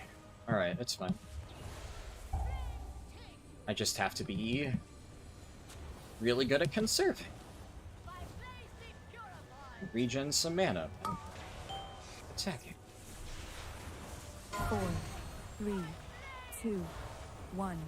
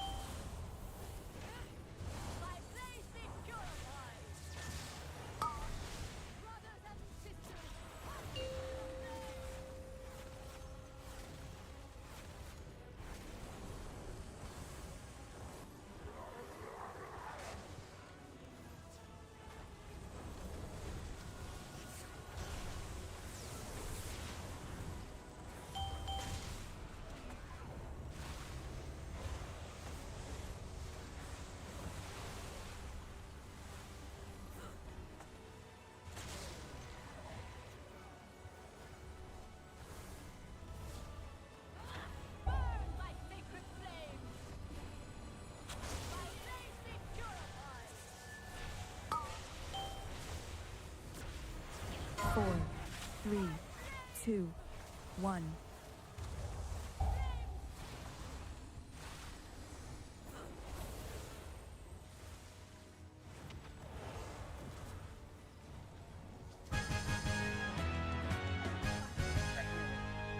Wait.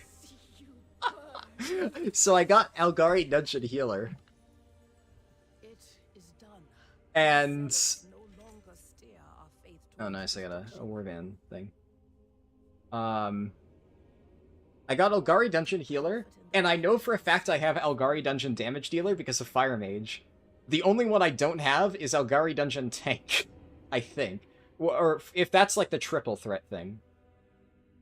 Because I know I have it for DPS and heals. The only thing I'm missing for the triple threat thing is tank because it's not retroactive. Which is, amusing. Great tank best route. I mean, all things considered, like, the rest... That one pull, like, he did some insane pulls. That chainmail pull, I think, was just objectively not very good. Especially because we just did the first gigantic pull. I was at half mana. I went to drink, and then he just immediately runs off to pull it. I've never seen people do that. It's not a normal pull. You know, look at your healer's mana. But the rest of it was weird, but fine. The, that, like, whole room pull is, like, insane, but obviously I managed to keep everybody alive, and we also had Lust, which I think is why he went for it. I mean, honestly, though, I think that was pretty good. I'm quite happy with how I did. That was some absolutely batshit insane stuff that I would not do to my own healers in my groups, and I survived it, so I'm pleased with myself. Plus 377 points, yeah. Yeah, that shot my IO up a little bit, you know, good amount. Whew. Tank's looking at mana. See, I was surprised, because he looked at my mana before Baron Braunpike when I was only at like 60% or something. But then I'm sitting there at like 40% mana after he just does a gigantic pull into like the dude that pulses AoE, and then he just chain pulls 3 footmen into boss. Like, motherfucker. Oh, come on, but... Dude, no fucking way. The streak continues. Holy shit. Alright. It's still alive. That's fucking crazy. Dude, why can't I have this luck all the time?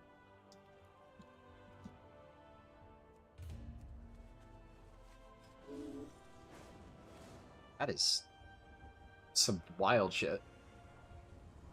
It's a great day to visit a dungeon.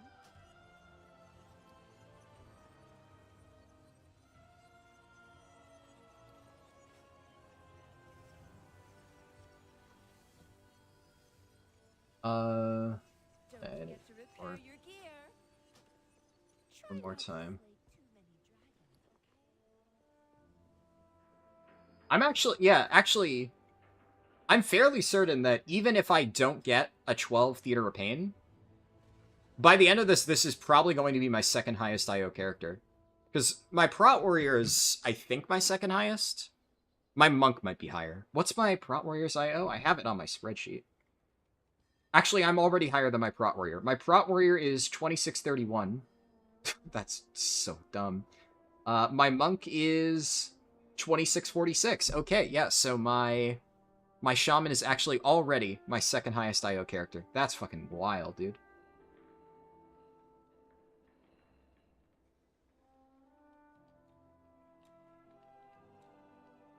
Wow.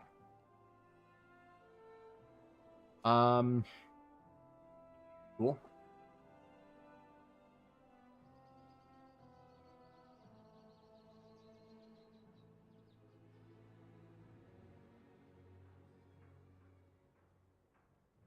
The Booker's okay, but I think I can wait a little bit. Go set your Shaman as your main in Raider IO. Well, it's not my highest IO character. Remember, my highest IO character is still my Paladin, and you can see his main's M+ score 2922, which I think, is that correct? No. My So the weird thing is, Raider.io doesn't track, like, the dungeons that I did before I name changed my Paladin. So my Paladin's actual score is 2968. Because there's some dungeons that I just haven't done since the start of the season, and I got my highest score then, and it's been like that. So, at some point I need to get 3k. I haven't been fucking really interested in, especially at this point in time. I literally don't even need keys in my Paladin, because I have everything I could possibly get. And I don't need crests, I don't need anything, yeah. I'll probably wait until later in the season and then, you know, do a few hierarchies. For now, no. Because my Paladin has all 12s, so I don't think my Paladin has as high score in individual dungeons, though. Yeah, on average, the score, like, 370... None of my Paladin's runs gave me 379 score. So, my Paladin's Motherload is 377... I have a 376 Dark Flame, I have a 371 Workshop, 372 Theater. So I have some decent dungeons. Yeah, I'm pretty sure that because I have all 12s, if I were to get 2 12s here, the 10 Motherload would still keep it barely below my Pally, but it would be close, honestly.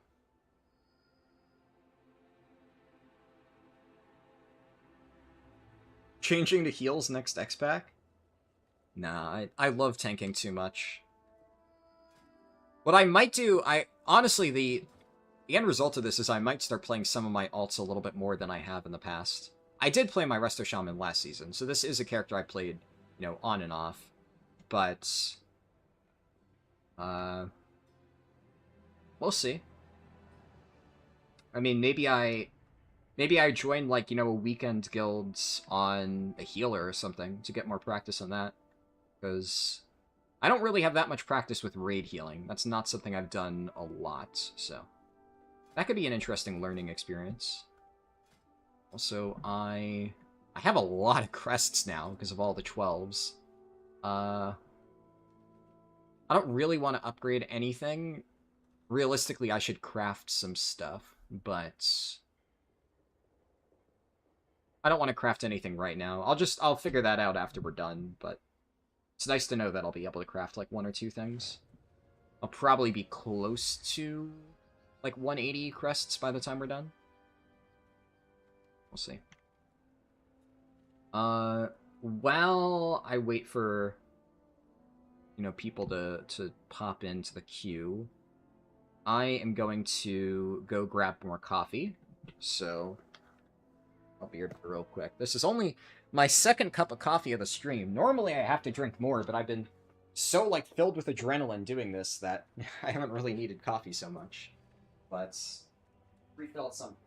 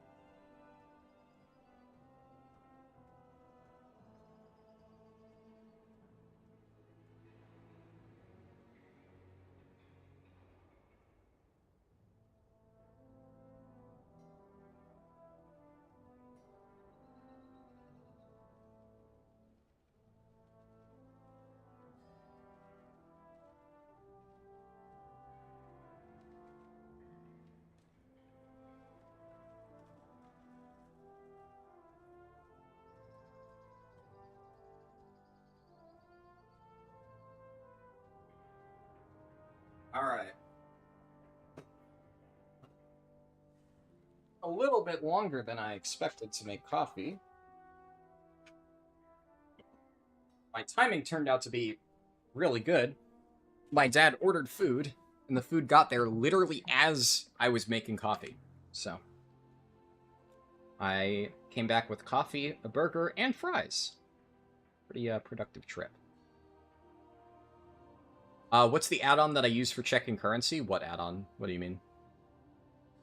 Like, this currency tab is just, I think, baseline? Unless, is this like a plumber thing that I just don't know about? I don't know. While I form the group, I'm gonna mute my mic, though. Real quick. Just because I, you know, as usual, I don't want to eat directly into the mic. Hunter's okay, but I'll, you know. That's standard UI, gotcha. Yeah, so I'm not sure what add-on you're asking about Dragon God. Alright, muting my mic real quick.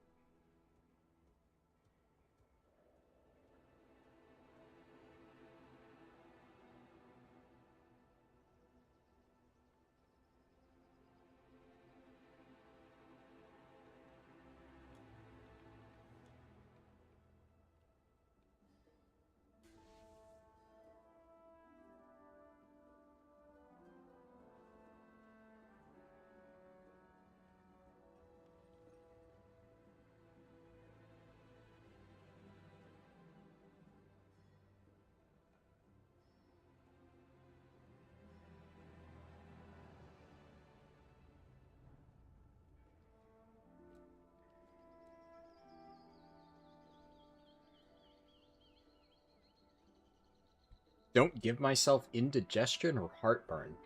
Is there a way to, like, intentionally give yourself indigestion or heartburn? And if so, why would I do it intentionally? But anyway, okay, Mike, I had to respond. You were unsure how to check it? Oh, it's just your character panel. Yeah. Pretty straightforward. Base keybind is just C, then currency. Yeah. Alright, Mike muted again.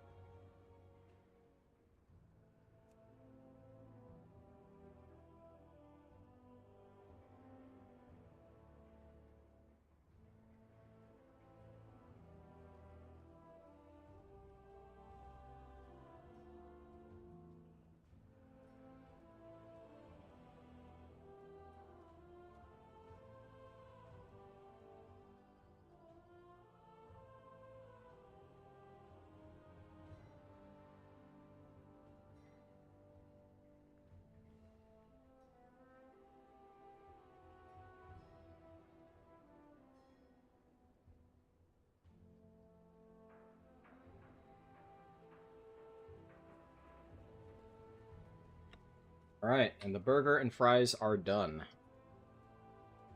I need to check this monk, though, just in case.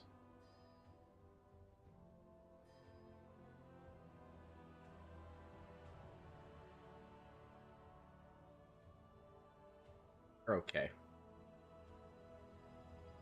Barely good enough, but for that item level, it's...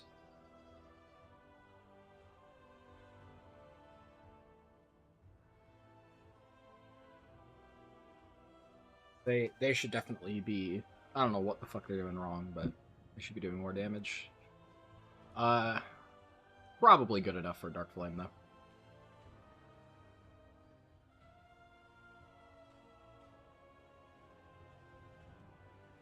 And now we play the tank waiting game.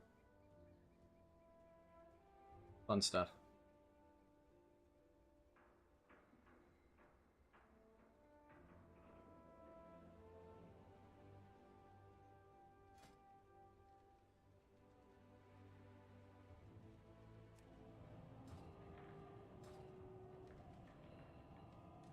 Wolfing food down can give you indigestion or heartburn? Huh. I mean, I usually eat pretty quickly, so if that's the case, maybe I've had it already and don't know, but I don't know.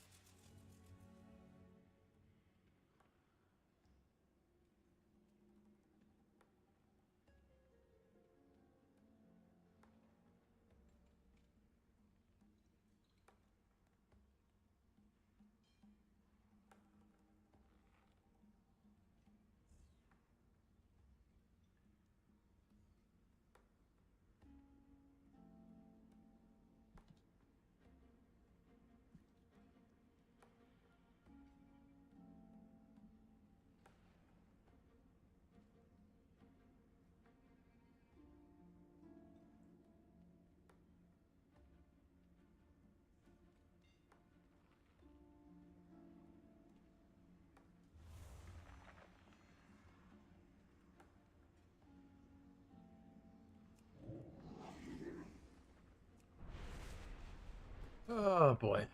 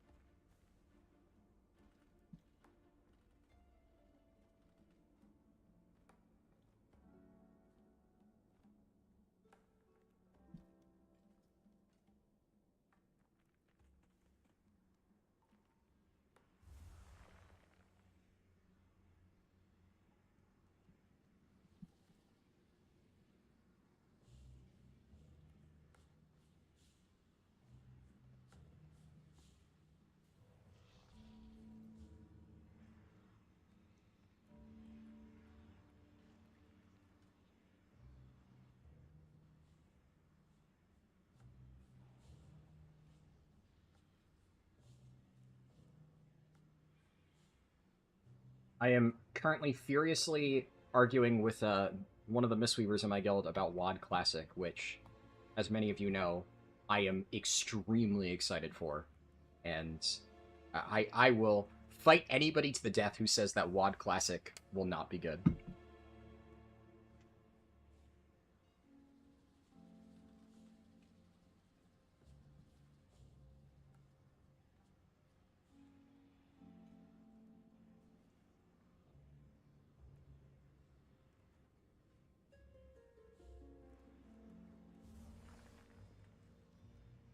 Would think Dark Flame with all keys would be the easiest one to find a tank for, though.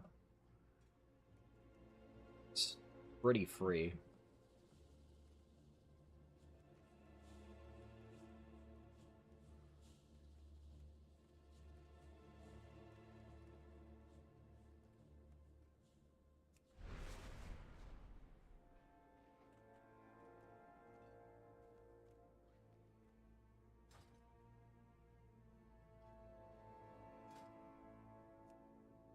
I mean, relisting doesn't really help that much. It's literally just a, you know, mental thing, but the Demon Hunter asked, so fuck it.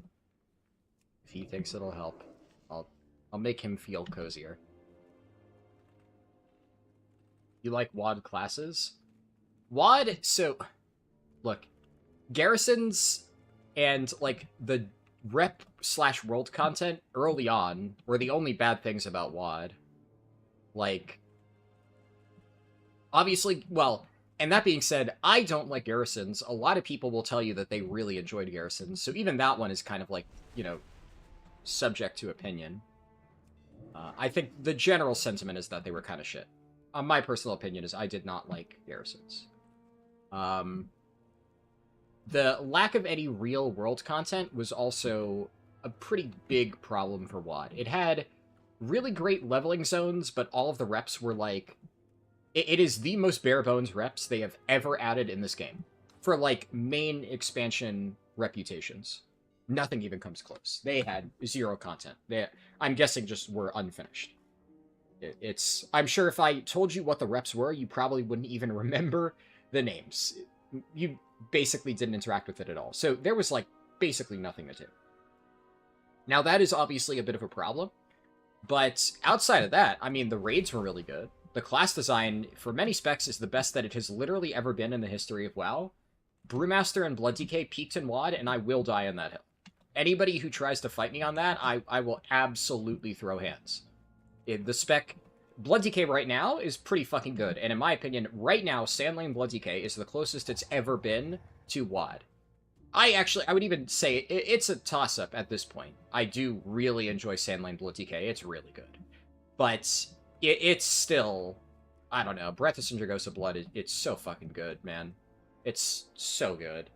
And one thing that, like, honestly, I'm gonna be honest, nobody can even fucking fight me over because I will just win, is Brewmaster. I have basically played every single iteration of Brewmaster since WoD. The only iteration I didn't play is MoP, which is one of the reasons I'm so excited for MoP Classic. And I can say with absolute certainty that it is the best iteration of Brew that we've ever had. WoD Brewmaster was so fucking good, dude. I don't know why they reworked it the way they did. A lot of people I know have hated Brewmaster ever since. Now, I've been one of the more favorable people towards the rework. And obviously, I've still been playing it pretty frequently over the years. But even though I like modern Brewmaster for what it is, WoD Brew was just... It was a different animal, and it was fucking amazing. So... there we go, thank God.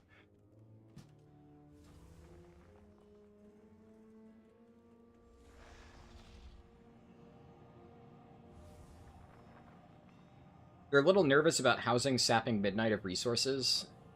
War Within doesn't really get that many resources as is. The, I mean, I don't know. This expansion, I don't think very highly of, but... I think, you could cut out half the content in War Within, and nobody would fucking notice. There's so much just random garbage that really adds nothing to the game. So if they need to cut some of that out to get housing done, I don't really think it'll affect anything. The big thing back in WoD is that people didn't have Mythic Plus to keep themselves distracted. But challenge modes existed, and challenge modes were fucking amazing. And one of the reasons I really enjoyed WoD is because of how much I played challenge modes.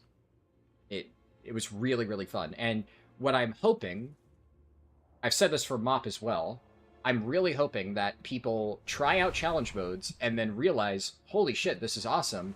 Why didn't I do this before? And then I get more people in my crusade to bring back challenge modes because it's really good. Absolutely top-tier content, and I'm sad that it's gone. Like, Mythic Plus is fine and all, but it's not the same, man.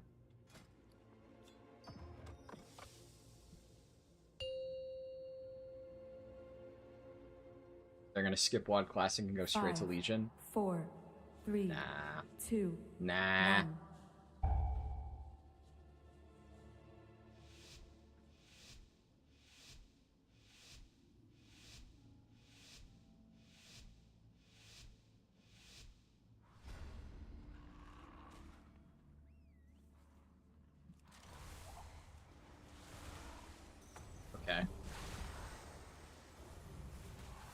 Now I understand why the tank said, don't lust first pull. It's because first pull to him is baby dick shit. You're almost 3.2 KIO and you single pull this room? What the fuck is that?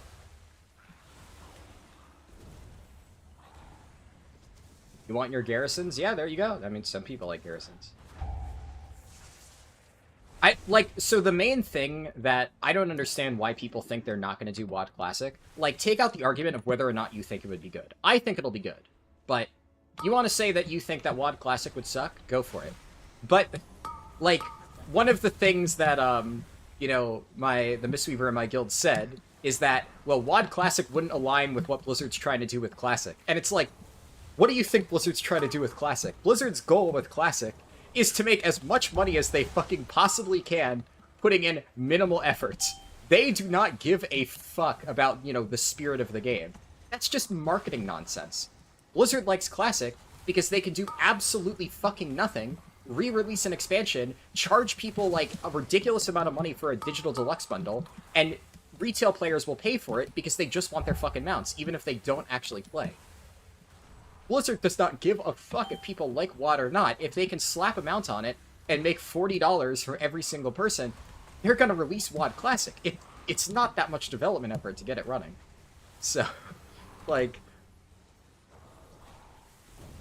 that's the biggest argument in favor of WoD Classic right there. At least in terms of, is it gonna happen? Also, this is a really, really, really fucking stupid chain pull to do.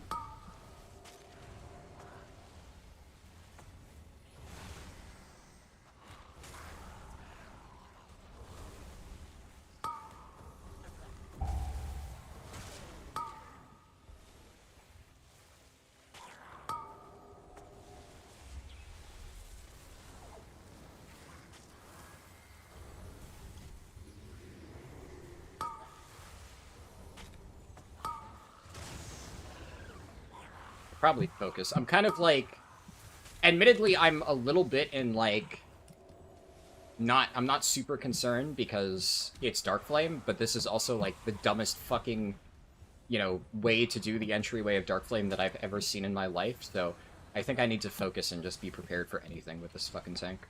I mean, he's doing okay damage at least, but fuck me. Like, can I take a single fucking sip?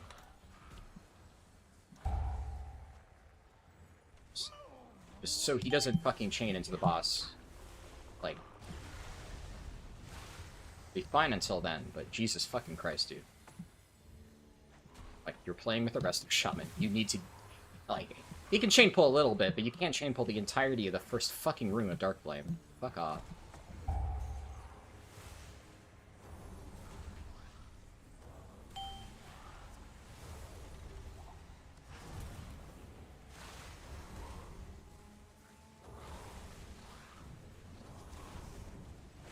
I'm gonna close chat, and I'll respond to you guys afterwards.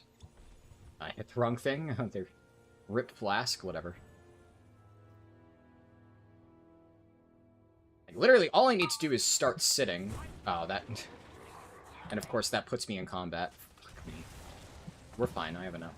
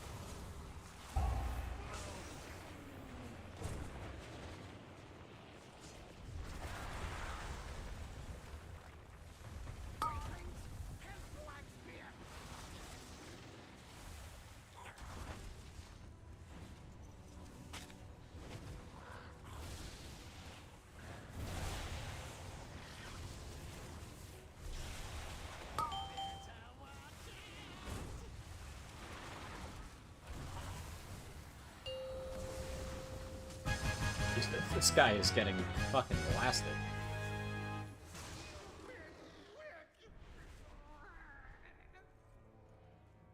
I know this place. Old Wakespirit's been here forever. So don't trust nobody. Okay, we're doing some weird shit today. Take a few quick sips. I'll catch up.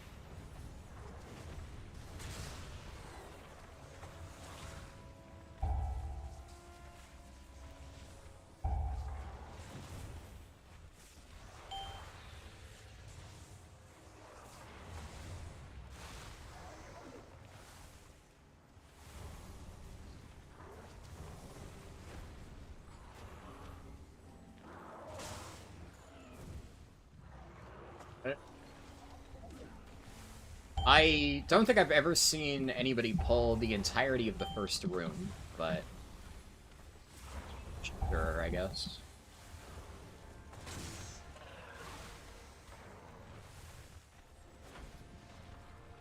Or this room, second room, I guess.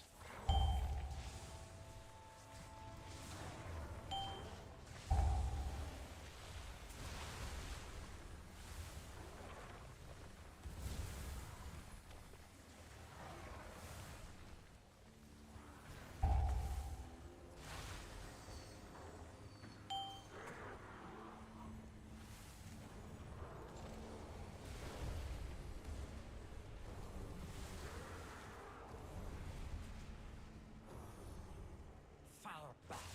Melts wax. Hurts cobalt.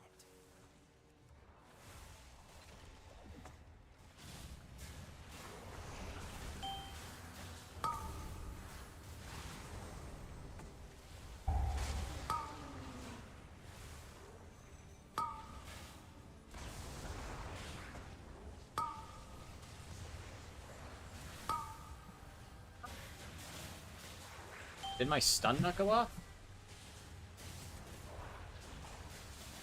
I definitely thought I had a cat totem. I must have missed my cat totem?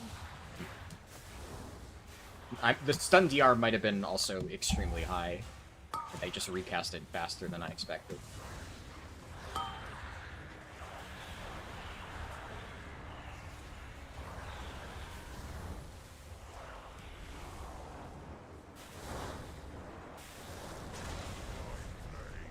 Alights. My fire hungers, and you shall feed it.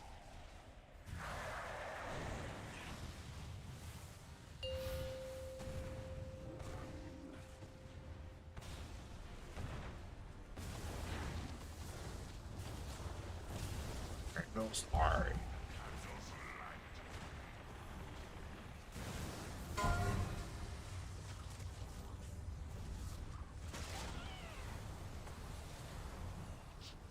I mean, yeah. That's an L on his part. Yeah, I don't have any NG reses on this character. Well, that's unlucky.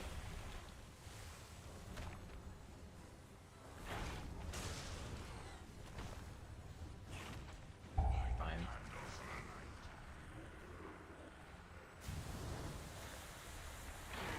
At the very least, there... Like, I didn't have him topped, but there was absolutely fucking nothing. Okay. Fuck me, dude. Okay, that guy I probably could have saved, but also, like, literally, you're taking that much damage from that?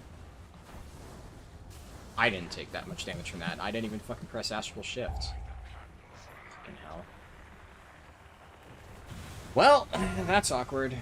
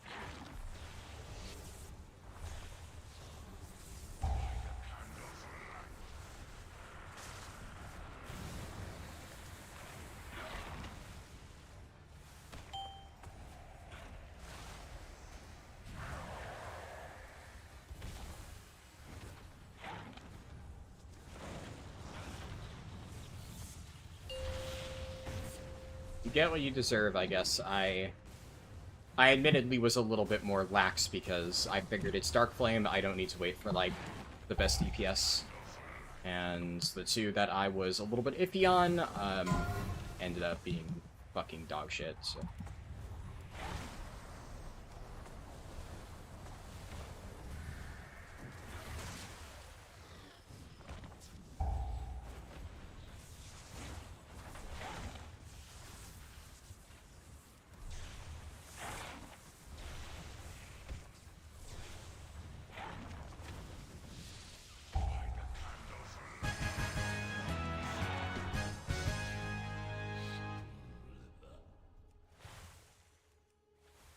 Thankfully, the timer on this is insanely forgiving. Okay, this is new.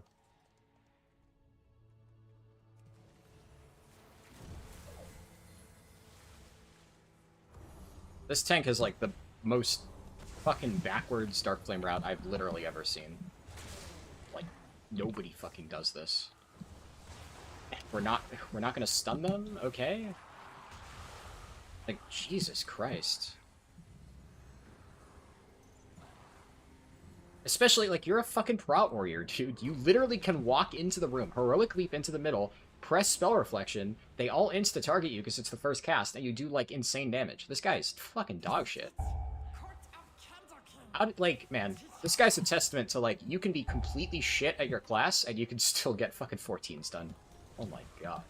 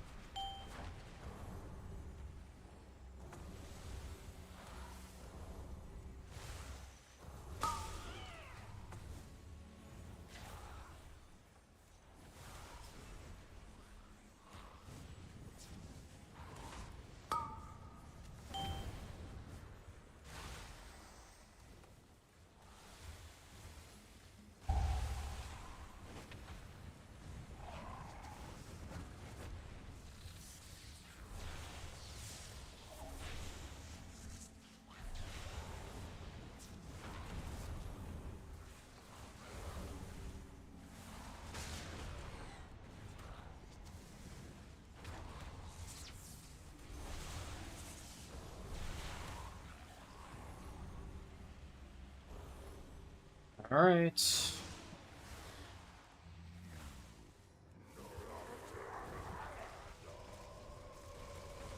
We have a lust for this.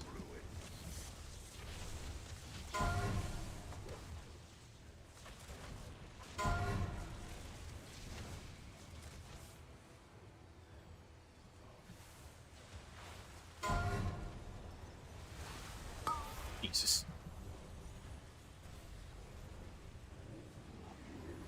Okay, dude.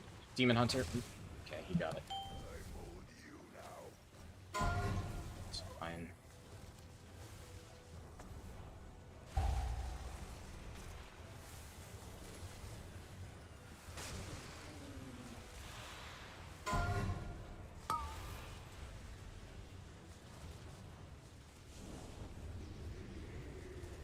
I can get all three. Aw, how does that... That's fucking stupid. I was definitely in that. I think that got Z-axis or something? I don't fucking know.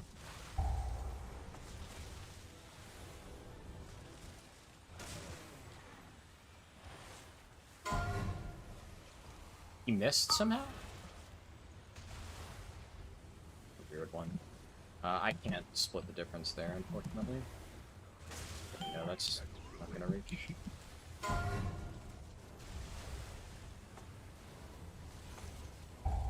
Hunter's fucking sitting out, blessing the rains, dude.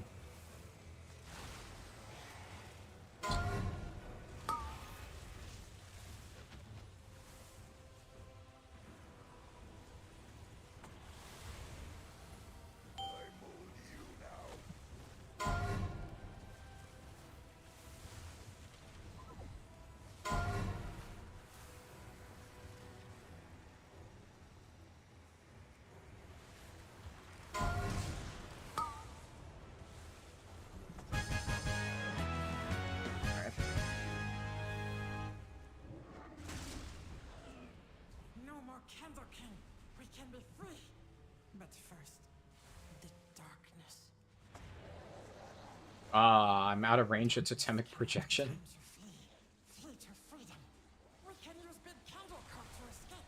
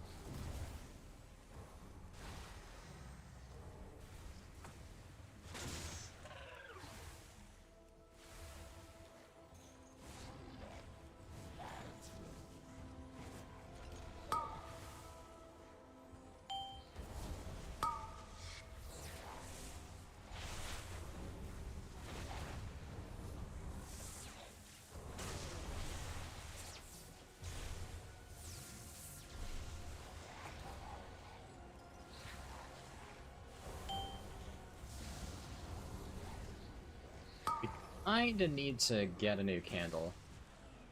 My healing range should be good for now, so...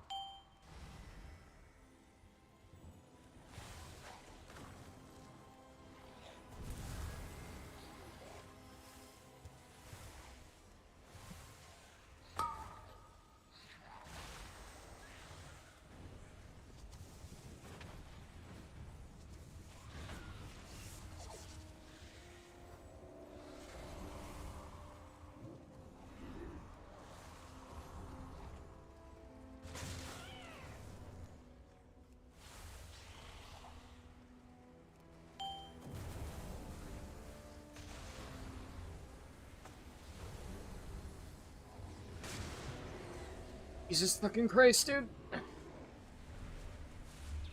Alright, Mr. Warrior really dropped the ball there. Didn't even wait to see where the cart went, and then just fucked off.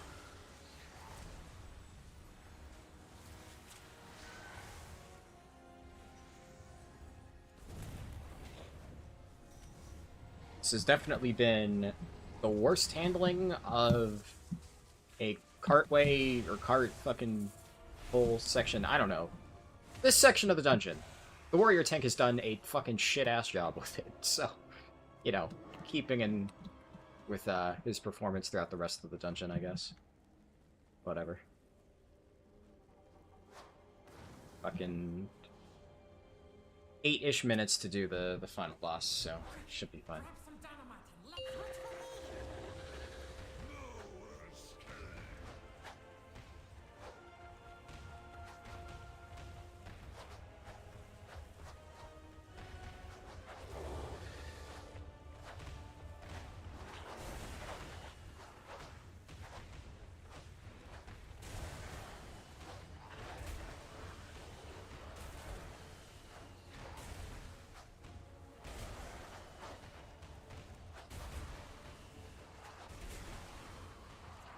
Tied for first. Nice.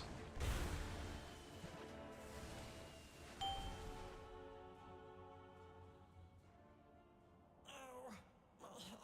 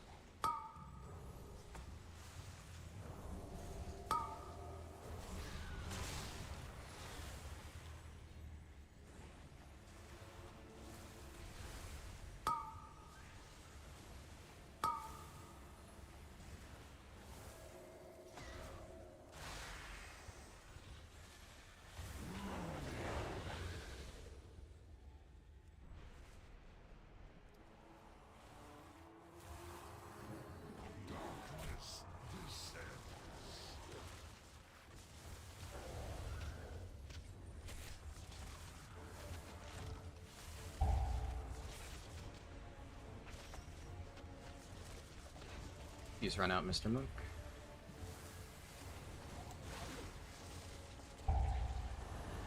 Okay, they ate both candles.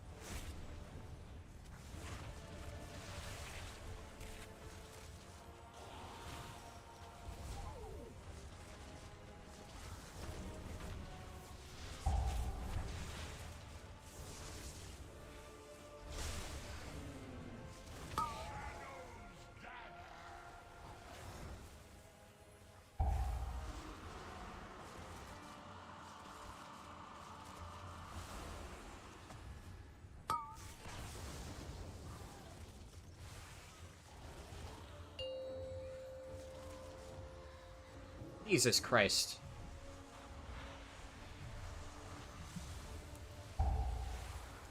An idiot grabbed it and then walked in like 1 second too early.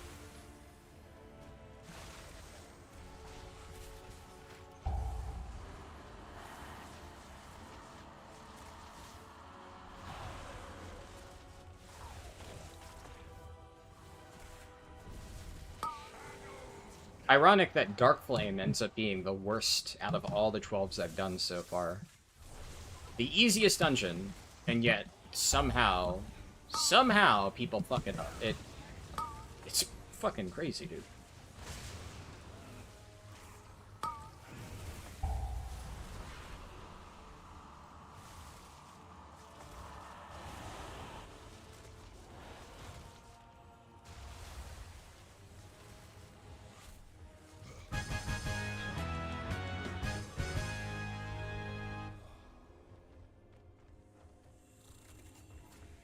Give me a trinket or something. No trinket. Huh. He got an account-wide version of the trinket I wanted. Well. Oh well. That fucking sucked.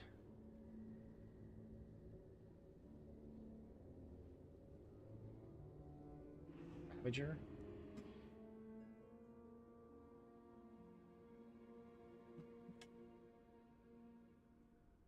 I guess in Dark Flame, it's probably whatever.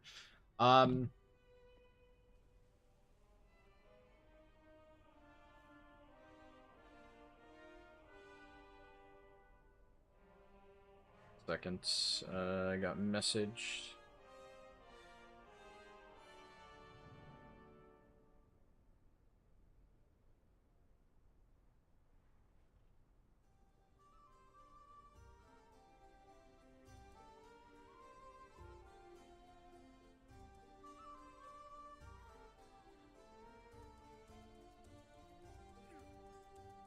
Oh, I just responded to your message on Discord, love. Good to see you. That's pretty cool, though. I wonder how good the proc effect is. Chance on hit summons a Horde defender that'll protect the area from enemies of the Horde. And it's a two-handed axe with armor on it. That's really good. That's like an insane low-level warrior tank weapon. God damn. Milk Crate said, "You're my favorite YouTube WoW nerd. Thanks for all the guides and shit, big dog. No problem. I'm glad that you like the guides and shit."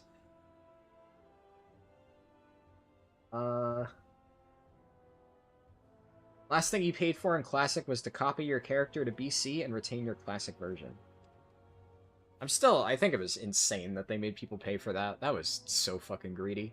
I never did that. Like, obviously I could have spent the money on that, but I didn't purely because it's just such a fucking insult. Especially not even giving people like one free copy or something for like the people who only played one character, which was a lot of people. But I'm sure they knew that. I forgot about that, man. I'm mad all over again. Fuck Blizzard. That was so fucking greedy. I can't believe they fucking charged for that. That was ridiculous. Anyways.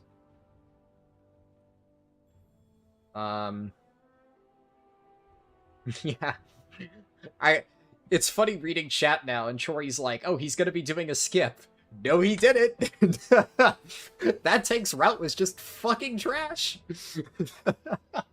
Sometimes they're just bad. That's all it is. It's not a 4D chess. Oh boy. We timed the key, though. I also love, like, the key has been clean up until then. It's Darkflame, the most forgiving timer. Oh, yeah, that's right. You guys couldn't even see chat. The Hunter, after the Hunter died, he said, guys, we gotta die and reset this boss if we want to time the key.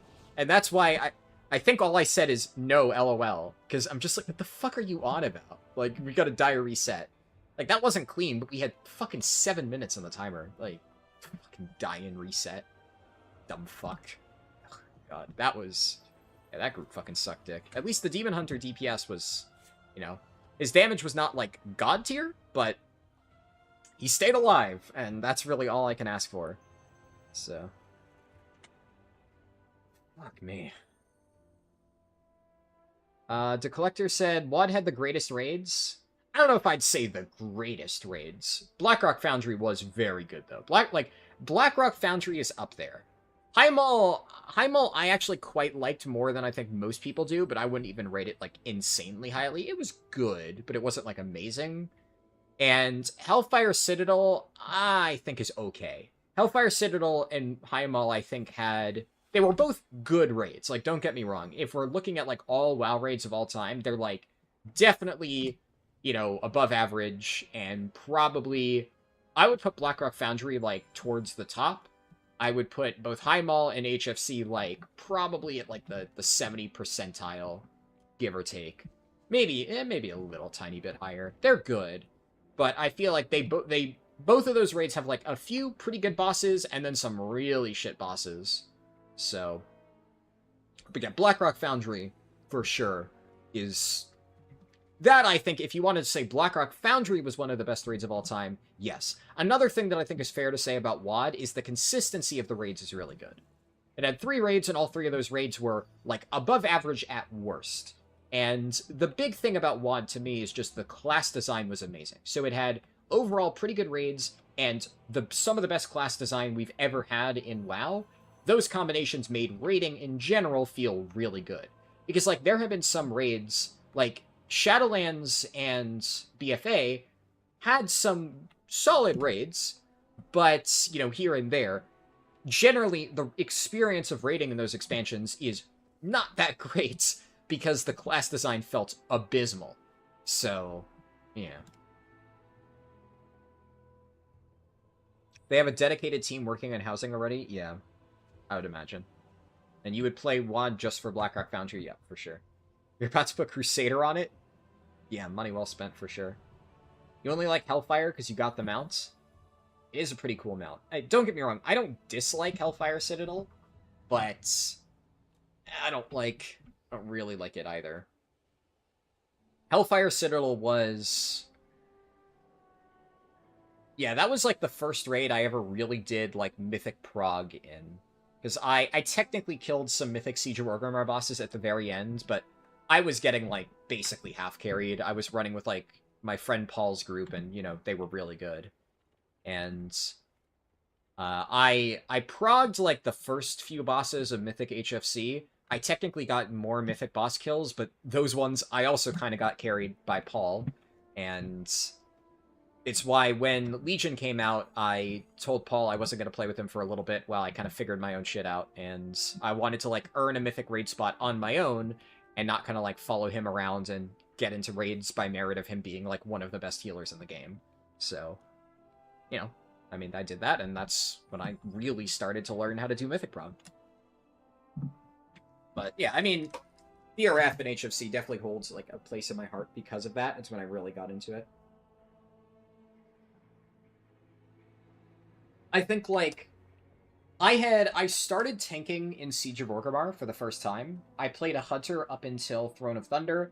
I swapped to a Death Knight, but I had been playing Frost when I first started it. And it wasn't until, like, late SOO when I really started trying Blood, and I really liked it. And then that's kind of what made me think, like, shit, you know, I actually really like Blood. I wish I'd been playing it more often because it was really good in MoP, which is why I'm very excited to play it in MoP Classic. And then I planned on maining Blood going into WoD, but Paul's guild already had 2 tanks, so I ended up learning how to play Unholy DK. And that was the first time I've ever done Prog as Unholy DK, was in Highmaul. I played it then, and I have not touched it since. It was an interesting playstyle.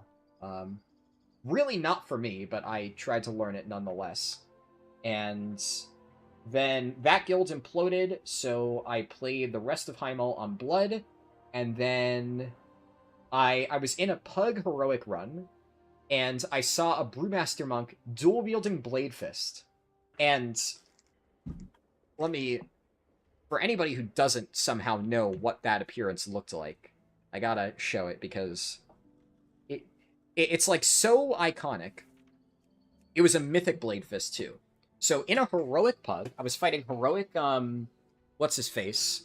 Imperator Margok, and the co-tank was like a mythic geared Brewmaster monk dual-wielding this thing.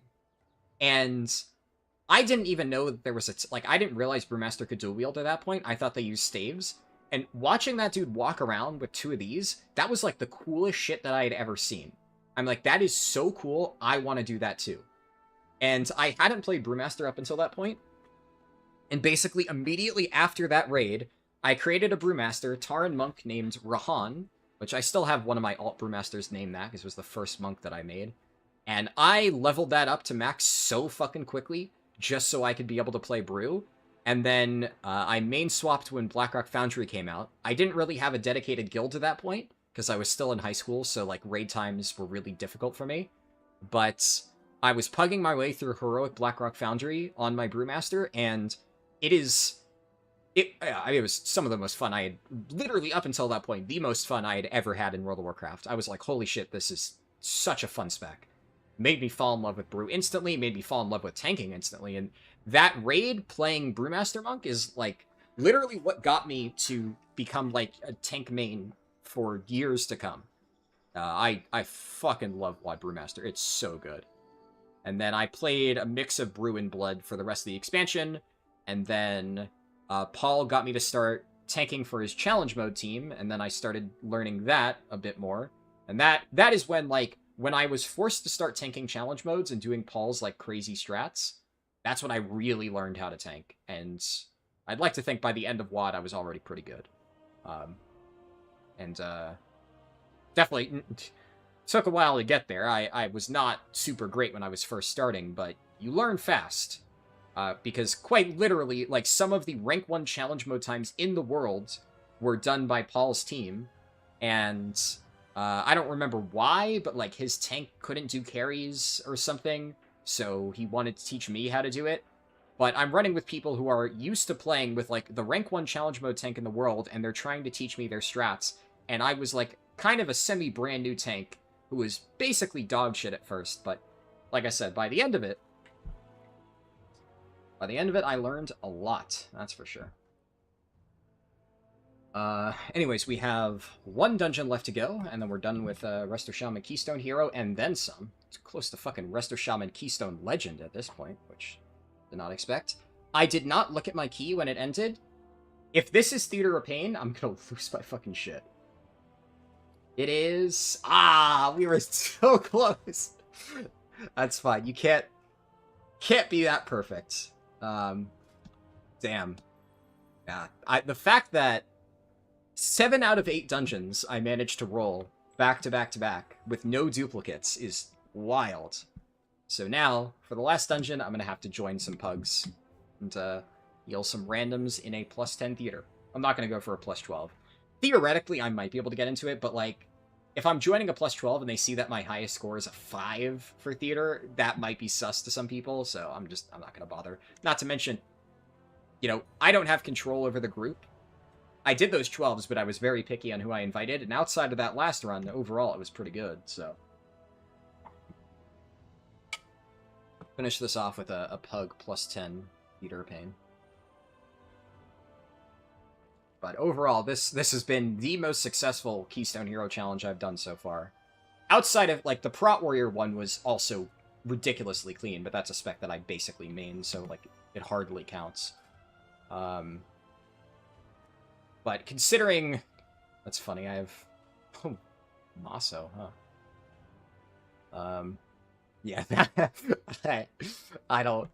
I'm not going to potentially risk bricking Maso's 13 theater. That's funny, though. What's his score? He's not the leader, though, so... I don't know. I don't want to, like... I don't want to dox my friend, though, so... Fine.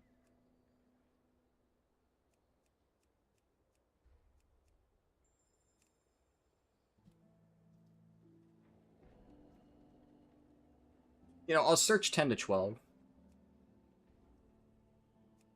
Healer role available? Sure. I mean... There's a lot of 12s. What the fuck is this? Team of 4, please?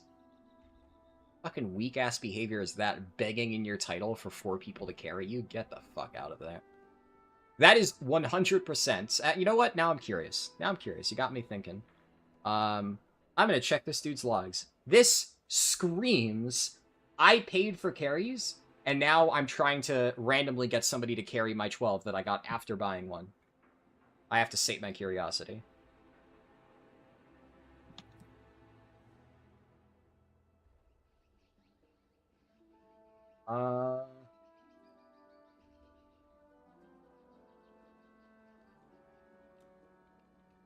Let's see. They have a 12 mother load. That's... I will say credit where it's due. They are definitely the weakest person in their group, but... It looks like they push their own key. Yeah, I think that's what happened. They just so happened to push their key to a 12, and now they're begging for people to carry them. Still, weak fucking behavior. Fuck it. I guess if they're... Look, if there's more 12s than 10s... Sure. Why not? May as well. Watching the Netflix Totem thing? I have no idea what that is.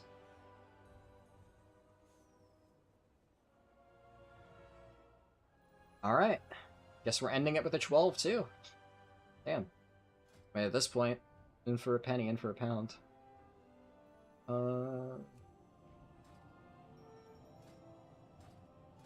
Yeah, it might... I wonder, this honestly might end up being more IO than is displayed on my profile. I think it actually will be. Because it's missing some keys from my... Yeah.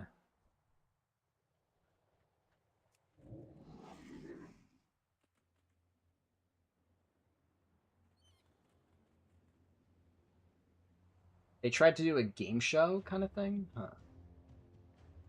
Watch Murderbot? 110%, you'll like it. I've not heard of that.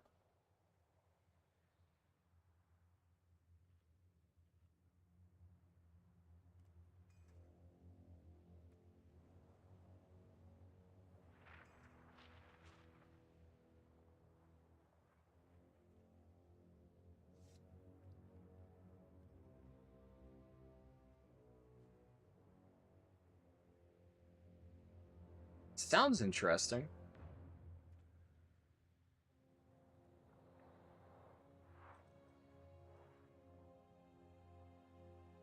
Just 4 episodes out? Gotcha. Well, in that case, I do not like to watch in-progress TV shows. I almost always binge after it's done, so...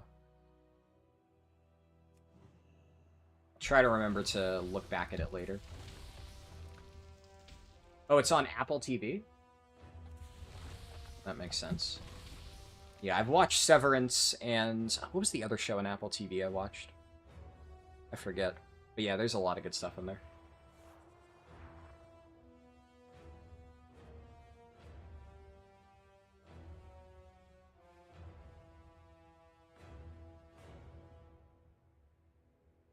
Man, this guy's taking his sweet-ass time, huh?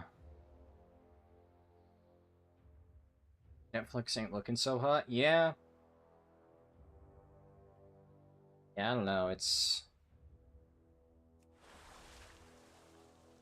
Definitely these days, a lot of the shows I watch are not on Netflix. Pretty much the only shows that I watch these days on Netflix are, like, anime, which is not, like, a Netflix thing. It's like, you know, Apothecary Diaries is on Netflix, so I watch it there, but it's not like that's a Netflix show.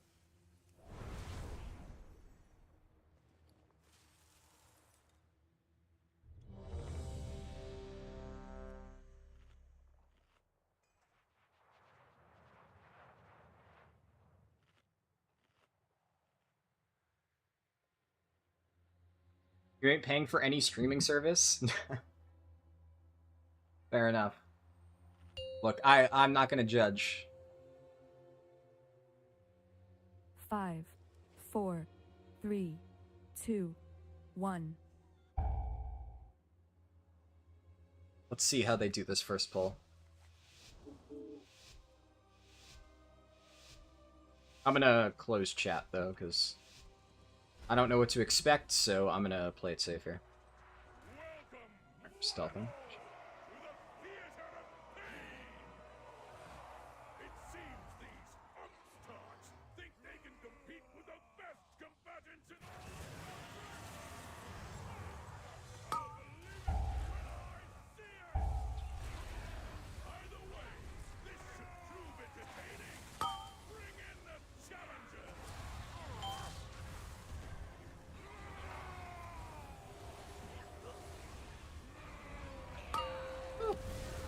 Alright.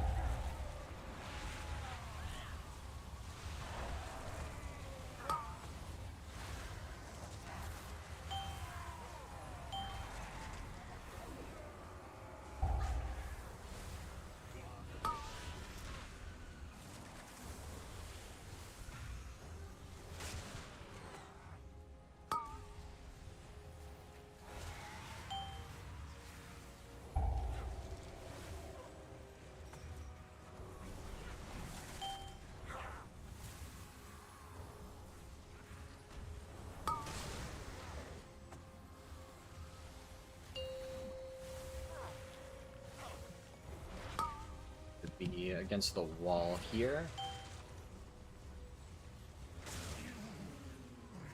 Nice.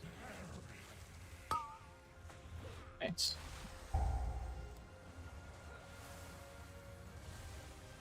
Dude, it's... I will say, it's a really nice feeling doing pulls that... Like, when I do this stuff as a tank, the amount of pug healers I've seen just, like, crumple, and they just can't keep people alive. And then I'm doing this, and I'm just, like, not breaking a sweat. It feels fucking good.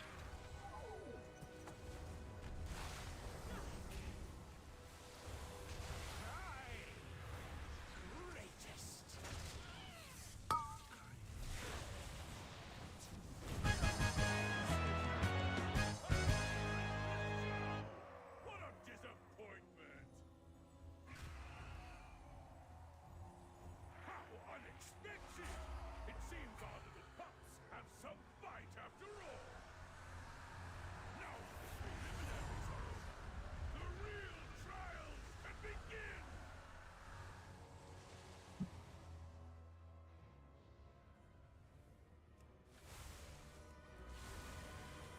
Doing... a swing. Okay. We'll see how long you can last. Let your weapon speak for you.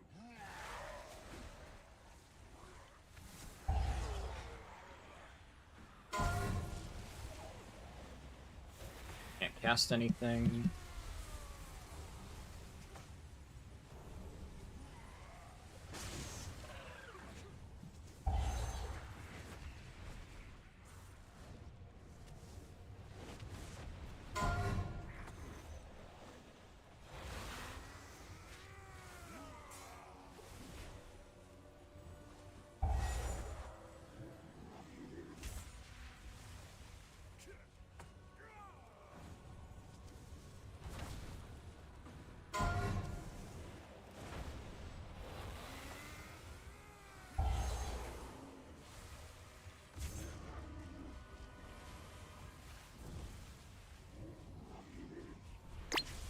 Oh shit, he hurts.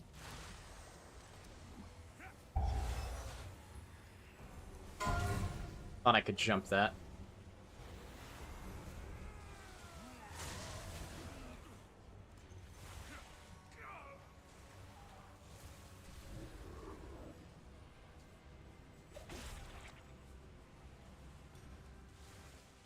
My blade will bathe in your blood!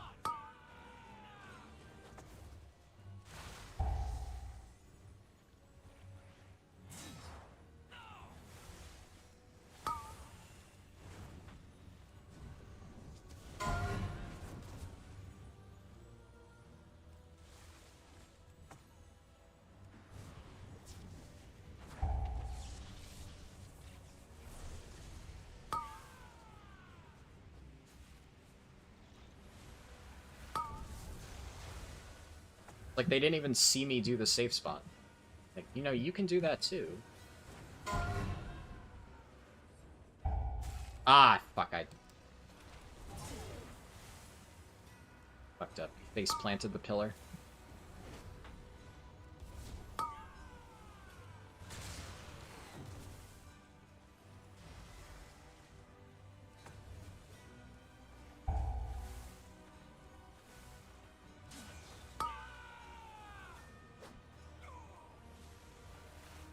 The Evoker bleed dispelled himself? Oh, fair enough, I guess.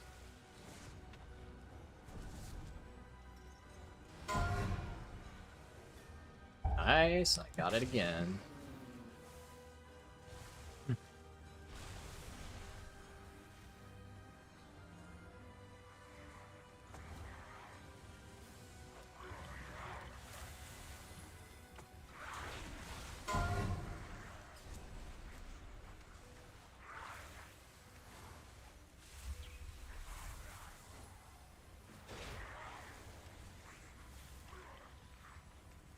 God, dude, the fucking mobs are just blasting the Evoker, dude, holy shit. Shoot somebody else! Fuck.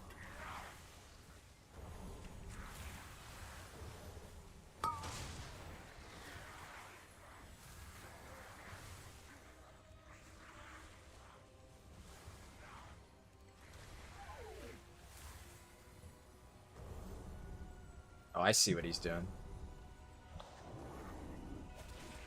Go, I guess?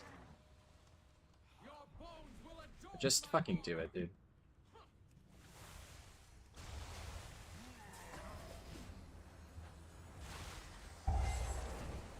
Yeah, unfortunately, somebody went early.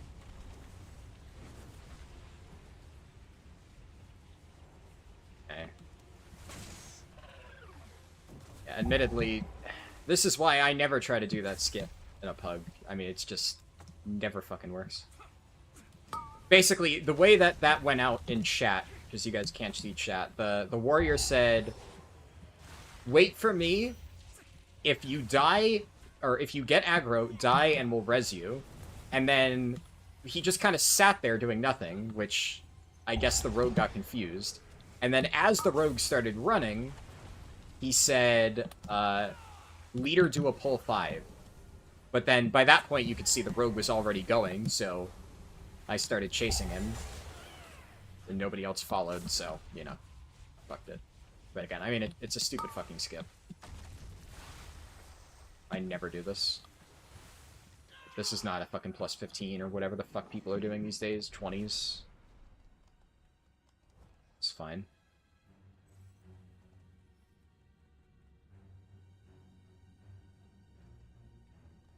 Rogue said, sorry I went brain off. Okay, well, I'm not getting mana, I guess.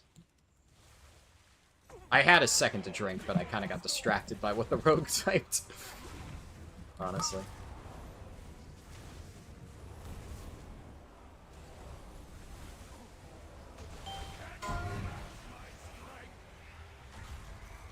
I always forget that it does that, dude. That's so dumb. Is it randomly fucking kidding me? Oh my god. Jesus, I hate this. This is such an annoying boss.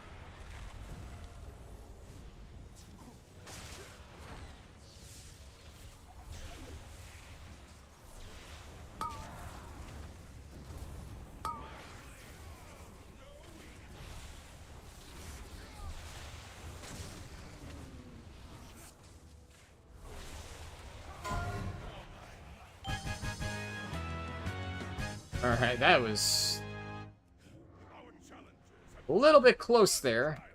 but they're still a long way from the title.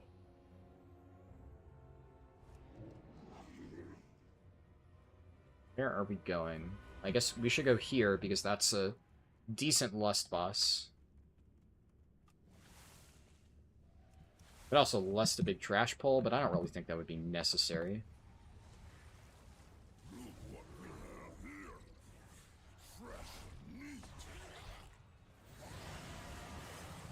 Okay, whatever.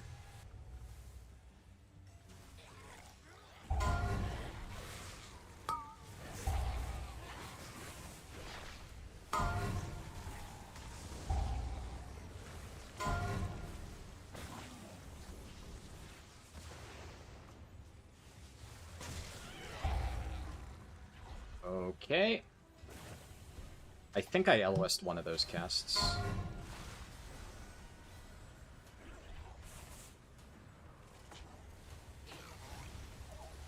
Nobody's gonna get that kick. Cool. It's fine. Adds my overall HPS, I guess.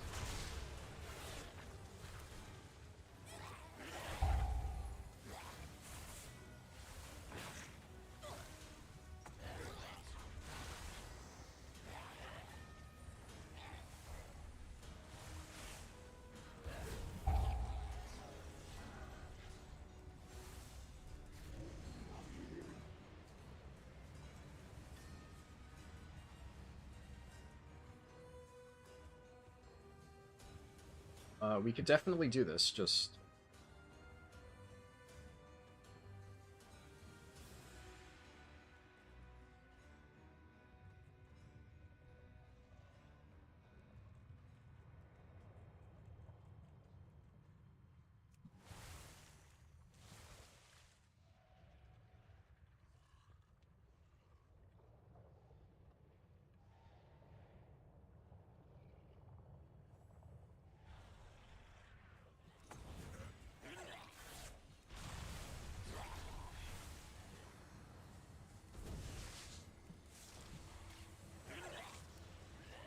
Okay.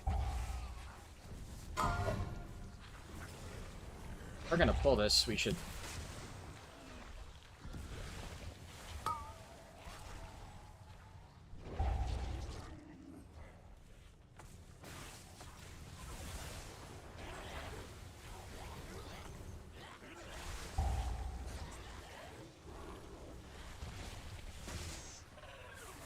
Bozo.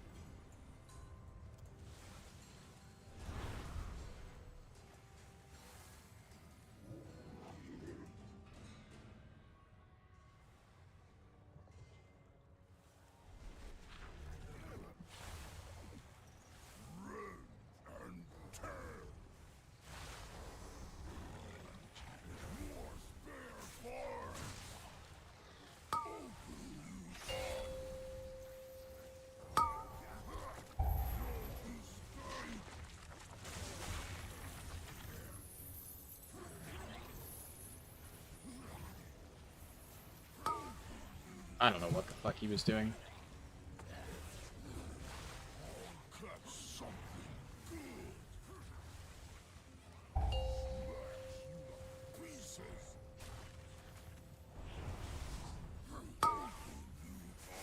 It's unfortunate for him because somebody else took a chain.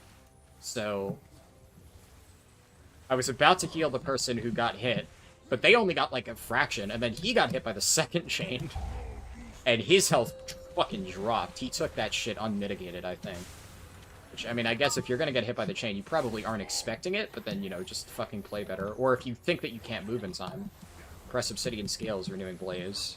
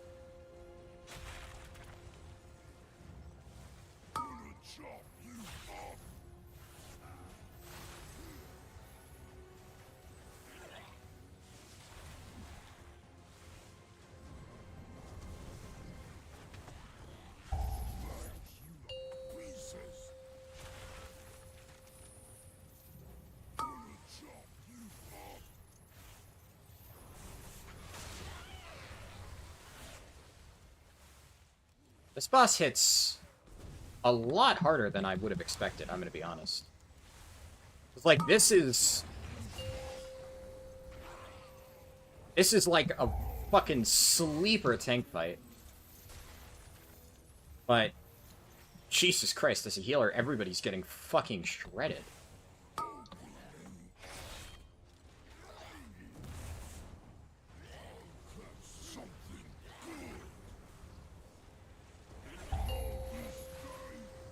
And the risk of them randomly taking a chain and just getting fucking gibbed is rough. It's hard to really plan for that.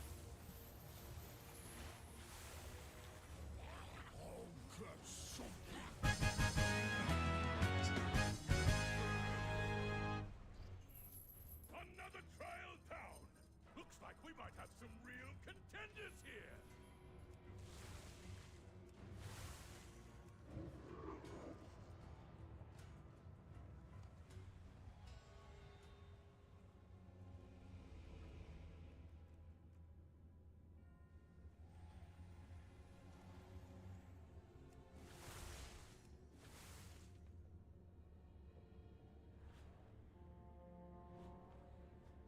Mortal lives are so fleeting, so fragile.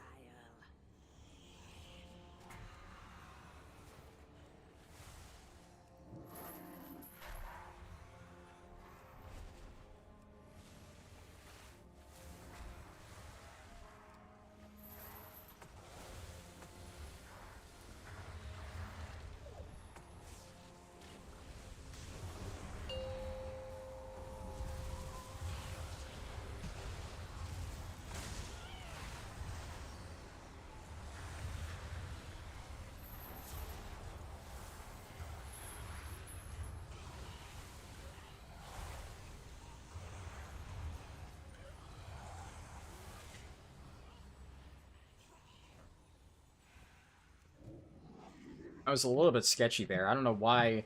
Like, the fucking Paladin has freedom, dude. You run to the end, you follow the tank, the moment you get that shit on you, you fucking freedom it off. But he just sat there taking the fucking dick.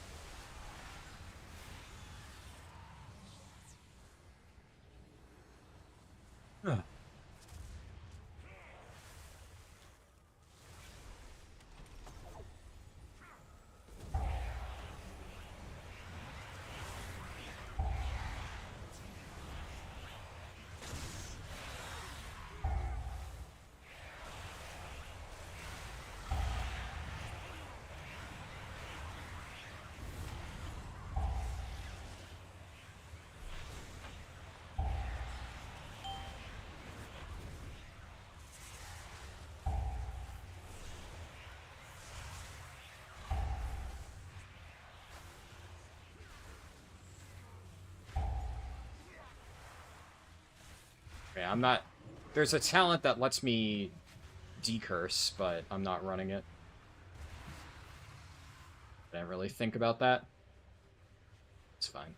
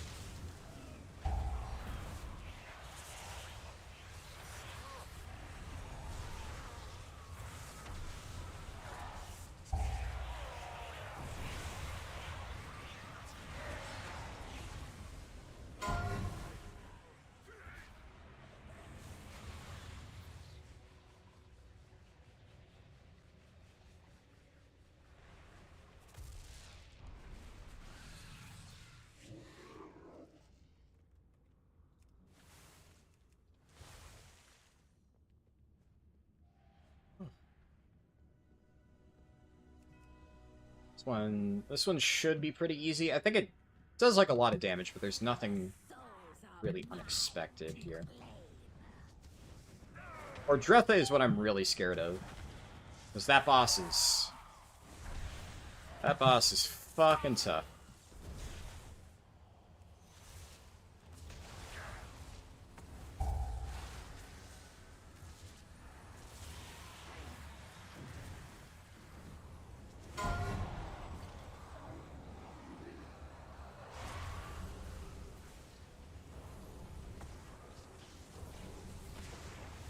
Tank here.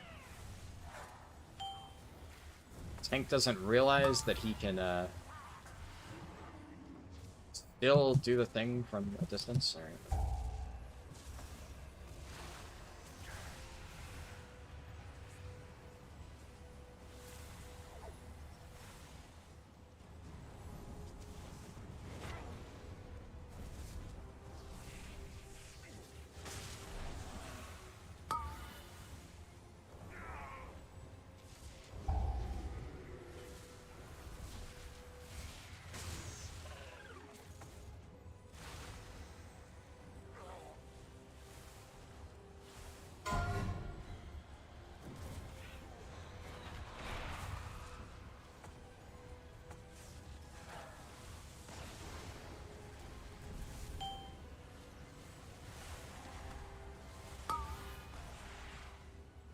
Has picked me basically every time.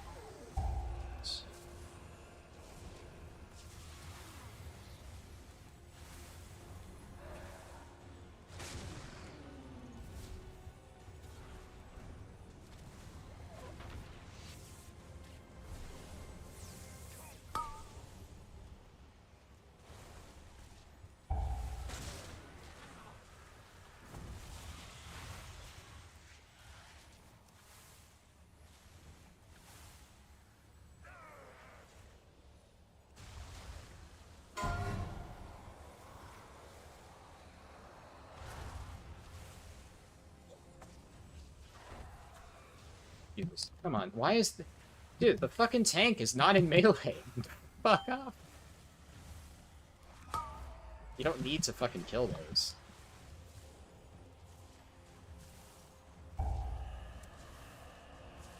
Any Prot Warrior tank worth their salt would be able to still do all his AoE while standing right there. That's what I do.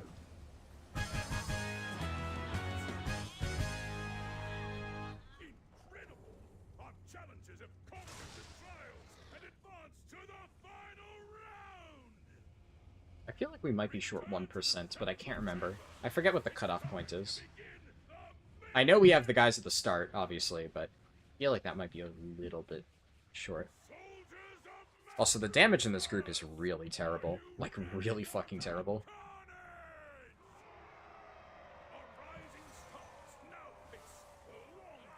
Obviously, if we don't brick Mordretha, we should be fine, but... It's the... by far the biggest fail point to this dungeon. So...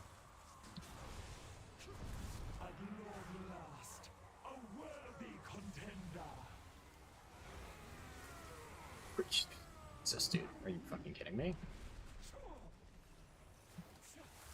Okay. I definitely didn't need mana. You. Shall be swept into oblivion.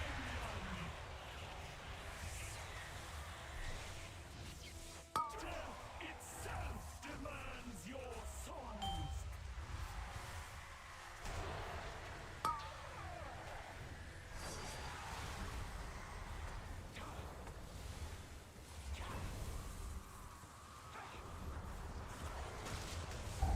Shall be swept into oblivion.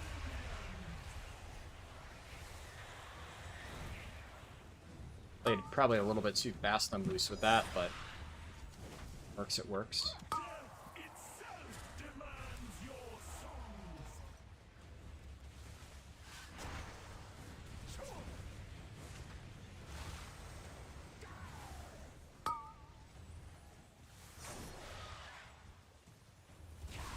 My magic reaches beyond your mortal ken.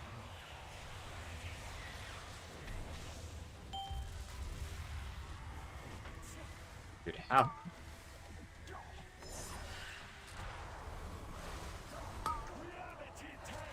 Actually, how is only one of them past 2 mil? That's insane.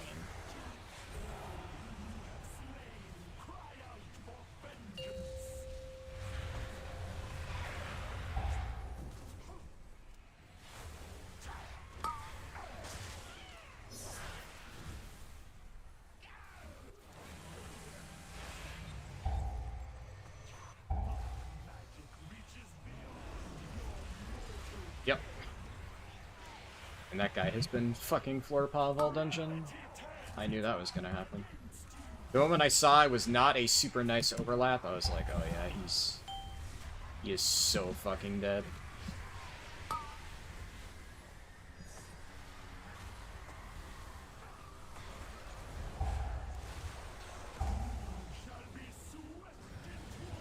Someone's gonna die here.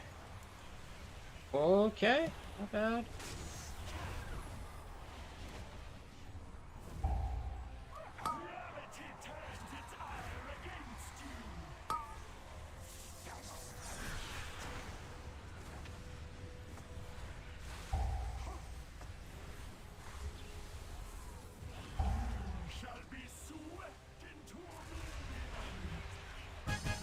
Nice!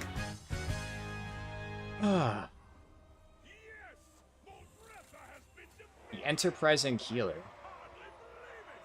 Oh, that's the triple threat title. Oh, I did have the tank one. Ah, okay. Nice.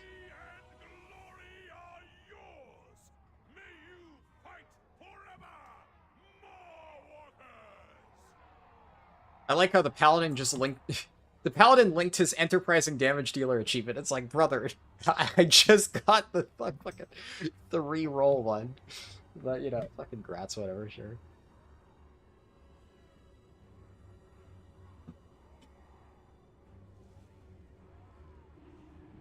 I thought he linked my achievement, too. He linked his own progress towards his healer achievement. Alright. Serve, dude. That's Resto, Shaman, Keystone Hero. Got it done in a single stream.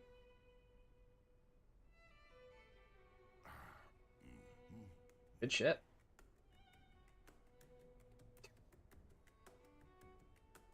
Drenched Panties posted some emotes that I don't know what that means, but thanks for stopping by the stream. Kamek said, please copy your talent, please send your talent, dude. For the record, obviously I wasn't reading chat in the middle of the dungeon. If you want my talents, I mean, it's pretty straightforward. I'm running just like a pretty standard totemic build. Like, if you want my talent build, look at, you know, any Icy Veins, Wowhead, whatever guide. It's, Resto Shaman doesn't really have that much flexibility for its talents. There's a few things that you kind of need to have, and that's about it. You sold like 30k worth of herbs and ore. Nice. Maybe it's late in the challenge, but are you running the talent that applies Flame Shock after I cast Healing Surge? Which one is that? I might be? but I don't know what it is, so probably not.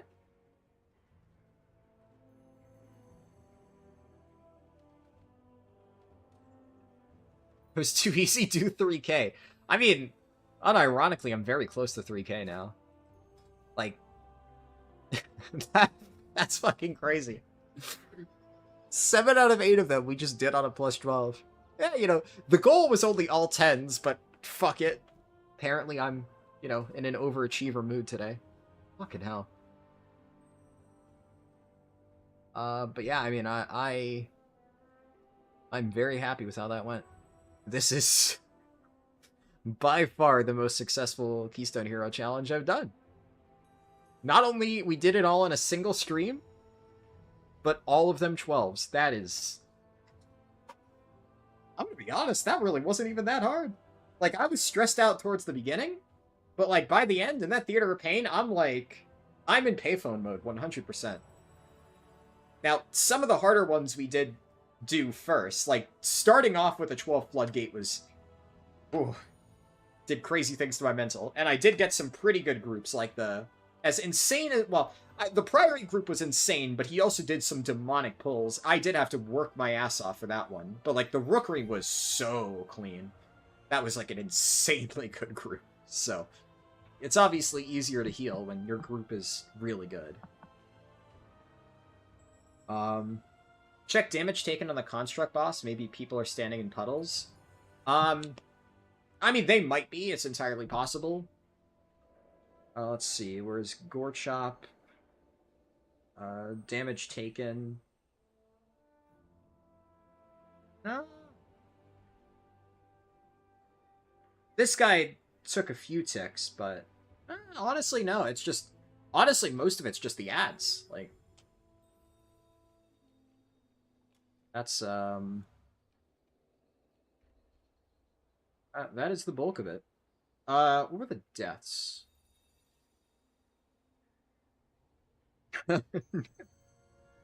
Yeah. First one, yeah, he died. He stood at the frontal. Yeah, that... I mean, if I had him fully topped, he might have lived that, but that... I mean, still, you shouldn't stand in that. This one, is Jagged Gash the hook?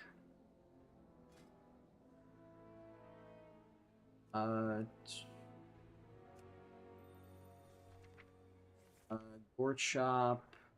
Yeah, Jagged Gash is the meat hook. Okay, yeah, he died. Like, technically, I should have been able to save him from this, even though it's kind of his own damn fault. He took, like, a lot of damage from that. But at the same time, you know, over 2 seconds...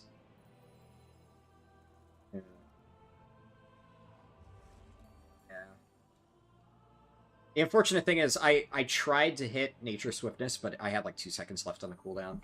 But he got blasted pretty quick. Unless I had like literally insta-swapped to him and slammed him with Healing Surges, he was kind of dead. He also made like no effort to save himself. He definitely didn't have Obsidian Scales, he didn't, you know, Verdant Embrace himself, Living Flame himself. Yeah, that's on him. And then this, yeah, that one, just fucking ate a charge to the dome. He was at 90%. So, yeah, the only deaths that key were 100% on that Evoker, so I am happy with how I did. Oh, man. I have a bit of a headache, just, you know, it's like a stress headache, but, like, whew. All things considered, that was really fucking good. Now, I gotta update the spreadsheet. I haven't been, like, progressively updating the spreadsheet throughout the day, so now it's time to do that. So, let's see, Takasa, let me just go down the line here. Rookery, 379.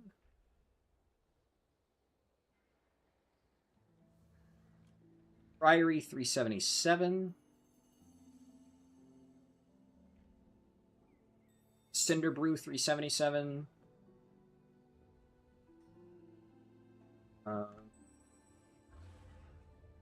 Workshop 373.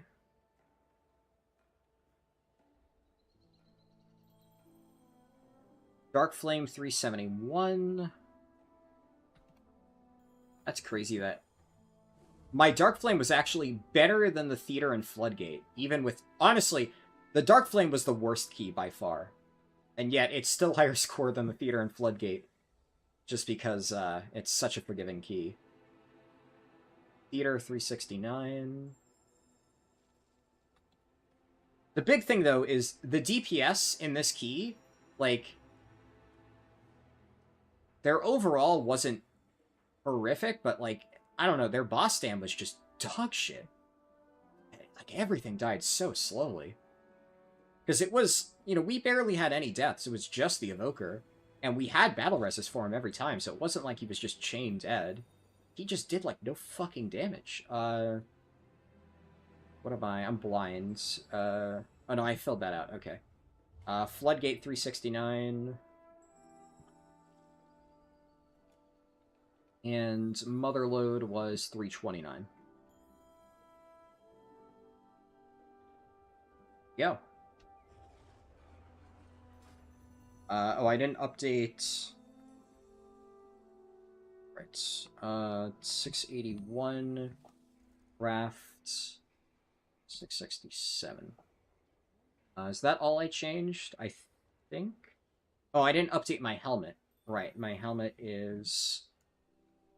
Hero... Yes... And then... Gloves... Yeah. That's all correct. I updated that. I didn't update the rest. Alright. Okay, that is...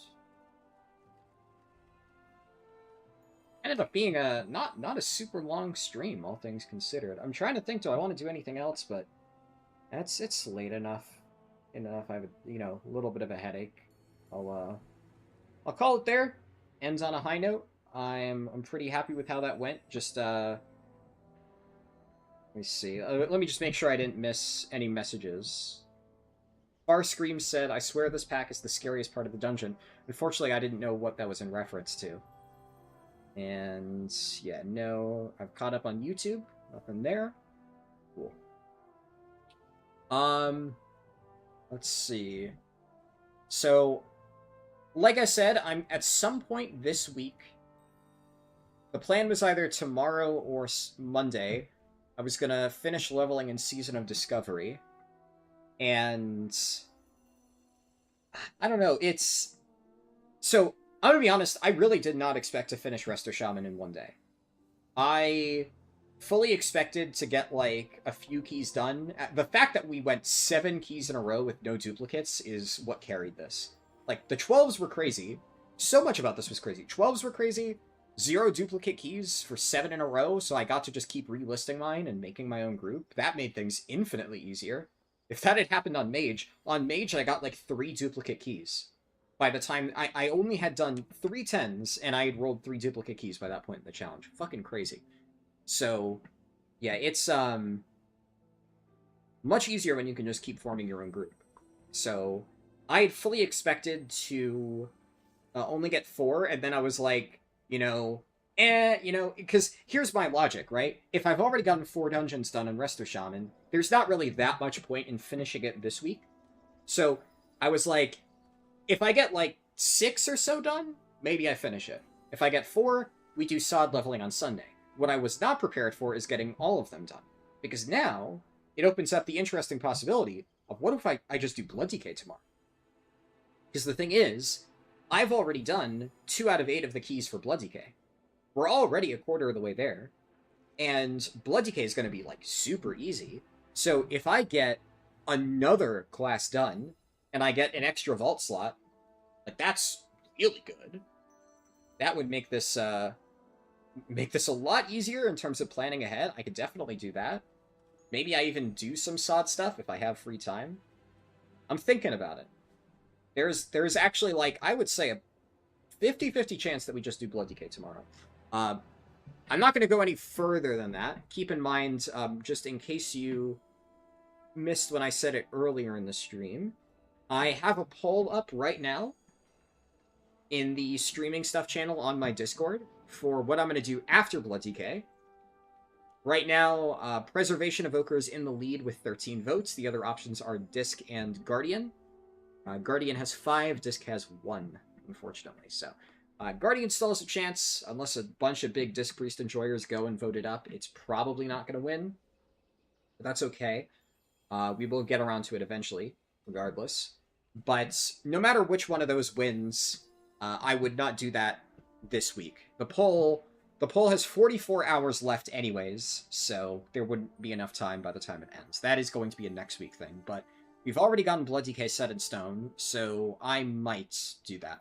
We'll see. I'll think about it. Monday will be sod, almost certainly, though, so I'll plan on that. But yeah. Really successful stream. Thank you guys for watching. And now what I'm probably going to have to do later tonight is I'll have to get the thumbnail and, chat cover and stuff set up for Blood DK, because, even if I don't decide to do it tomorrow, it'll be good to have that prepared. So I'll get that wrapped up, and then, I don't know, how many crests do I have now? I have barely short enough crests to make 2 crafted items. So in that case, I'm not gonna craft anything on my Shaman right now, because at this point, obviously, it's done for the week, so we'll see what I get in my Great Vault.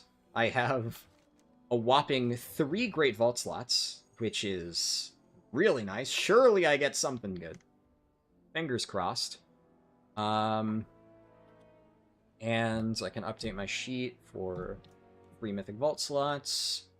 And then after I see what I get in my vault, I will probably craft around that, and we'll see how that goes. Have a good one, you too, Collector. And yeah, I'll end it there. Definitely streaming tomorrow. Just I'll post in Discord tomorrow morning when I decide what I'm feeling like streaming then.